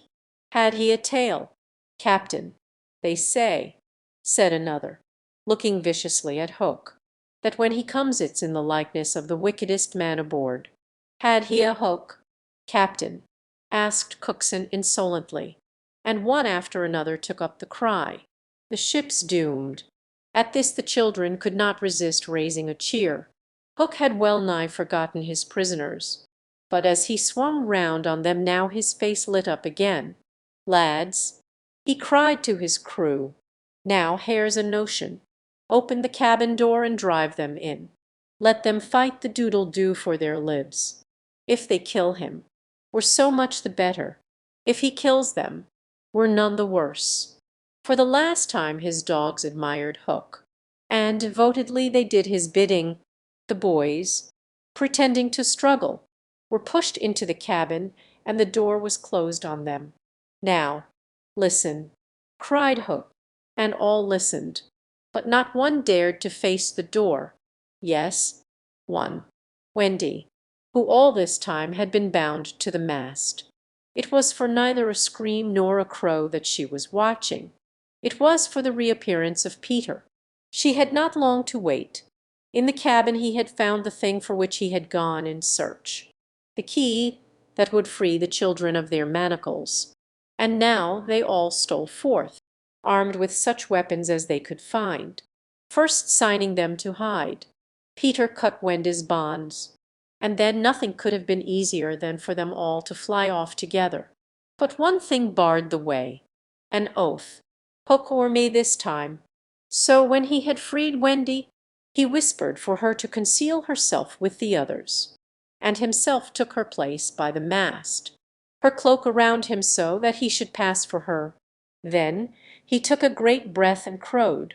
To the pirates it was a voice crying that all the boys lay slain in the cabin, and they were panic-stricken. Hook tried to hearten them, but like the dogs he had made them they showed him their fangs, and he knew that if he took his eyes off them now they would leap at him. Lads, he said, ready to cajole or strike as need be, but never quailing for an instant, if thought it out. There's a Jonah aboard. Aye, they snarled. A man wi' a hook. No, lads, no, it's the girl. Never was luck on a pirate ship. Well, right the ship when she's gone. Some of them remembered that this had been a saying of Flint's. It's worth trying, they said doubtfully. Fling the girl overboard, cried Hook, and they made a rush at the figure in the cloak. There's none can save you now, missy, Mullins hissed jeeringly. There's one, replied the figure. Wo's that? Peter Pan the Avenger, came the terrible answer, and as he spoke Peter flung off his cloak. Then they all knew who 'twas that had been undoing them in the cabin, and twice Hook essayed to speak, and twice he failed. In that frightful moment I think his fierce heart broke. At last he cried, "Cleave him to the brisket," but without conviction. Down, boys, and at them. Peter's voice rang out, and in another moment the clash of arms was resounding through the ship. Had the pirates kept together it is certain that they would have won, but the onset came when they were still unstrung, and they ran hither and thither, striking wildly, each thinking himself the last survivor of the crew. Man to man they were the stronger, but they fought on the defensive only, which enabled the boys to hunt in pairs and choose their quarry. Some of the miscreants leapt into the sea, others hid in dark recesses, where they were found by Slightly, who did not fight, but ran about with a lantern which he flashed in their faces, so that they were half blinded and fell as an easy prey to the reeking swords of the other boys.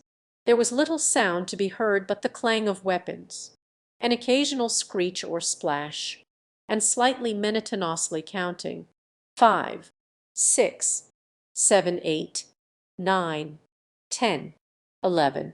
I think all were gone when a group of savage boys surrounded Hook, who seemed to have a charmed life, as he kept them at bay in that circle of fire. They had done for his dogs, but this man alone seemed to be a match for them all. Again and again they closed upon him, and again he hewed a clear space. He had lifted up one boy with his hook, and was using him as a buckler, when another, who had just passed his sword through Mullins, sprang into the fray. "Put up your swords, boys," cried the newcomer. "This man is mine." Thus suddenly Hook found himself face to face with Peter. The others drew back and formed a ring around them. For long the two enemies looked at one another, Hook shuddering slightly, and Peter with the strange smile upon his face.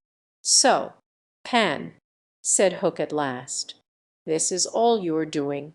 "Aye, James Hook," came the stern answer, "it is all my doing."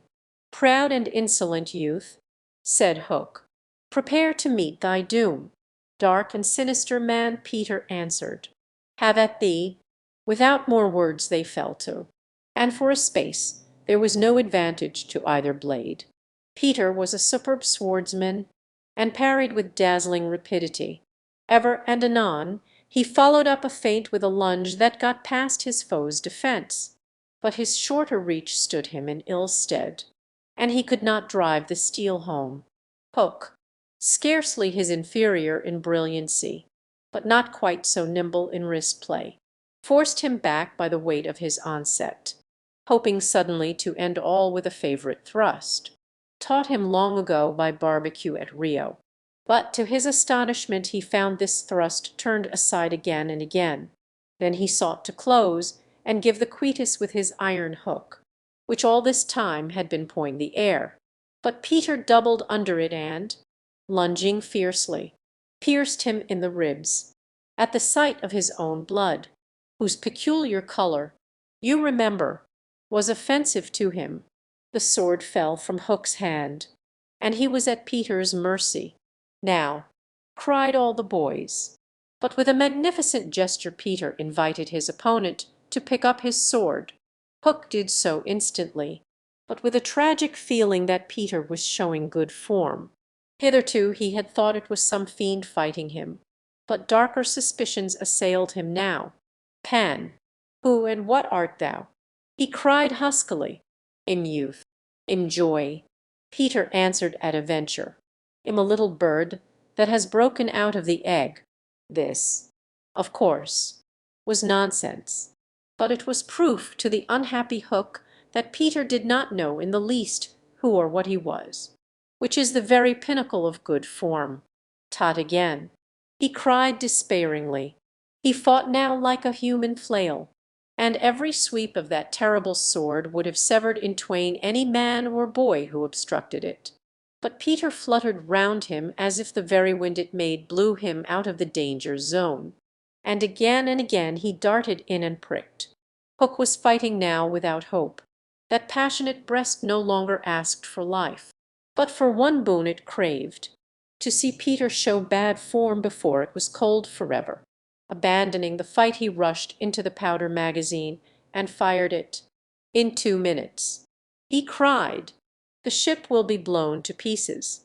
Now, he thought, true form will show." But Peter issued from the powder magazine with the shell in his hands, and calmly flung it overboard. What sort of form was Hook himself showing? misguided man though he was. We may be glad, without sympathizing with him, that in the end he was true to the traditions of his race. The other boys were flying around him now, flouting, scornful, and he staggered about the deck striking up at them impotently. His mind was no longer with them. It was slouching in the playing fields of long ago, or being sent up for good, or watching the wall game from a famous wall, and his shoes were right, and his waistcoat was right, and his tie was right, and his socks were right. James Hook, thou not wholly uneric figure, farewell, for we have come to his last moment. Seeing Peter slowly advancing upon him through the air with dagger poised, he sprang upon the bulwarks to cast himself into the sea. He did not know that the crocodile was waiting for him, for we purposely stopped the clock that this knowledge might be spared him, a little mark of respect from us at the end. He had one last triumph, which I think we need not grudge him, as he stood on the bulwark looking over his shoulder at Peter gliding through the air. He invited him with a gesture to use his foot. It made Peter kick instead of stab. At last Hook had got the boon for which he craved. Bad form. He cried jeeringly, and went content to the crocodile. Thus perished James Hook. 17. Slightly sang out, but he was not quite correct in his figures. 15 paid the penalty for their crimes that night, but 2 reached the shore, Starkey to be captured by the redskins, who made him nurse for all their papers, a melancholy come down for a pirate, and Smee, who henceforth wandered about the world in his spectacles, making a precarious living by saying he was the only man that Jas. Hook had feared. Wendy, of course, had stood by taking no part in the fight, though watching Peter with glistening eyes. But now that all was over she became prominent again. She praised them equally, and shuddered delightfully when Michael showed her the place where he had killed one, and then she took them into Hook's cabin and pointed to his watch, which was hanging on a nail. It said 1:30. The lateness of the hour was almost the biggest thing of all. She got them to bed in the pirates' bunks pretty quickly, you may be sure, all but Peter, who strutted up and down on the deck, until at last he fell asleep by the side of Long Tom. He had one of his dreams that night, and cried in his sleep for a long time, and Wendy held him tightly. Chapter 16. The return home. By 3 bells that morning they were all stirring their stumps, for there was a big sea running, and Tootles, the boatswain, was among them, with a rope's end in his hand and chewing tobacco. They all donned pirate clothes cut off at the knee, shaved smartly, and tumbled up, with the true nautical roll and hitching their trousers. It need not be said who was the captain. Nibs and John were first and second mate. There was a woman aboard. The rest were ters before the mast, and lived in the forecastle.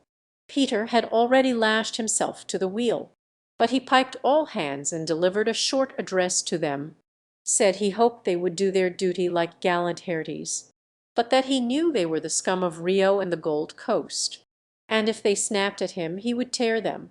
The bluff strident words struck the note sailors understood, and they cheered him lustily. Then a few sharp orders were given, and they turned the ship round, and nosed her for the mainland. Captain Pan calculated, after consulting the ship's chart, that if this weather lasted they should strike the Azores about the 21st of June, after which it would save time to fly. Some of them wanted it to be an honest ship, but the captain treated them as dogs, and they dared not express their wishes to him even in a round-robin one person after another, as they had to Hook. Instant obedience was the only safe thing. Slightly got a dozen for looking perplexed when told to take soundings. The general feeling was that Peter was honest just now to lull Wendy's suspicions, but that there might be a change when the new suit was ready, which, against her will, she was making for him out of some of Hook's wickedest garments. It was afterwards whispered among them that on the first night he wore this suit he sat long in the cabin with Hook's cigar holder in his mouth and one hand clenched, all but for the forefinger, which he bent and held threateningly aloft like a hook, instead of watching the ship. However, we must now return to that desolate home from which three of our characters had taken heartless flight so long ago. It seems a shame to have neglected, no, 14 all this time, and yet we may be sure that Mrs. Darling does not blame us. If we had returned sooner to look with sorrowful sympathy at her, she would probably have cried, "Don't be silly. What do I matter? Do go back and keep an eye on the children." So long as mothers are like this, their children will take advantage of them, and they may lay to that. Even now we venture into that familiar nursery only because its lawful occupants are on their way home. We are merely hurrying on in advance of them to see that their beds are properly aired and that Mr. and Mrs. Darling do not go out for the evening. We are no more than servants. Why on earth should their beds be properly aired, seeing that they left them in such a thankless hurry? Would it not serve them jolly well right if they came back and found that their parents were spending the week end in the country? It would be the moral lesson they have been in need of ever since we met them. But if we contrived things in this way, Mrs. Darling would never forgive us. One thing I should like to do immensely, and that is to tell her, in the way authors have, that the children are coming back, that indeed they will be here on Thursday week. This would spoil so completely the surprise to which Wendy and John and Michael are looking forward. They have been planning it out on the ship. Mother's rapture, father's shout of joy, Nana's leap through the air to embrace them first, when what they ought to be prepared for is a good hiding. How delicious to spoil it all by breaking the news in advance, so that when they enter grandly Mrs. Darling may not even offer Wendy her mouth, and Mr. Darling may exclaim pettishly, "Dash it all, here are those boys again." However, we should get no thanks even for this. We are beginning to know Mrs. Darling by this time, and may be sure that she would upbraid us for depriving the children of their little pleasure. But, my dear madam, it is 10 days till Thursday week, so that by telling you what's what, we can save you 10 days of unhappiness. Yes, but at what a cost? By depriving the children of 10 minutes of delight. Oh, if you look at it in that way, what other way is there in which to look at it? You see, the woman had no proper spirit. I had meant to say extraordinarily nice things about her, but I despise her, and not one of them will I say now. She does not really need to be told to have things ready, for they are ready. All the beds are aired, and she never leaves the house. And observe, the window is open. For all the use we are to her, we might well go back to the ship. However, as we are here we may as well stay and look on. That is all we are, lookers on. Nobody really wants us. So let us watch and say jaggy things, in the hope that some of them will hurt. The only change to be seen in the night nursery is that between 9 and 6 the kennel is no longer there. When the children flew away, Mr. Darling felt in his bones that all the blame was his for having chained Nana up, and that from first to last she had been wiser than he. Of course, as we have seen, he was quite a simple man. Indeed, he might have passed for a boy again if he had been able to take his boldness off. But he had also a noble sense of justice and a lion's courage, and having thought the matter out with anxious care after the flight of the children, he went down on all fours and crawled into the kennel.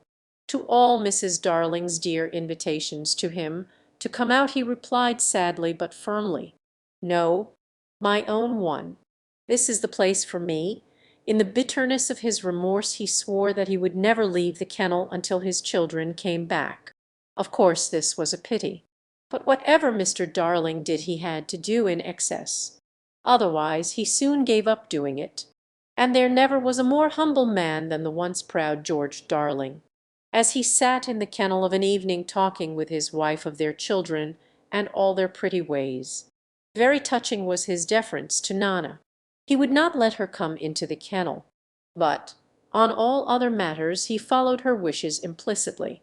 Every morning the kennel was carried with Mr. Darling in it to a cab, which conveyed him to his office, and he returned home in the same way at 6. Something of the strength of character of the man will be seen, if we remember how sensitive he was to the opinion of neighbors. This man whose every movement now attracted surprised attention. Inwardly he must have suffered torture, but he preserved a calm exterior even when the young criticized his little home, and he always lifted his hat courteously to any lady who looked inside.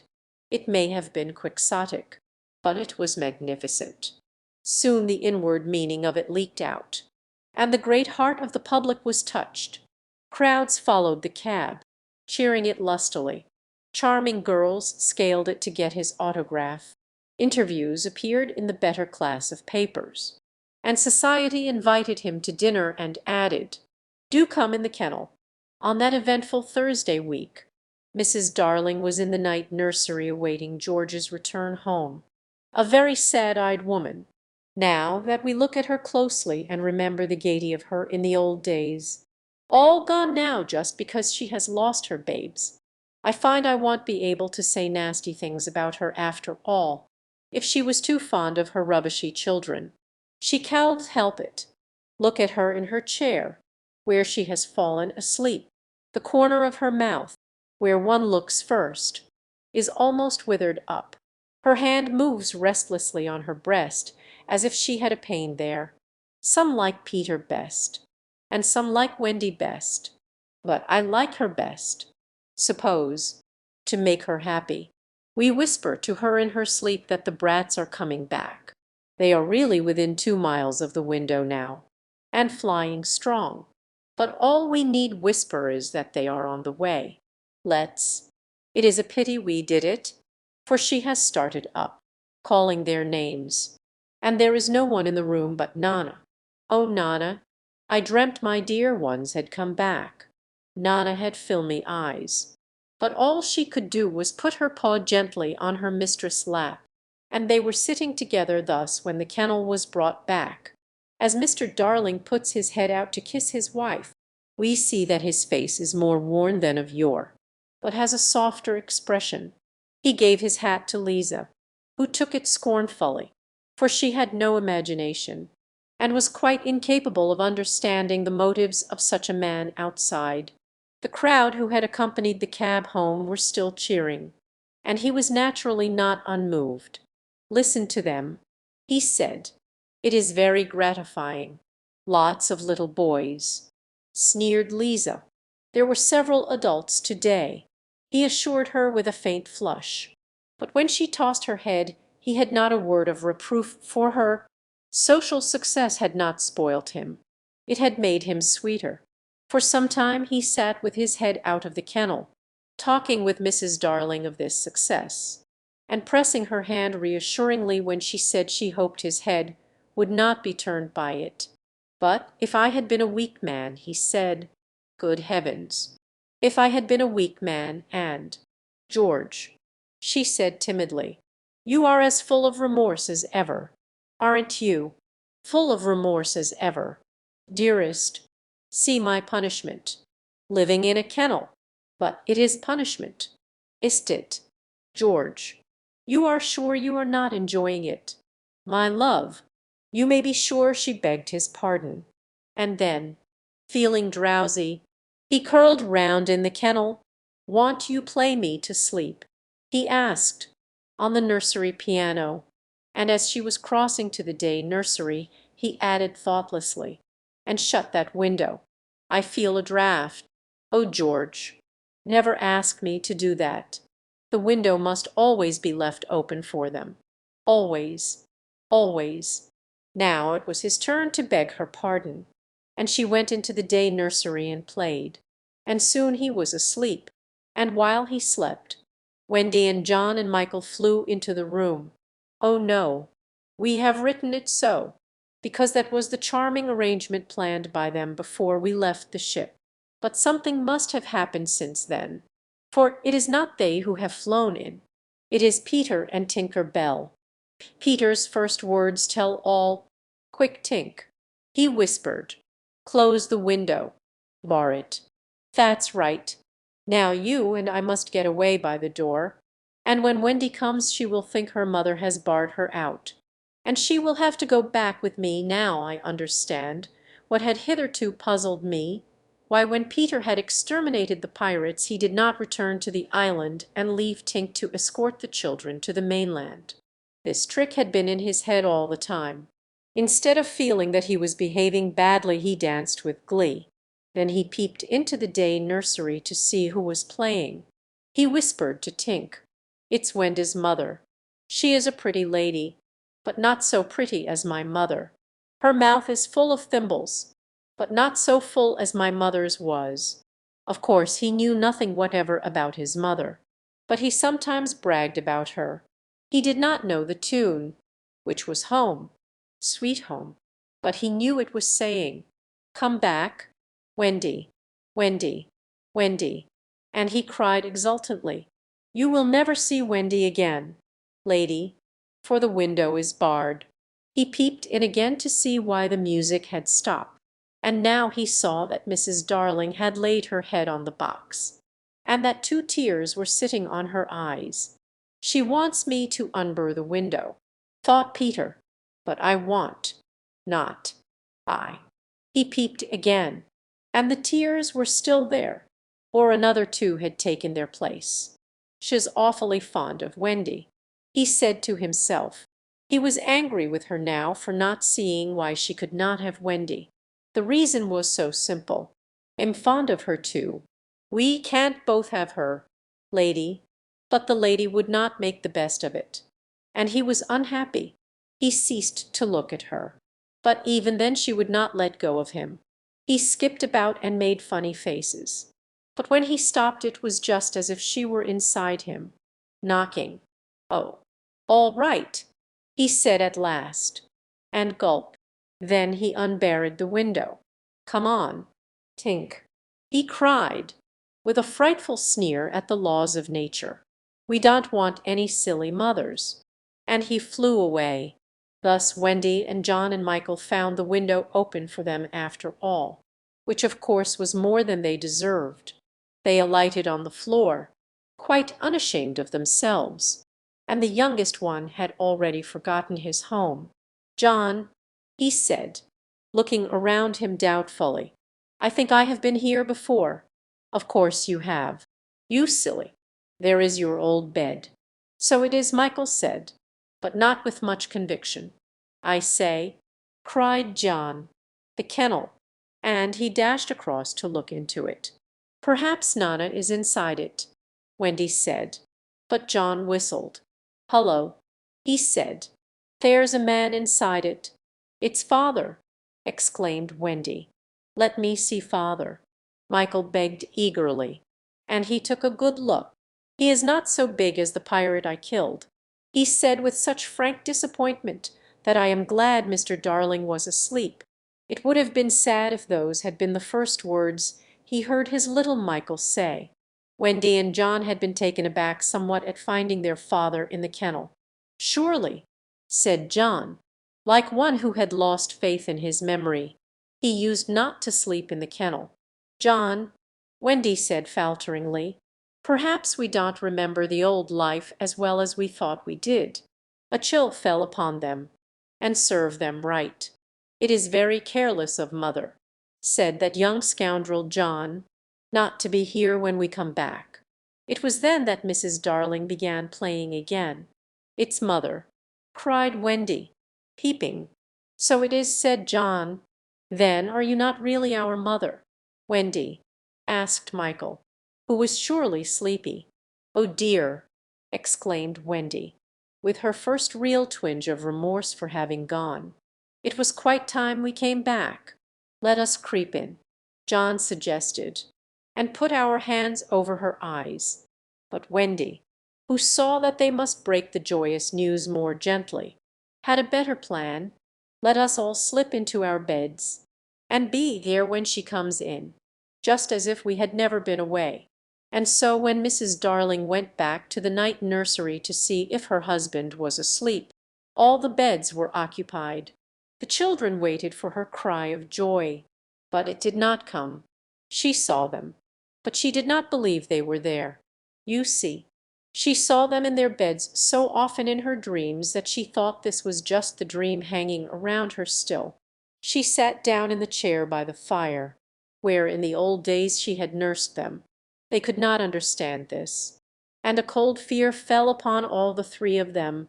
"Mother," Wendy cried. "That's Wendy," she said, but still she was sure it was the dream. "Mother, that's John," she said. "Mother," cried Michael. He knew her now. "That's Michael," she said, and she stretched out her arms for the three little selfish children they would never envelop again. Yes, they did. They went round Wendy and John and Michael, who had slipped out of bed and run to her. "George, George," she cried when she could speak, and Mr. Darling woke to share her bliss, and Nana came rushing in. There could not have been a lovelier sight, but there was none to see it except a little boy who was staring in at the window. He had had ecstasies innumerable that other children can never know, but he was looking through the window at the one joy from which he must be forever barred. Chapter 17. When Wendy grew up. I hope you want to know what became of the other boys. They were waiting below to give Wendy time to explain about them, and when they had counted 500 they went up. They went up by the stair, because they thought this would make a better impression. They stood in a row in front of Mrs. Darling, with their hats off, and wishing they were not wearing their pirate clothes.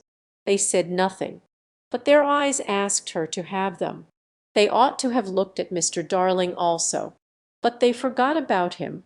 Of course Mrs. Darling said at once that she would have them, but Mr. Darling was curiously depressed, and they saw that he considered 6 a rather large number. "I must say," he said to Wendy, "that you don't do things by halves," a grudging remark which the twins thought was pointed at them. The first twin was the proud one, and he asked, flushing, "Do you think we should be too much of a handful, sir? Because, if so, we can go away." "Father," Wendy cried, shocked, but still the cloud was on him. He knew he was behaving unworthily, but he could not help it. "We could lie doubled up," said Nibs. "I always cut their hair myself," said Wendy. "George," Mrs. Darling exclaimed, pained to see her dear one showing himself in such an unfavorable light. Then he burst into tears, and the truth came out. He was as glad to have them as she was, he said, but he thought they should have asked his consent as well as hers, instead of treating him as a cipher in his own house. "I don't think he is a cipher," Tootles cried instantly. "Do you think he is a cipher?" Curly. "No, I don't." "Do you think he is a cipher?" "Slightly." "Rather not." Twin. "What do you think?" It turned out that not one of them thought him a cipher, and he was absurdly gratified, and said he would find space for them all in the drawing-room if they fitted in. "Well, fit in, sir," they assured him. "Then follow the leader." He cried gaily, "Mind you, I am not sure that we have a drawing-room, but we pretend we have, and it's all the same. Hoopla!" And they all cried hoopla and danced after him, searching for the drawing-room, and I forget whether they found it, but at any rate they found corners, and they all fitted in. As for Peter, he saw Wendy once again before he flew away. He did not exactly come to the window, but he brushed against it in passing so that she could open it if she liked and call to him. That is what she did. "Hullo, Wendy. Good-bye," he said. "Oh dear, are you going away?" "Yes." "You don't feel, Peter," she said falteringly, "that you would like to say anything to my parents about a very sweet subject?" "No." "About me, Peter?" "No." Mrs. Darling came to the window. for at present she was keeping a sharp eye on Wendy. She told Peter that she had adopted all the other boys, and would like to adopt him also. "Would you send me to school?" he inquired craftily. "Yes." And then to an office. "I suppose so. Soon I would be a man, very soon. I don't want to go to school and learn solemn things." He told her passionately, "I don't want to be a man, O Wendy's mother. If I was to wake up and feel there was a beard—" "Peter," said Wendy, the comforter, "I should love you in a beard." And Mrs. Darling stretched out her arms to him. But he repulsed her. "Keep back, lady. No one is going to catch me and make me a man. But where are you going to live?" "With Tink in the house we built for Wendy. The fairies are to put it high up among the tree tops where they sleep at nights." "How lovely!" cried Wendy so longingly that Mrs. Darling tightened her grip. "I thought all the fairies were dead," Mrs. Darling said. "There are always a lot of young ones," explained Wendy, who was now quite an authority, "because you see when a new baby laughs for the first time a new fairy is born. And as there are always new babies, there are always new fairies. They live in nests on the tops of trees, and the mauve ones are boys, and the white ones are girls, and the blue ones are just little sillies who are not sure what they are. I shall have such fun," said Peter, with eye on Wendy. "It will be rather lonely in the evening," she said, "sitting by the fire. I shall have Tink. Tink can't go a 20th part of the way round." She reminded him a little tartly. "Sneaky tell-tale," Tink called out from somewhere round the corner. "It does," Peter said. "Oh, Peter, you know it matters." "Well, then, come with me to the little house." "May I?" "Mummy, certainly not. I have got you home again, and I mean to keep you. But he does so need a mother." "So do you." "My love." "Oh, all right," Peter said, as if he had asked her from politeness merely. But Mrs. Darling saw his mouth twitch, and she made this handsome offer, to let Wendy go to him for a week every year to do his spring cleaning. Wendy would have preferred a more permanent arrangement, and it seemed to her that spring would be long in coming. But this promise sent Peter away quite gay again. He had no sense of time, and was so full of adventures that all I have told you about him is only a halfpenny worth of them. I suppose it was because Wendy knew this that her last words to him were these rather plaintive ones. "You won't forget me, Peter, will you, before spring cleaning time comes?" Of course Peter promised, and then he flew away. He took Mrs. Darling's kiss with him, the kiss that had been for no one else. Peter took quite easily. Funny, but she seemed satisfied. Of course all the boys went to school, and most of them got into Class E. But Slightly was put first into Class IV, and then into Class V. Class I is the top class. Before they had attended school a week they saw what goats they had been not to remain on the island. But it was too late now, and soon they settled down to being as ordinary as you or me or Jenkins minor. It is sad to have to say that the power to fly gradually left them. At first Nana tied their feet to the bedposts so that they should not fly away in the night, and one of their diversions by day was to pretend to fall off buses, the English double-deckers. But by and by they ceased to tug at their bonds in bed, and found that they hurt themselves when they let go of the bus. In time they could not even fly after their hats. Want of practice, they called it. But what it really meant was that they no longer believed.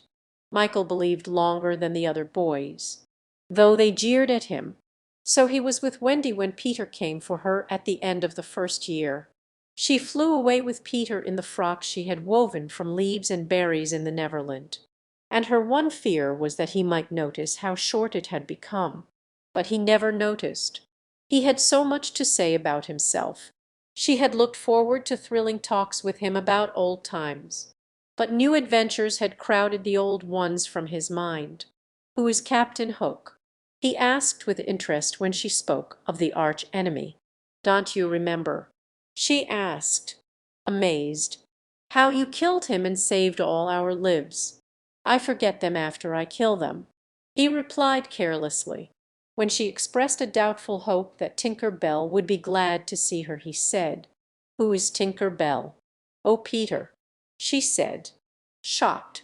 But even when she explained he could not remember. "There are such a lot of them," he said. "I expect she is no more." I expect he was right. For fairies don't live long, but they are so little that a short time seems a good while to them. Wendy was pained too to find that the past year was but as yesterday to Peter. It had seemed such a long year of waiting to her. But he was exactly as fascinating as ever, and they had a lovely spring cleaning in the little house on the tree tops. Next year he did not come for her.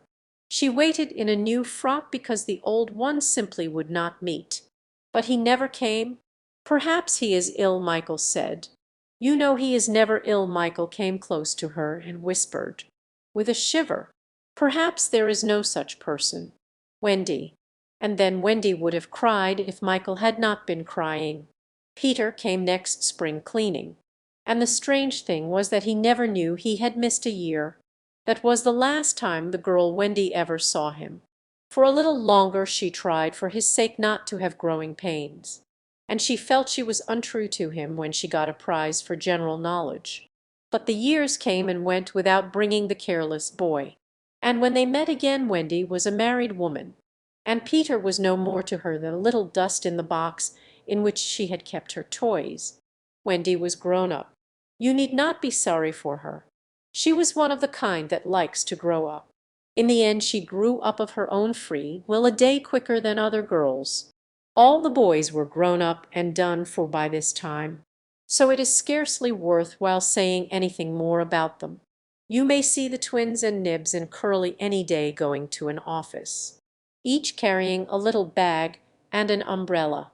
Michael is an engine driver, slightly married, a lady of title, and so he became a lord. You see that judge in a wig coming out at the iron door. That used to be Tootles.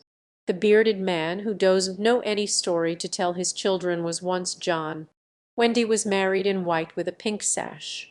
It is strange to think that Peter did not alight in the church and forbid the band's formal announcement of a marriage. Years rolled on again, and Wendy had a daughter. This ought not to be written in ink but in a golden splash. She was called Jane, and always had an odd inquiring look, as if from the moment she arrived on the mainland she wanted to ask questions. When she was old enough to ask them they were mostly about Peter Pan.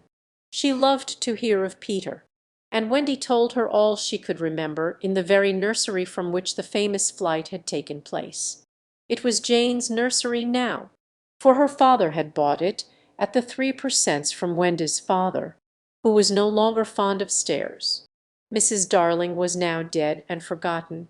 There were only 2 beds in the nursery now, Jane's and her nurse's, and there was no kennel, for Nana also had passed away.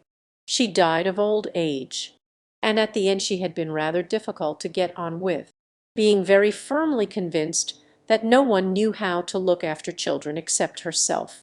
Once a week Jane's nurse had her evening off, and then it was Wendy's part to put Jane to bed. That was the time for stories.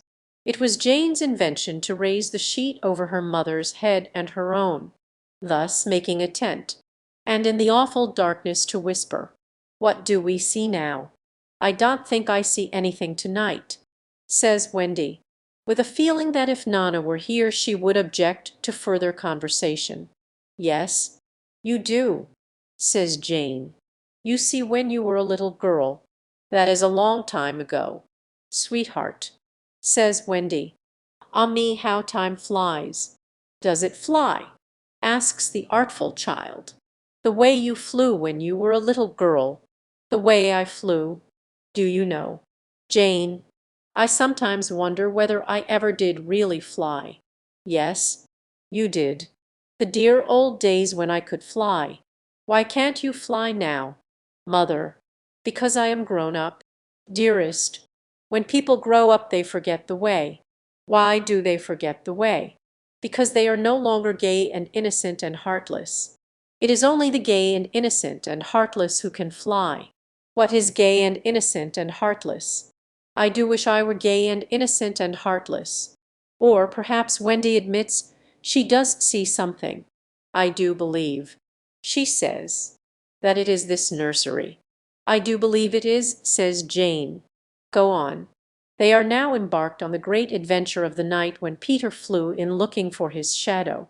The foolish fellow, says Wendy, tried to stick it on with soap, and when he could not he cried, and that woke me, and I sewed it on for him. You have missed a bit, interrupts Jane, who now knows the story better than her mother. When you saw him sitting on the floor crying, what did you say?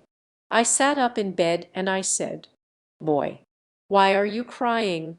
Yes, that was it, says Jane, with a big breath, and then he flew us all away to the Neverland, and the fairies and the pirates and the redskins, and the mermaid's lagoon, and the home under the ground, and the little house. Yes, which did you like best of all? I think I liked the home under the ground best of all. Yes, so do I. What was the last thing Peter ever said to you? The last thing he ever said to me was, just always be waiting for me, and then some night you will hear me crowing. Yes, but, alas, he forgot all about me. Wendy said it with a smile. She was as grown up as that. What did his crow sound like? Jane asked one evening. It was like this, Wendy said, trying to imitate Peter's crow. No, it wasn't. Jane said gravely. It was like this. And she did it ever so much better than her mother. Wendy was a little startled. My darling, how can you know? I often hear it when I am sleeping. Jane said, Ah, yes. Many girls hear it when they are sleeping. But I was the only one who heard it awake. Lucky you, said Jane. And then one night came the tragedy. It was the spring of the year, and the story had been told for the night. And Jane was now asleep in her bed. Wendy was sitting on the floor, very close to the fire, so as to see to darn, for there was no other light in the nursery. And while she sat darning she heard a crow. Then the window blew open as of old, and Peter dropped in on the floor. He was exactly the same as ever, and Wendy saw at once that he still had all his first teeth. He was a little boy, and she was grown up. She huddled by the fire, not daring to move, helpless and guilty. A big woman. Hullo, Wendy, he said, not noticing any difference, for he was thinking chiefly of himself, and in the dim light her white dress might have been the nightgown in which he had seen her first. Hullo, Peter, she replied faintly, squeezing herself as small as possible. Something inside her was crying, Woman, woman, let go of me. Hello, where is John? He asked, suddenly missing the third bed. John is not here now. She gasped. Is Michael asleep? He asked, with a careless glance at Jane. Yes, she answered, and now she felt that she was untrue to Jane as well as to Peter. That is not Michael, she said quickly, lest a judgment should fall on her. Peter looked. Hullo, is it a new one? Yes. Boy or girl? Girl. Now surely he would understand, but not a bit of it. Peter, she said, faltering, are you expecting me to fly away with you? Of course. That is why I have come. He added a little sternly, have you forgotten that this is spring cleaning time? She knew it was useless to say that he had let many spring cleaning times pass. I can't come, she said apologetically. I have forgotten how to fly. They'll soon teach you again. Oh, Peter, don't waste the fairy dust on me. She had risen, and now at last a fear assailed him. What is it? He cried, shrinking. I will turn up the light, she said, and then you can see for yourself, for almost the only time in his life that I know of. Peter was afraid. "Don't turn up the light," he cried. She let her hands play in the hair of the tragic boy. She was not a little girl heart-broken about him. She was a grown woman smiling at it all. But they were wet-eyed smiles. Then she turned up the light. And Peter saw. He gave a cry of pain. And when the tall, beautiful creature stooped to lift him in her arms, he drew back sharply. "What is it?" he cried again. She had to tell him. "I am old, Peter. I am ever so much more than 20. I grew up long ago. You promised not to. I can't help it. I am a married woman, Peter. No, you're not. Yes, and the little girl in the bed is my baby. No, she's not." But he supposed she was. And he took a step towards the sleeping child with his dagger upraised. Of course he did not strike. He sat down on the floor instead and sobbed. And Wendy did not know how to comfort him, though she could have done it so easily once. She was only a woman now, and she ran out of the room to try to think. Peter continued to cry, and soon his sobs woke Jane. She sat up in bed, and was interested at once. "Boy," she said, "why are you crying?" Peter rose and bowed to her, and she bowed to him from the bed. "Hullo," he said. "Hullo," said Jane. "My name is Peter Pan." He told her. "Yes, I know. I came back for my mother," he explained, "to take her to the Neverland." "Yes, I know," Jane said. "I have been waiting for you." When Wendy returned diffidently, she found Peter sitting on the bed-post crowing gloriously, while Jane in her nightie was flying round the room in solemn ecstasy. "She is my mother," Peter explained, and Jane descended and stood by his side, with the look in her face that he liked to see on ladies when they gazed at him. "He does so need a mother." Jane said. "Yes, I know," Wendy admitted rather forlornly. "No one knows it so well as I." "Good-bye," said Peter to Wendy, and he rose in the air, and the shameless Jane rose with him. It was already her easiest way of moving about. Wendy rushed to the window. "No, no," she cried. "It is just for spring cleaning time." Jane said, "He wants me always to do his spring cleaning. If only I could go with you." Wendy sighed. "You see you can't fly," said Jane. Of course, in the end Wendy let them fly away together. Our last glimpse of her shows her at the window, watching them receding into the sky until they were as small as stars. As you look at Wendy, you may see her hair becoming white, and her figure little again, for all this happened long ago. Jane is now a common grown-up, with a daughter called Margaret, and every spring cleaning time, except when he forgets, Peter comes for Margaret and takes her to the Neverland, where she tells him stories about himself, to which he listens eagerly. When Margaret grows up she will have a daughter, who is to be Peter's mother in turn, and thus it will go on, so long as children are gay and innocent and heartless. The end.